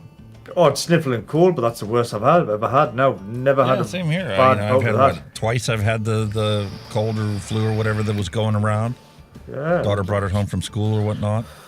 But it's not like it used to be, man. When I was working as a paramedic, the hospital would provide everyone with the flu shot and, you know, all the shots that were available. And it was required for you to take it because you're going to be exposing yourself to all these people. So you need to be prepared for it. Definitely. And I must admit, I don't have any of that. Haven't had that things. for a long time. Yeah. And I feel better than I ever did. I just need to get this weight off. That's just a bit more active, I suppose. No, I mean, That's exactly what I need to do. now. With me like doing this job I'm doing now, it's very physical. So I think for my age, I'm in pretty good shape. You know what I mean? But I do suffer like that. It's just, you're absolutely knackered when you come back. Like, I must admit, I always come in the door and think I'm getting too old for this shit. You know what I mean? It's like, when is it going to be my time to retire? Oh, what? Honestly, it's one of those things when you actually look forward to it. You know what I mean? Shite, we're getting old. You just want to just retire. I don't care about getting older. Editing the videos now. I mean, this has become a whole new passion. You know, I never thought that I would become a creative person. I was always an analytical person. You know, logic, fact, science dictated everything, and now it's just like the fact that I can create something from nothing, or take a bunch of miscellaneous things and throw it together and make something that is just like more than the sum of its parts. It's like, it's a whole new adrenaline rush. I think I need to do something on that side. I think I've lost, when it comes to editing and stuff, I think I have lost my spark from when I first started doing it. It was like, when I first started doing it, I was replicating like movie effects and all that kind of shit. And you know, I think on one of my videos I done the Predator where I was invisible and I morphed it. Actually replicated that thing on the Predator where he morphs into a real person. And now I'm sitting there like, I can't be fucking arsed with this shit. You know what I mean? And when I did the review for this one, I legit sat down with no agenda. I'm like, let me drop the recording of the actual review in here, and let me just start going through my process and chopping out all the stuff that is unnecessary in this thing. And it's just like, I've gotten so good at the DaVinci Resolve now that it's like, okay, I know what transition I want for here, and I know what effect I want. I know how to like sync the music to the beat so that I can literally mesh them manually. I've gotten spoiled over the years with this software for DJs because it's like, it automatically transitions from one song to the next, only cutting out the deadness between them. And the beat matches it, and it's just doing that now manually inside of DaVinci Resolve. It's like, this is cool. I like this. Yeah. My thing is, you know, hunting for the music that goes with the last song I put on here that's not exactly the same, but not too different. And then editing the video to match the... It's like, this is cool. Oh, now I want to get into fusion. I think I'm more... I think my passion's more colour grading. I like the colour grading side of things rather than editing. Editing, I think it's a pain. To be honest, I think it's a pain in the arse. You know, when you've got to go through and get all your crap out But colour grade, I love colour grading. I mean, I'm right into DCTLs at the minute. They're fantastic. Best thing I ever bought for editing videos. Right there. Yeah. I've got this keyboard, you know what it is? I've never ever used it yet for editing. I think it was just a wasted buy. It's got all the shortcut keys, everything. Unbelievable. The split button and the jog wheel make it well worth it. Yeah. I'm just, I don't know, I like the colouring side rather than the editing. I love colouring. I love like farting on with that shit. Really good. But the editing, I think, I'll just throw that together, right? Get on the colour page, right? Yeah, I look at it, expose it, right? Get on the colour page, right? Now we can have some fun. You know what I mean? See, I used to be a photographer back in high school and stuff, and it was just like, oh, this is interesting. I like it. But back then it was, 35 millimeter film. You take the pictures, you wouldn't know what that picture looked like until a week, 2 weeks, a month later when you finally get it developed and you're like, oh, what the heck was I thinking when I pushed the button there? Now you get instantaneous feedback. Everything's digital, and it's just like... Oh, I've done lots of research. I've done more research into colour grading than what I have anything else. I use like DCTLs now, these guys that do these DCTLs with the code and the script, they're fucking amazing, man. And the stuff it can do, you're like, whoa, that looks so good, you know what I mean? It's fantastic. And I've done it, I've done like history, like printer lights, you know what I mean?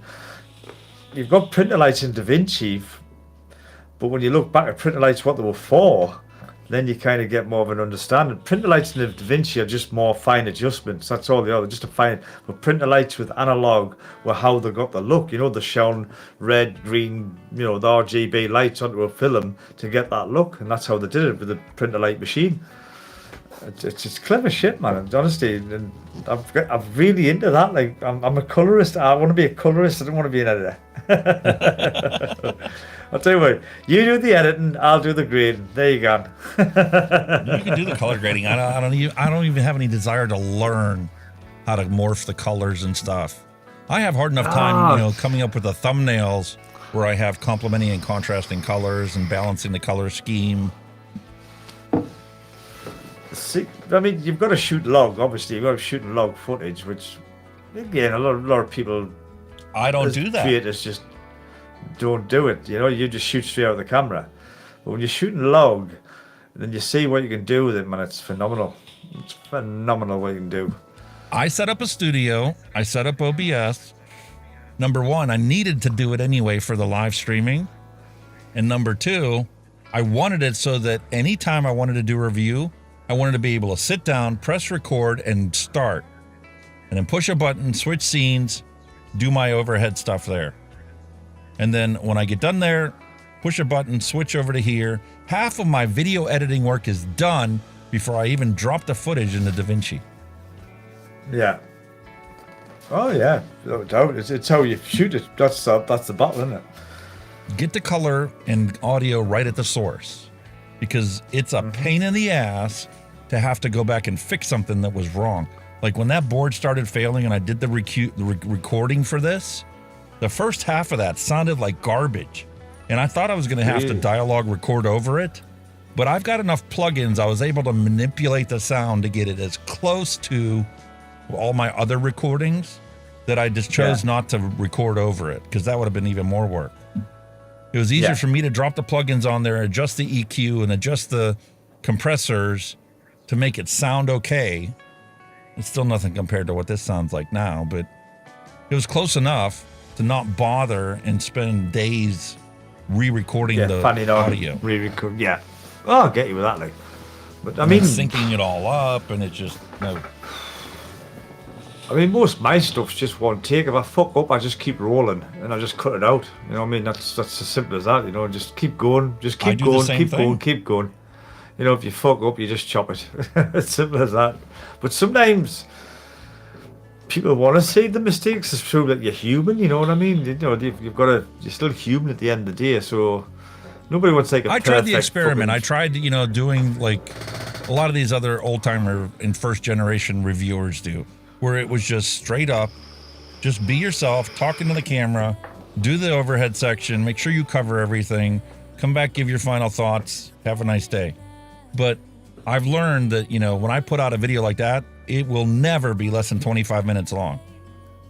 Yeah. And if I just take that same video and chop out a bunch of the useless stuff, try to achieve perfection, I can get a video that's 10 minutes long and will be viewed by twice as many people.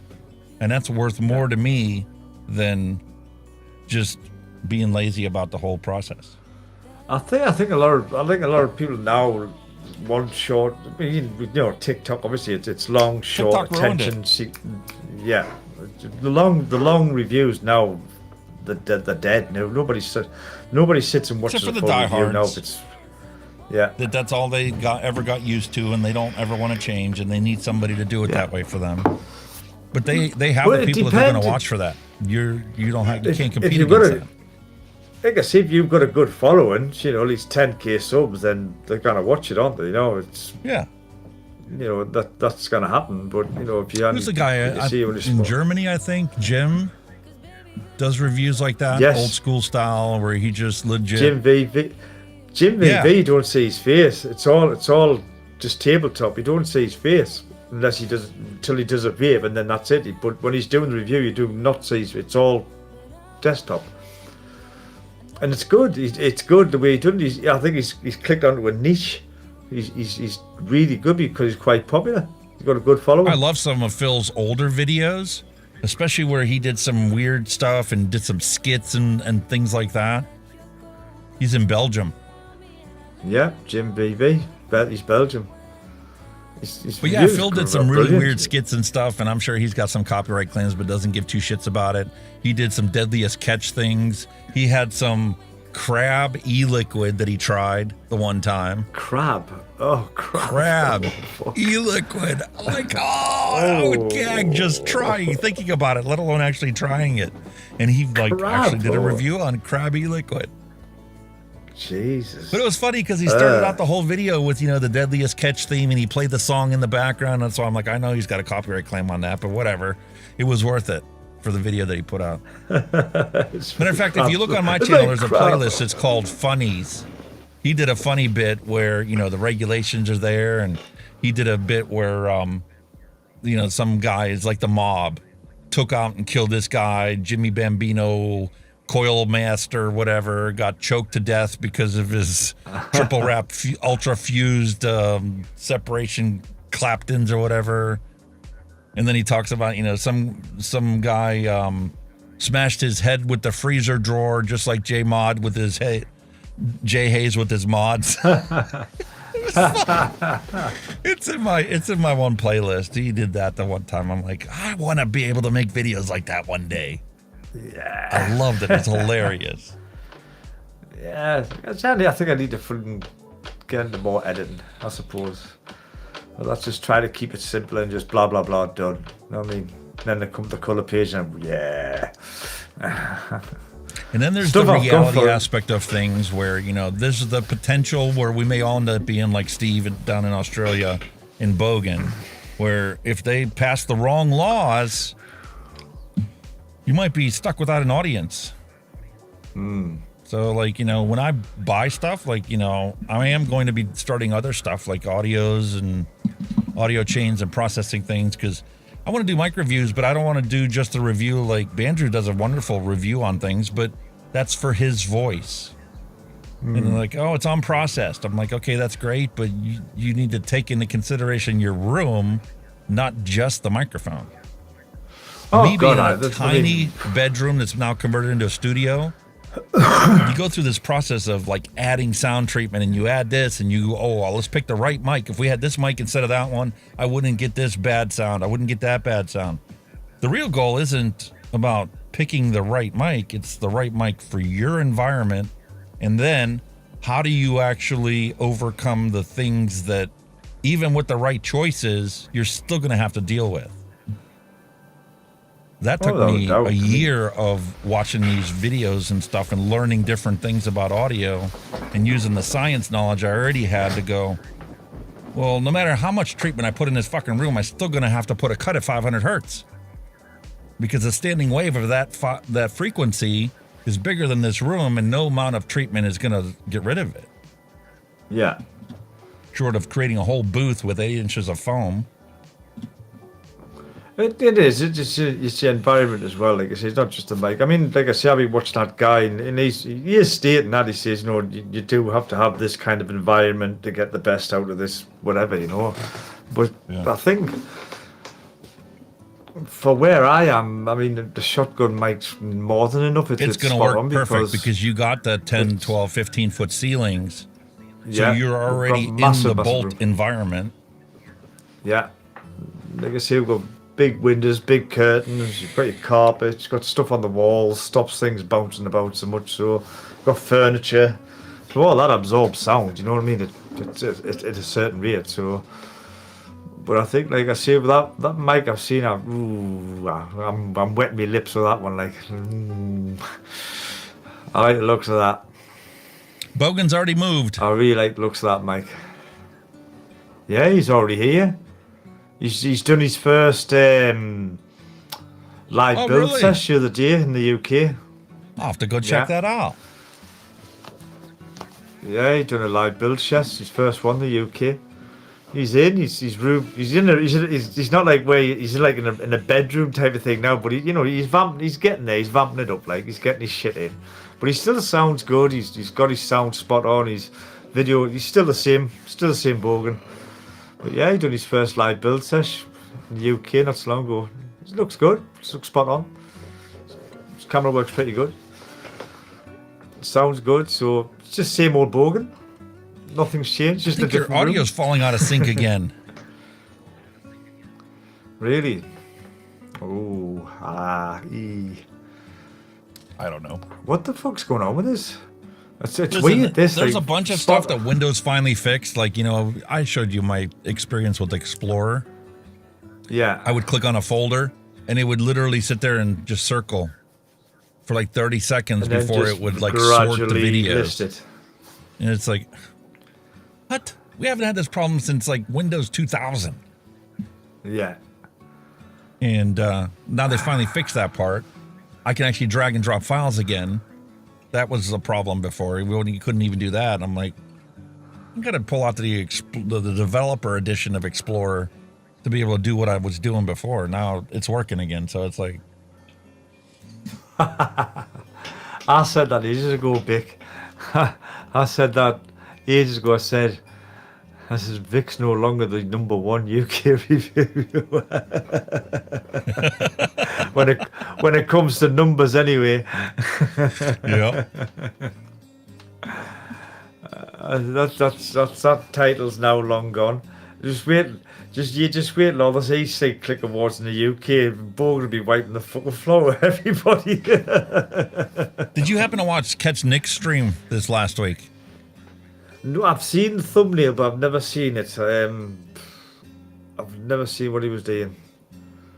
Well, there's a couple things that happened there, but the one thing that brought to light that you just mentioned, and with Bogan moving to the UK, is now like, is that really a possibility? I haven't seen the actual news sources myself, but he saw something that said that Australia is on the verge of reversing their prescription model. And they're actually going to put out reasonable regulations for stuff? It'd be nice if they did, like, if they've done a bit of a U-turn, but... They should. It's the right thing to do. Is it actually going to happen? I don't know. I haven't seen it anywhere. I tried finding it this week for the vlog, but I didn't see anything about it. I don't know what his source is, like, but I mean... All we're hearing from there really is the black market. You know what I mean? It's rife, and it's not going to go away. The only way to get it to go away is for them to legalize it. Come up with reasonable regulations for everything. Mark Sweeney, hello and welcome to the stream. And I'm going to continue automating all this stuff that we got going on here. I don't know if you guys noticed, but when I play a bumper, you hear the applause. The applause isn't just another added effect into the stream. It actually is writing the time into a file, so I don't need to spend 5 hours every week if I don't want to, rewatching the stream to put timestamps in. That's awesome. Where's Vic? Done nothing for a few weeks, so I don't know what's going on with Vic, buddy. I haven't got a fucking clue. Might be ill again. He does suffer a few things, so he could be poorly again. I don't know. I ain't got a clue. I feel bad because I don't get to watch the same stuff I used to watch before I started, actually pushing the channel. I used to go to every single one of the Coffee with Legion. And now it's like, I try to make time for it, and I still can't make it half the time. When I make the effort to try and be there. Well, in the UK, it's obviously the time frame, you know what I mean? It's totally, it's late here by the time he starts broadcasting. I think I used to do the odd one live with them, but 9 out of 10 times it would be just rewatch it, you know what I mean? I used to have some fantastic crap with it when I was when I used to get in the lines. I used to put all the comments and he used to reply to the comments. Just go, now hold on, Heedley. Hold on, no. What are you talking about? Awesome. Well, sir, he's good. 4.5 hours. I think we're gonna call it quits for today. That's been a good session. Been a good session. Covered everything. I mean, you and I can sit here and chat for hours and, never repeat our conversations about whatever, but... I know. I don't think the people could cope with us chatting away. Especially when we really go off tangents. You can kind of understand, audio and color grading and photography and stuff like that. But some of the other conversations is just like... that doesn't belong on this channel. What are these guys talking about? I was on a vaping channel a minute ago. And they were talking, well, at least we're not talking about some of the other stuff. Yeah, but it's still part of being, having a YouTube channel, that, people need to realize what goes into it, you know what I mean? There's a lot of work behind the scenes, for even a 10-minute video, you're sitting there for hours cutting, editing and all that stuff, so, Nice to let people know what's going on. Get appreciated. You know what I mean? I'll show you. There's no secrets here. Close that. I don't need that. Yeah, go ahead and save those changes. We'll pull up DaVinci. I'll pull up my last video. You see what's involved in a 10-minute video?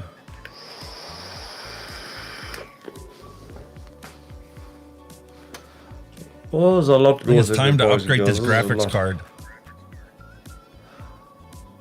I've exceeded my budget already, but time to go to a 40 series card. I've noticed last couple of upgrades to DaVinci, I'm having some bother with it. It's really lagging lately.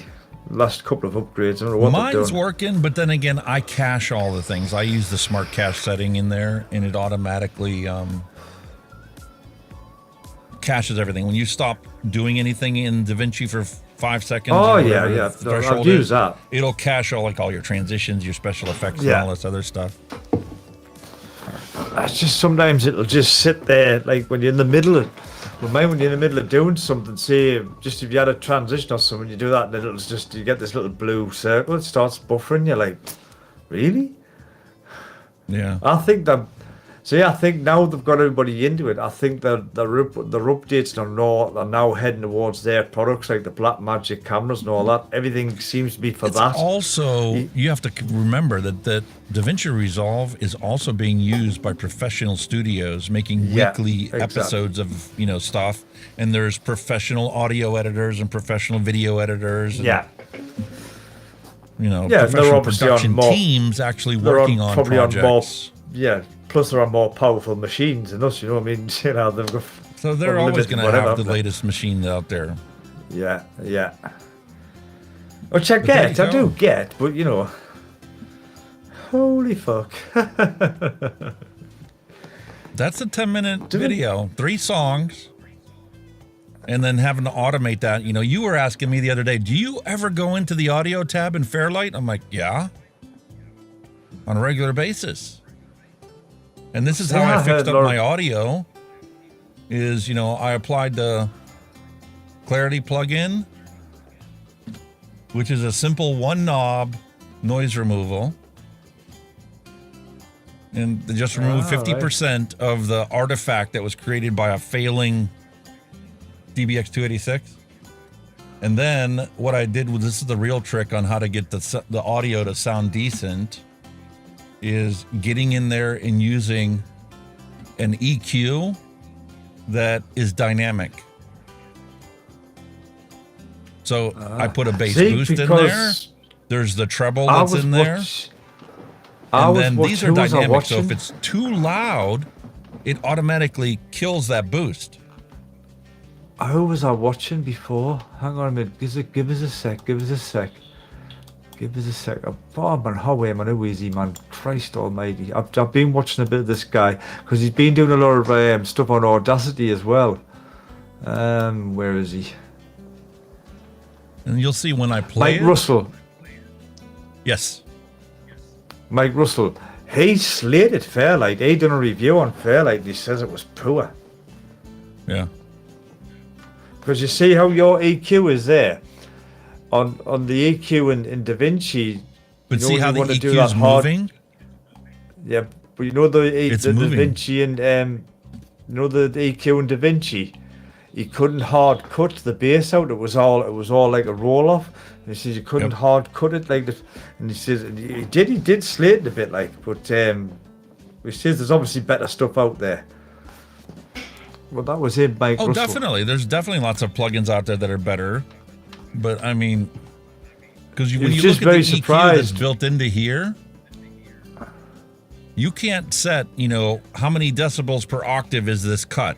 It's whatever their standard cut is, 6 decibels per octave. That's all you get. Like I say, on that EQ there, he wanted to do a hard cut at around about, I think it was 100 megahertz or something to get rid of all that low humming rumble from down there. But it was just a roll-off. There are no settings for that. Yeah, it was just a roll-off. You pick the frequency and that's it. Yeah. Whereas if you use a plugin for this, you can change this. How many decibels per octave do you want it to be? You know, 6, 12, 18, or 24 decibels per octave. And that'll change the angle of that cutoff. Yeah. That's a kind of cool one.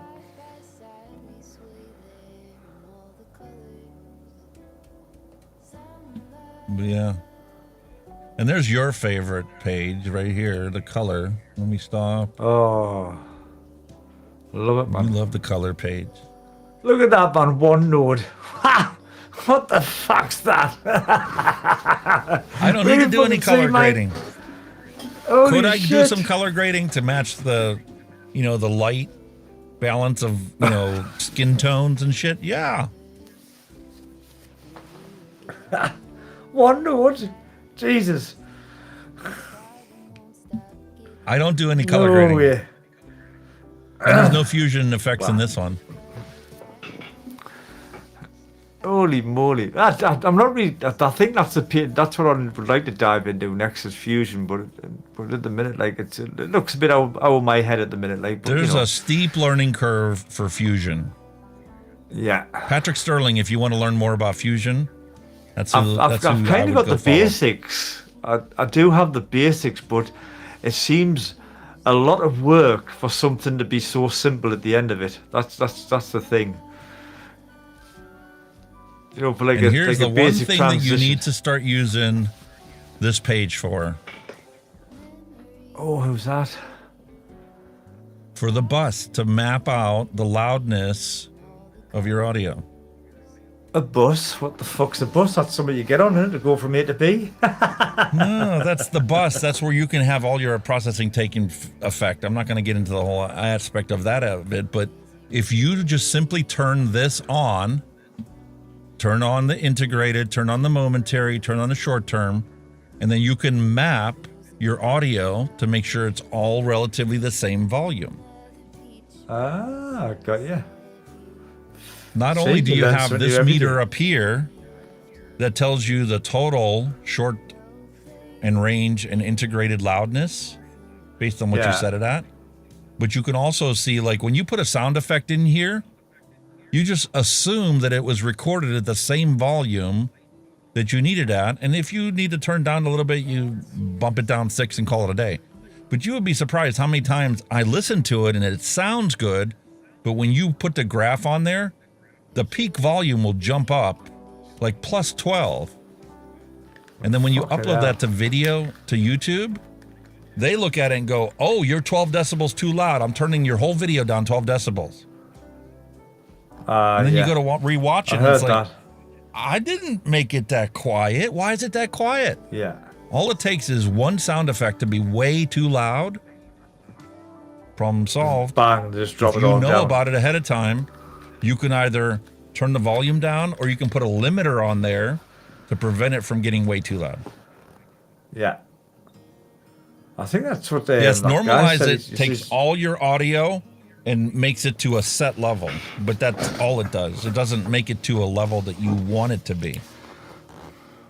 I'll tell you what he did, like that voice isolator. He thought that was really, really good. Now I think that's good and all. That voice isolator just takes out everything, pretty much. Yep. It's brilliant.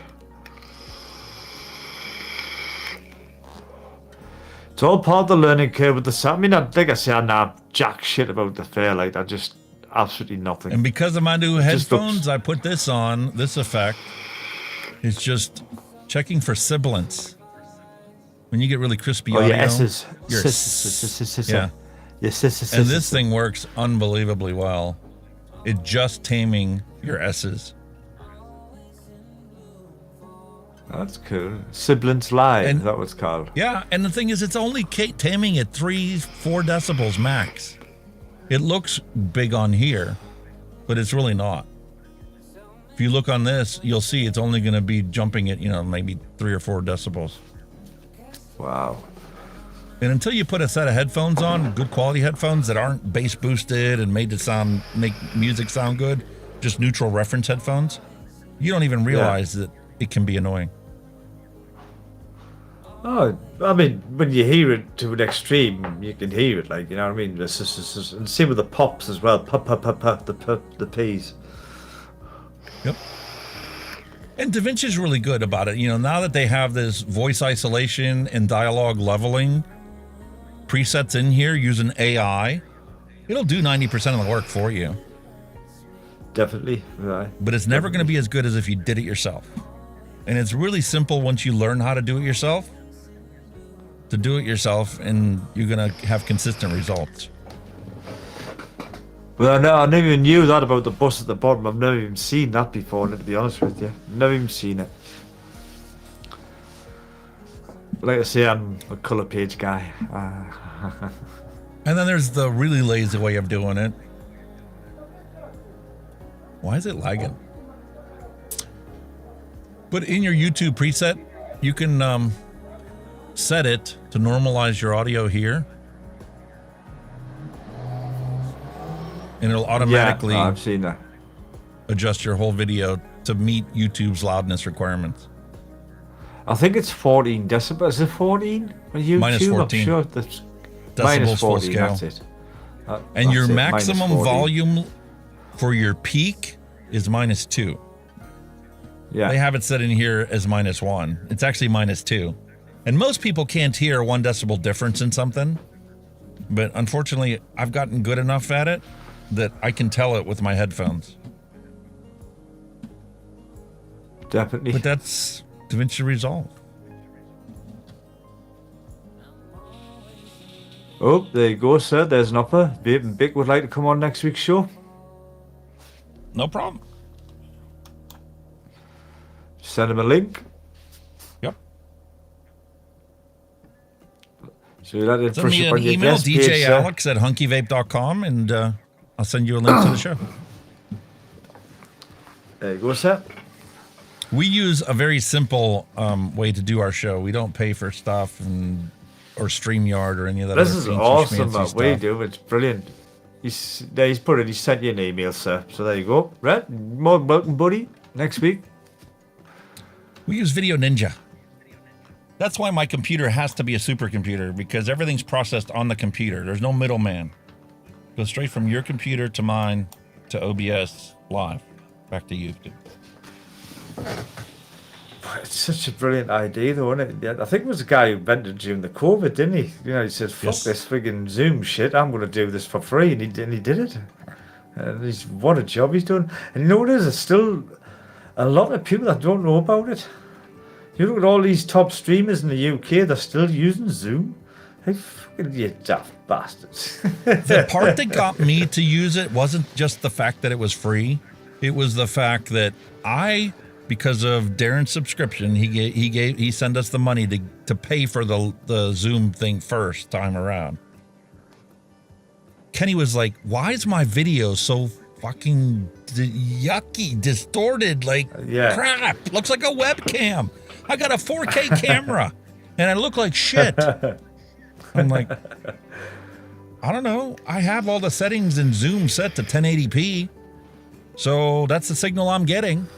What you don't know, and until you do some digging and find out, is Zoom servers downgrade it to 720p and then sends it to you as a compressed 720p in a 1080p frame. So they compress it to 720, and then they blow it back up to 1080p and send it to you as a 1080p signal. And you're like, that's 1080p. What are you talking about? And then to get it into OBS, you got to do a display capture. So you're capturing 25% of your screen and blowing it up again. Whereas now, what he sends me is what goes to OBS and what you guys see. Yeah. So and all my handsomeness. That's your 1080p camera signal from OBS. That was the other best thing that we ever did. We used to go straight from your camera. I've still got that sitting on 4K. Yeah. I've still got that sitting at 4K. I've just never turned it off yet. But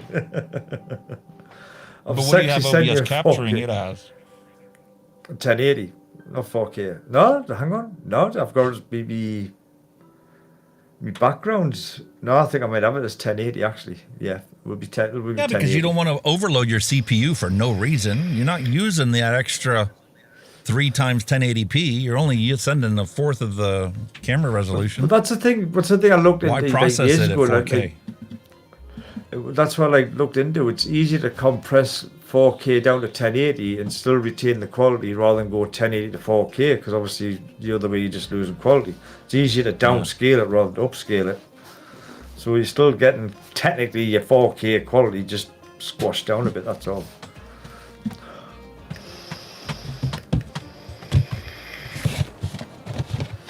Somebody wanting a treat again?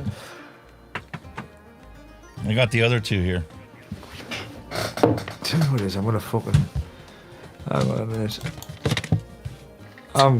Fuck this, I'm gonna show you this if I get it up. If it'll work, alright. If it'll not kill me computer, I'm gonna fucking... I'll show you something, you bastards. I'll show you something. I will show you something. Come on, you bastard. Yeah. Come on, you little fucker. I have to switch the camera over for them to see you. Hang on a minute. Right, drop you down onto there. Stick you on there. Go to that. Hang on a minute.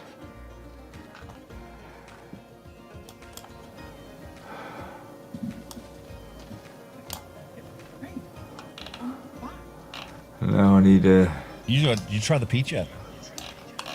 Oh, I love this peach. This is better than the Jack Daniels.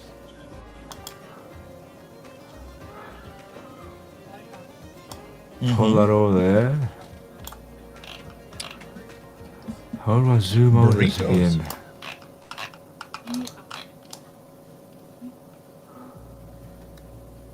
Well, okay. Spicy tacos. Right, how you showed me your audio page, that's my colour page. Nice. I've got start there, I've got all that, I've got all that, I've got all that, I've got that. Then I've got shit going on down here. Hey man, look what I'm having for dinner. Oh, you lucky swine. You know, that's the kind of shit I've got going on. You should play with the light. That's your basic there. That's your basic balance there. You expose your contrast, your balance, and your colour. That's your basic stuff. But you use a CST to send it in a bigger colour space to edit, and then you transfer it back to 709. It's just fucking. Yeah, that's a little one there. I've got a few of them saved up. Actually, what I've done in the past. Where were? What's that one? That one's a bleach bypass, but that one's a compound node. Everything's in there for the bleach bypass look. I use my colour checker. I've got my little colour checker there. I use my little colour checker to sort that out. There's my little colour checker. I always use that. Yep, you got your colour checker. And that one gets near good to hear because you didn't shoot and log. So what's the point? You didn't need it because you didn't shoot and log. I tried it just to get my hands wrapped around the idea of it for a while, and I'm like, okay, well, let me do this. I'm like, okay, I know I'm recording in Rec 709, so here's my color space. Let me do a color space transform, and it's just like, or color correction, and it's just like, it didn't look any better. It made it look weird. Yeah, because you're in 709, it's tiny. But yeah, that's kind of like where I sit with color grading, mate. My node trees are ridiculous. I love it. I mean, I love the fact that I've got everything set up. It took a while to get everything set up in OBS so that everything was on the same plane. Everything's 30 frames per second. Everything's Rec 709. Some of the webcams, you know, you had to finagle it to try and get it right, but I don't record. I do not record anything at all in OBS. It all comes. If I'm doing a headshot, it all comes straight off the camera, and I just drop my SD card in to my machine and just load it off that. I just wish, you know, it'd be the next best update for DaVinci Resolve if you actually film live into it. You know, if you, instead of having loading on a desktop, like loading it onto a stupid card, then loading it in that way. Imagine just recording live, just set it away, and it had like a record button where you just record straight off your camera, and it'd be awesome. You know what I mean? That would be cool. That would be when awesome. I bought the Canon M50 Mark II, that was one of the features that they advertised on there is you could go live with your camera. You could take your camera, connect it to a Wi-Fi hotspot, and you could go live right from your camera. But I'm like, I could see maybe one or two scenarios where that might be cool, but if you've got a Wi-Fi connection, you can kind of connect your camera to any kind of Wi-Fi, public Wi-Fi, you know. But the thing is, right, you've got a Canon camera, and the log on Canon is the log footage on Canon is fucking good. It's high standard shit. The log footage of Canon, and it's very easy to grade as well. There's a lot of stuff out there for Canon. Yeah, I've seen a lot of people talk about it, and I've watched some videos about learning how to do it and stuff. Like I said, I tried to get my head wrapped around it, but it's just like it's not natural workflow for me anymore. I'm literally focused on OBS. Matter of fact, I'm so focused on OBS. Sound guy. Well, that's true. But I also am at the point now where I've gotten on the developers page for OBS, and I've taken plugins and modified them myself, rebuilt OBS to have a custom feature that's not even available for the public. Because you're a sound man, that's the thing. You know the sounds. You're a sound guy. I'm a colour guy. There you go. Wait, I'm an editing guy actually, because you're pretty good. You've nailed the editing side of it as well. I'm also a computer security guy, so I'm not good at writing code, but I can read code and I can spot problems in it. So like, there's the problem right now with this audio mixer that Exceldro's got out. Why my computer's doing something weird on it. So I've been, every once in a while when I get some free time, I go and I start reading, cycling through the code, like, okay, how's this one mapped out? How did he like layer the structures and the objects? And why is it giving me a illicit reference to something that's not even in his code? Yeah. But OBS is such a complex beast on its own. It's like, oh, without I don't know if I'll ever come up with a this- solution to that. I was almost at the point where I was going to do like you. I'm just going to have AI dig into it and tell me, why does it do this when I disable this audio path? Yeah. The meter's still there and it's working, but it's like this small. How did you delete the reference for the size when you deleted the source? That's saved in more than one location. Coding's like you see it. It's phenomenal if you can do it. It's really. I mean, like there's a guy who does all the DCTLs for the color grading. All his is code, and you look at it and you're like, "Fuck me!" There's lines and lines and lines of it. You know what I mean? You're like, "Jesus." It's just like learning another language. I bet it looks like it. It looks so complicated. But It's like you trying to understand Hungarian. If I just changed Oh, languages and started talking to Hungarian, you would be like, "The hell are you saying?" No, I'll just put Google Translate and just. I know what you mean. Yeah, definitely. There's a technology It's solution available to language. you, and you know, I may try and explore that one day just to see what it can come up with. Yeah, it is, but it again, computing is a language. It's a language for that, whatever, for a machine, whatever. You know what I mean? It's a language. It is a language. You all learn the language, not so much the spoken language, but you learn another language. Certainly, engineering trade. Well, machines. We're CNC machines. They're all got different coding languages. You've got Phonics. You've got Mazaks. They're all different coding languages, which you've got to learn to operate the machine. So. Medicine is the same way.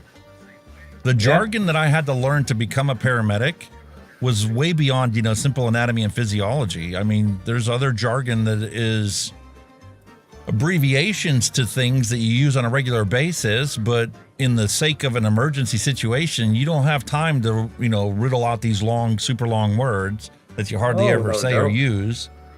So you have abbreviations for everything. Matter of fact, that was part of the process in healthcare, documentation of everything that you do. So when you get done writing a trip sheet for every single call you go out on, you learn what all those shortcuts are and the abbreviations, and you use them consistently. So then you start doing that when you're actually interacting with other healthcare professionals, because they understand it too, because they use the same shortcuts. I mean, like I see my sister, like she started like early days when she left school. She was a receptionist and she had to learn shorthand. Just shorthand, right, dictating, and again, that is just a total different language.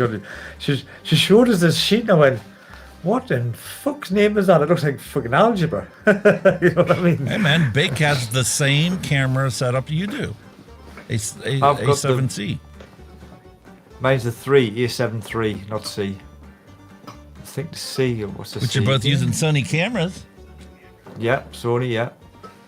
Mara Soy's butt cheeks are blue. Hello and welcome. Why are they blue? Are you cold?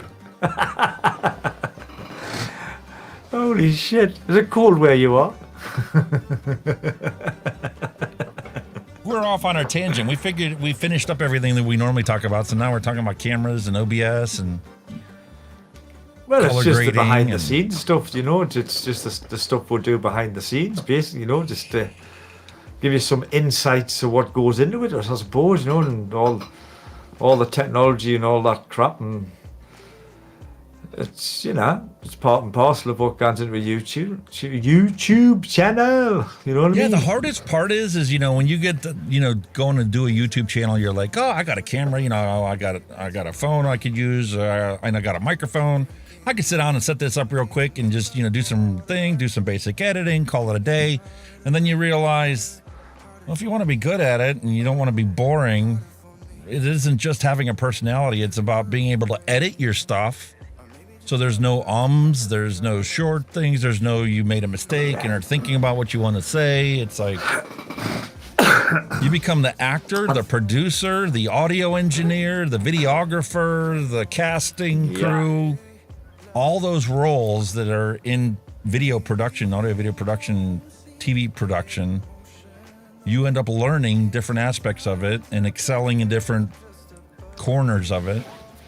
It is an interesting thing because, like, I've noticed, like, sometimes you gone overboard because, like, you know, if I sit and watch a film, I gone, I need to put some grain on that. Like, there's a bit of grain in there, and they've done a bit of that. You know, you're sitting there, you know what they've done. You know, and you're like, and there's some people sitting there talking, you're like, what the fuck are you talking about? Goes, no, I'm just looking at the technical joke. You know what they've done to achieve what they've achieved, you know, and you're like, you see, they've done a bit of and everybody's there going, what the hell are you talking It's about? definitely a learning journey that you're never ever going to be done with. Like for me, you see the color grading thing because that's what tickles your fancy. So every time you watch something on Netflix or Amazon or wherever in the movies, you're like, what did that's not a natural shade. They applied a color temperature adjustment here. And for me, it's or something like that.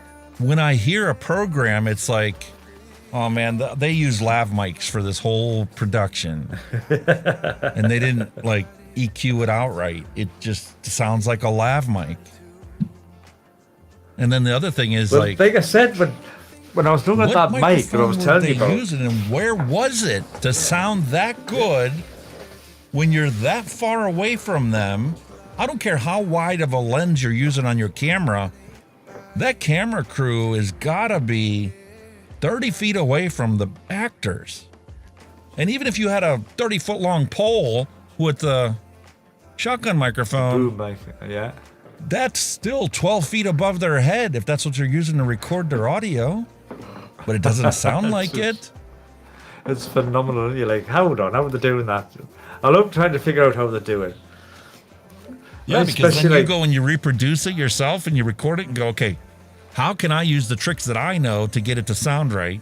And then you learn in the process of figuring it out.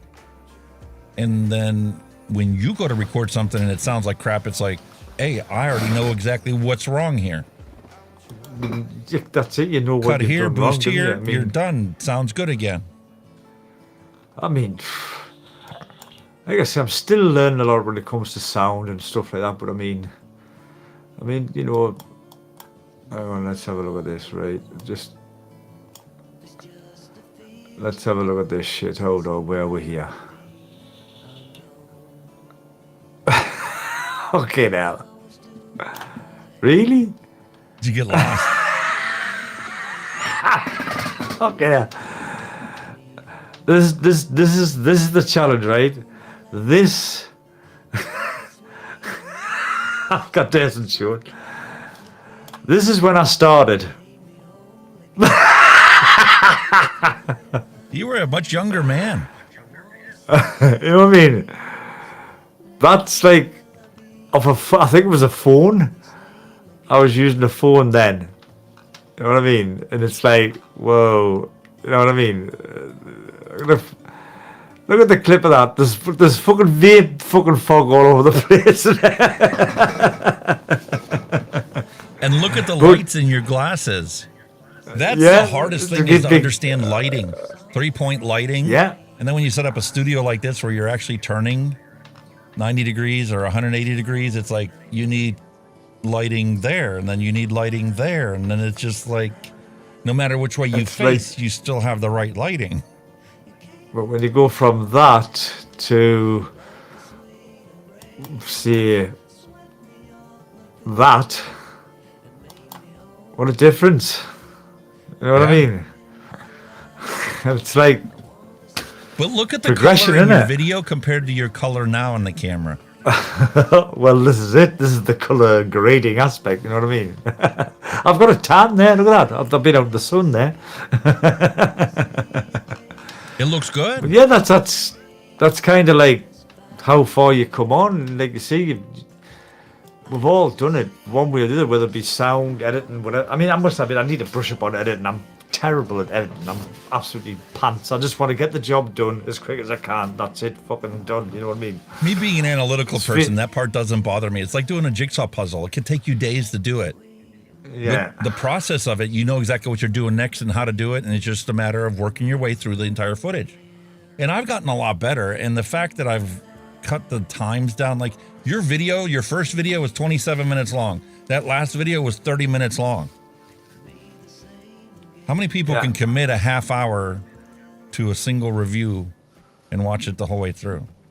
Not in this day and age. Maybe it's old school, not now.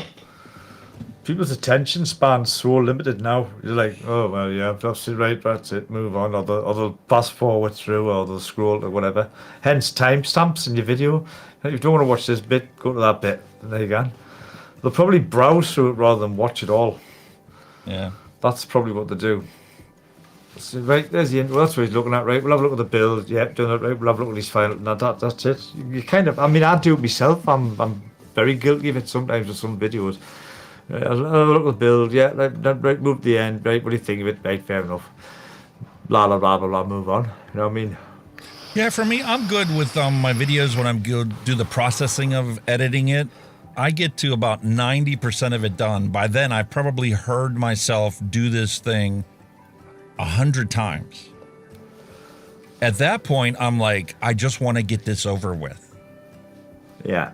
Which is actually a good thing, because then it's easier for me to chop more useless bits out.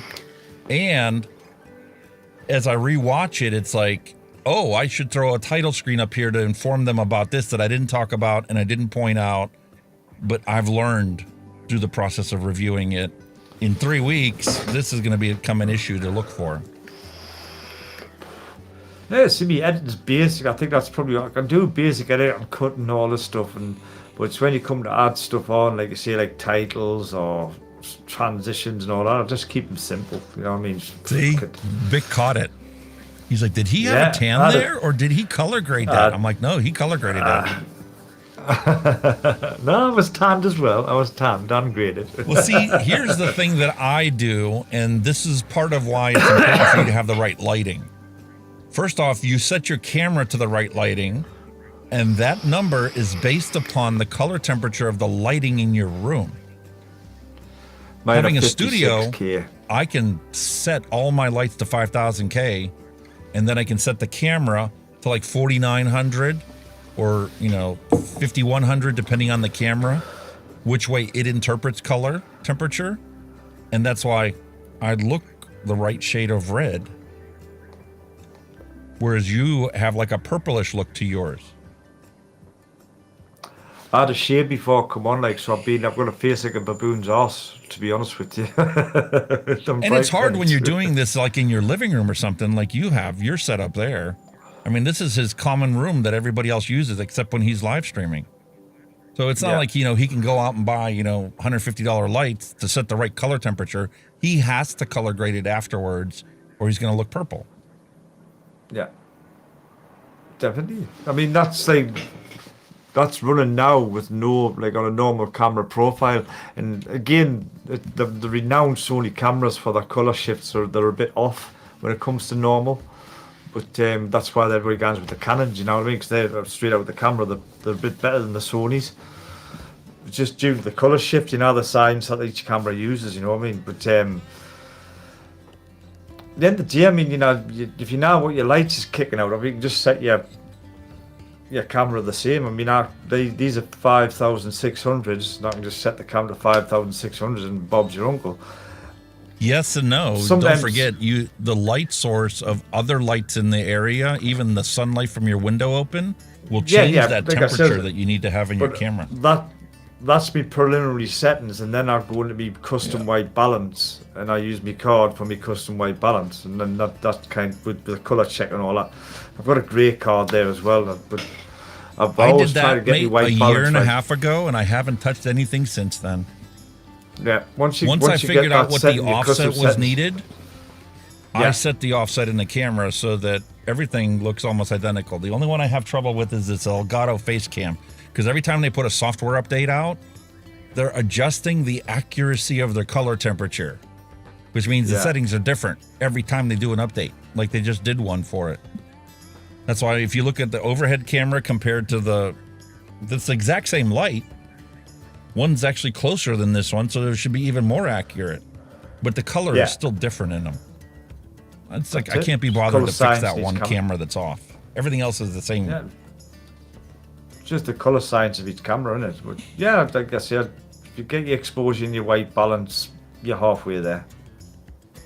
Easy.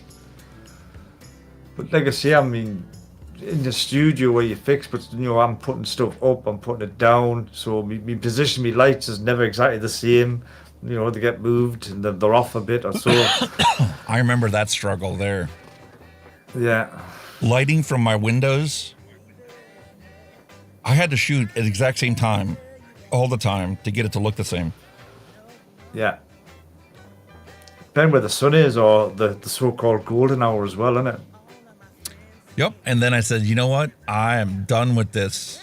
Natural sunlight is gone. I put this black vinyl over my windows, color cling, like you have for decorations around the holidays. You put on your screen doors or whatever. Yeah. I put it on my windows. No natural light comes in here whatsoever unless the window's open. Yeah. Problem Same solved. with us, I've got big heavy duty fucking curtains, so they just black it out straight away. We've got blinds and curtains, so there's no light comes in. But then again, But for most people, especially when you're first getting started, you don't have a dedicated studio you can do that too. Nah. You don't. You've got to make So best you of what have to can, find really. workarounds. Like Steve said on Bic's show when he was live, he's like, it took me a long time to go through microphones before I found one that agreed with my voice in my room. Yeah. And for me, I ended on the highest level microphone possible, but it's not because it's the most expensive mic. It's because of the variable D technology. I have a bass buildup problem in this room, and this microphone is designed to ignore that altogether. So the ultra low problem I had at 70 hertz and at 119 hertz isn't a problem with this microphone. I still have the 500 megahertz issue, but that's easy to EQ out. Yeah. Like I say, it's just a massive learning curve, and you're constantly learning all the time. It's good again, you see, you might drift off to a niche. Like I say, I've drifted off to color grading, you've drifted off to, you know, you've already done sound, so you know that, but you've drifted off into editing. So you kind of find that little niche where you are anyway before and you start bounce back and try forth by constantly reevaluating where you are today, where you started, and what's my biggest weakness right now. And that's where you dive your attention to for a while until you feel that that's now become a strong point, and you got to find the next weakness to fix. Eventually you get it all done. It's like or you get bored and you quit. You've got to be a bit of a jack of all trades. That's the kind of thing. You just narrowed it down. You know, you've got to be doing everything. You're obviously going to be better at some stuff than you are at the others. You know what I mean? Mate, something wrong with your tank. It drinks the juice. Oh, it does. Like most of them do nowadays, though, don't they? However, be honest. That's not a problem. Not when it produces flavor that's good. I thought it was a half decent tank. Anyway, no, it's not too bad. It's that bamboo T fibers that they have in here. I know it. Why did they never really take off? You know, they just seemed to be like a passing phase, didn't they? They never really took off, did they? Freemax still does that. If you look at all their latest coils, they all have T fiber cotton in them. Freemax is still doing them, are they? Yeah.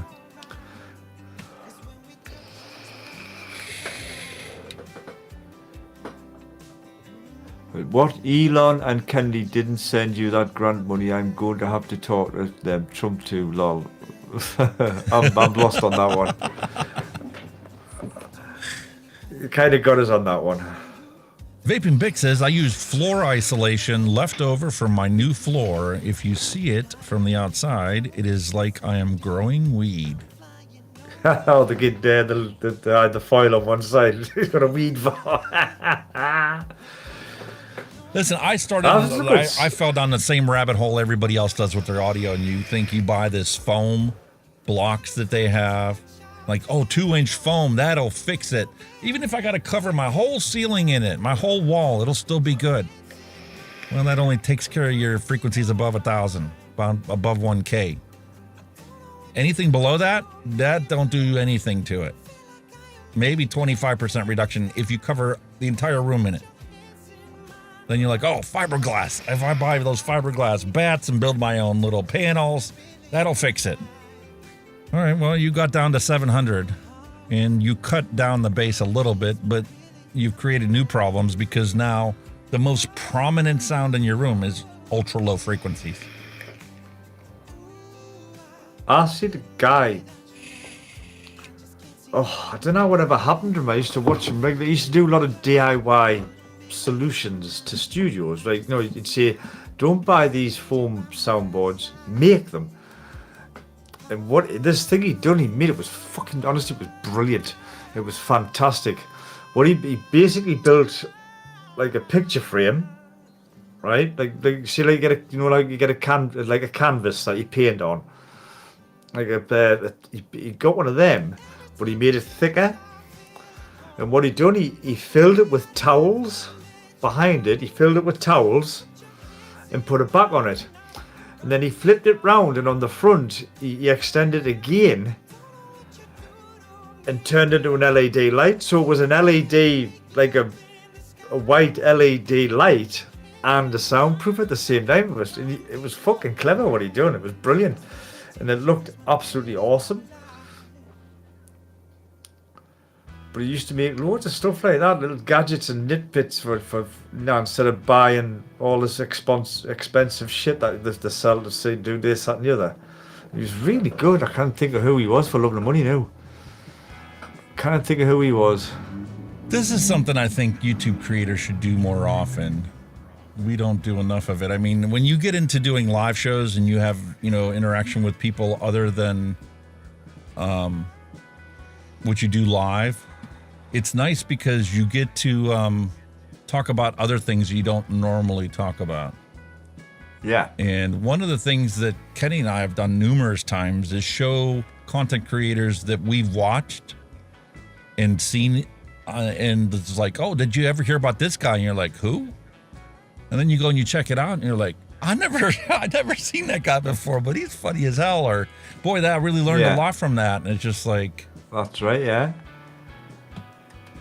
So I wanna share with you guys a couple of the YouTubers that you might be interested in checking out there if you're a content creator. Where's this one guy I was trying to find? I'm on his mailing list now, and I never get fed his videos anymore. And I know he does it. I know. YouTube with the notifications is getting crap now, isn't it? Like when you subscribe to people, they keep you get suggesting stuff that you're videos. like nowhere remotely interested in. Exactly. It's crap.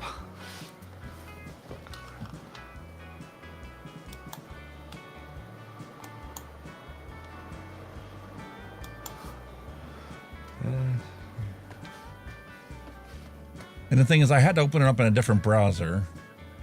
Otherwise, I'd lose my chat function. Cheers. Still on. I swear to God, this annoys me the heck. YouTube keeps dropping your subscriptions randomly from people. Doesn't that annoy you? Have you noticed it, or is it just me? No, it happens. It's unbelievable. Just because you haven't watched somebody's video doesn't mean you're no longer interested in following them.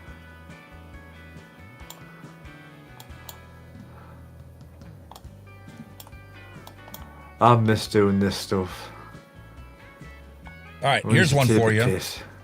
Cinema Sound. This guy will teach you everything you need to know about audio and stuff. Ah.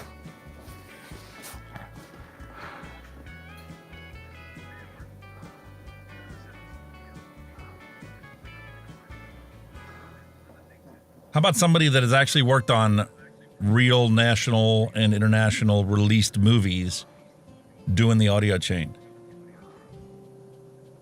And he will teach you how to deal with reverb and dialogue and how to process your audio to make it sound appropriate for the environment that you're in. Some audio doesn't have enough reverb. Some has to have added to it. Some of it has too much of it. You need to tame it. So Cinema Sound is a great channel for you to check out. The one I introduced Kenny to recently is Booth Junkie. Yeah, he's really good. I learned his stuff originally for Reaper because that's what I was using to process audio. And just like Bick was talking about normalization, what does normalization actually do in your videos? And how does it work? And how you can do it manually to make it even better than what the automation can do. He's a voice actor. Matter of fact, he does voiceovers. does voiceovers, and he does like New York Times was paying him every Friday to read the news, so that the audio podcast version of it, that's who you would listen to reading the news article. Yeah.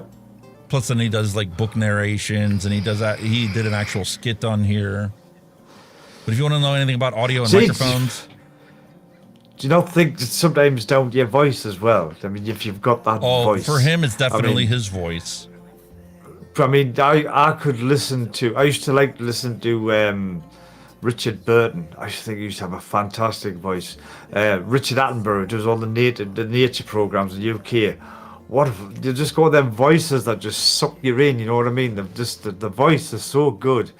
But Richard Burton, you know, especially like on when he was storytelling the War of the Worlds LP, when he was doing the story narration, his voice, man, it was fantastic voice. Had a brilliant he's got voice. one of them voices. Yeah, and he has, yeah.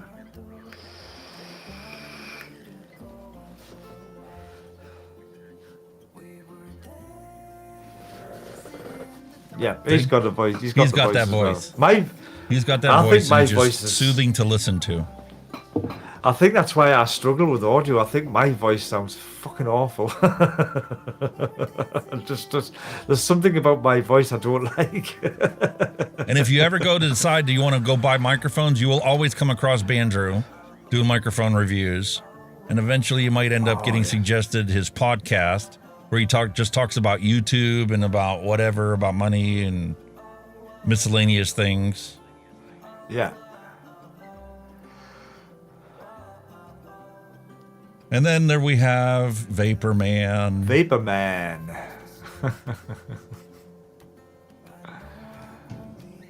He's a funny guy. I've watched a bit of his There's stuff. Vapor Man having a conversation with Dr. Mendelsohn.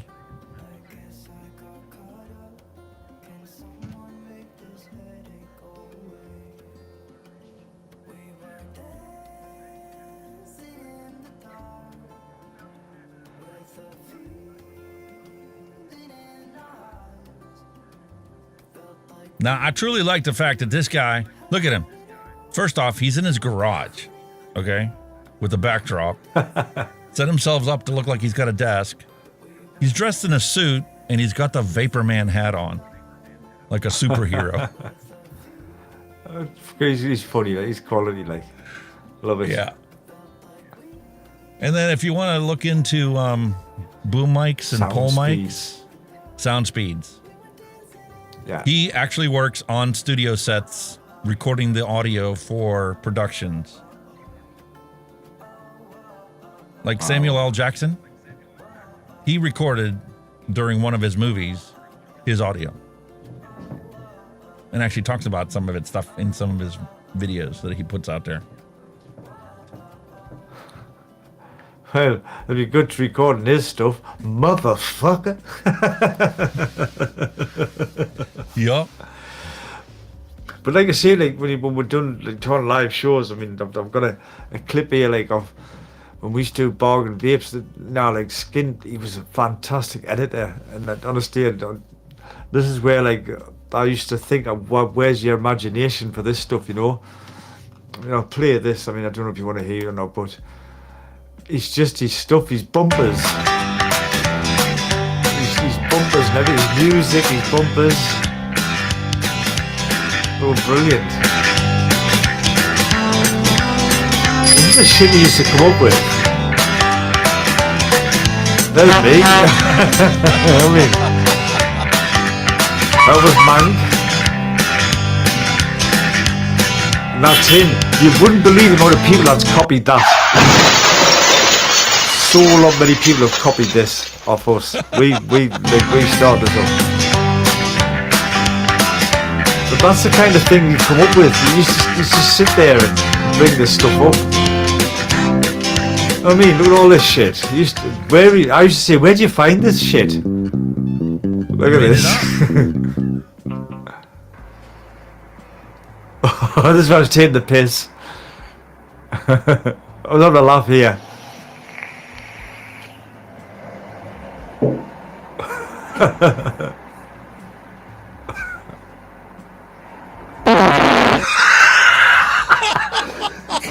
Oh my god.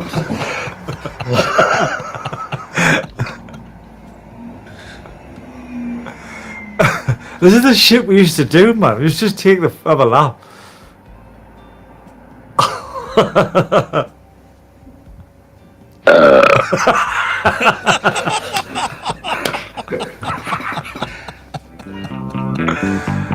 You know what I mean?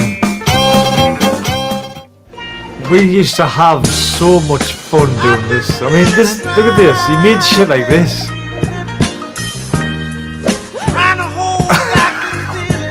So that's all like faces he's put on all that. How did he not get a copyright claim on the music?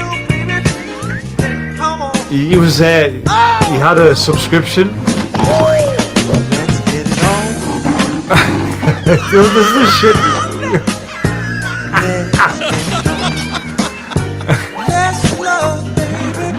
We used to have some fantastic laughs, man. Sugar, let's get it on. Ooh, let's get it on.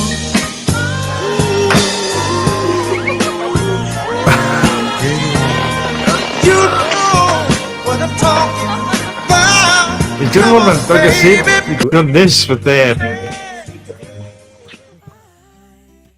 This is just the shit he used to do, man. He was so clever at editing the fun we had, but he done one of them when we used to take the piss out of Vic and all that, and like he says, like how did Flat Cap get like become a host on Vic's show, and he done something like that where they're all in the bedroom giving it this, you know. Honestly, it was fucking. His imagination was fantastic. That show, honestly.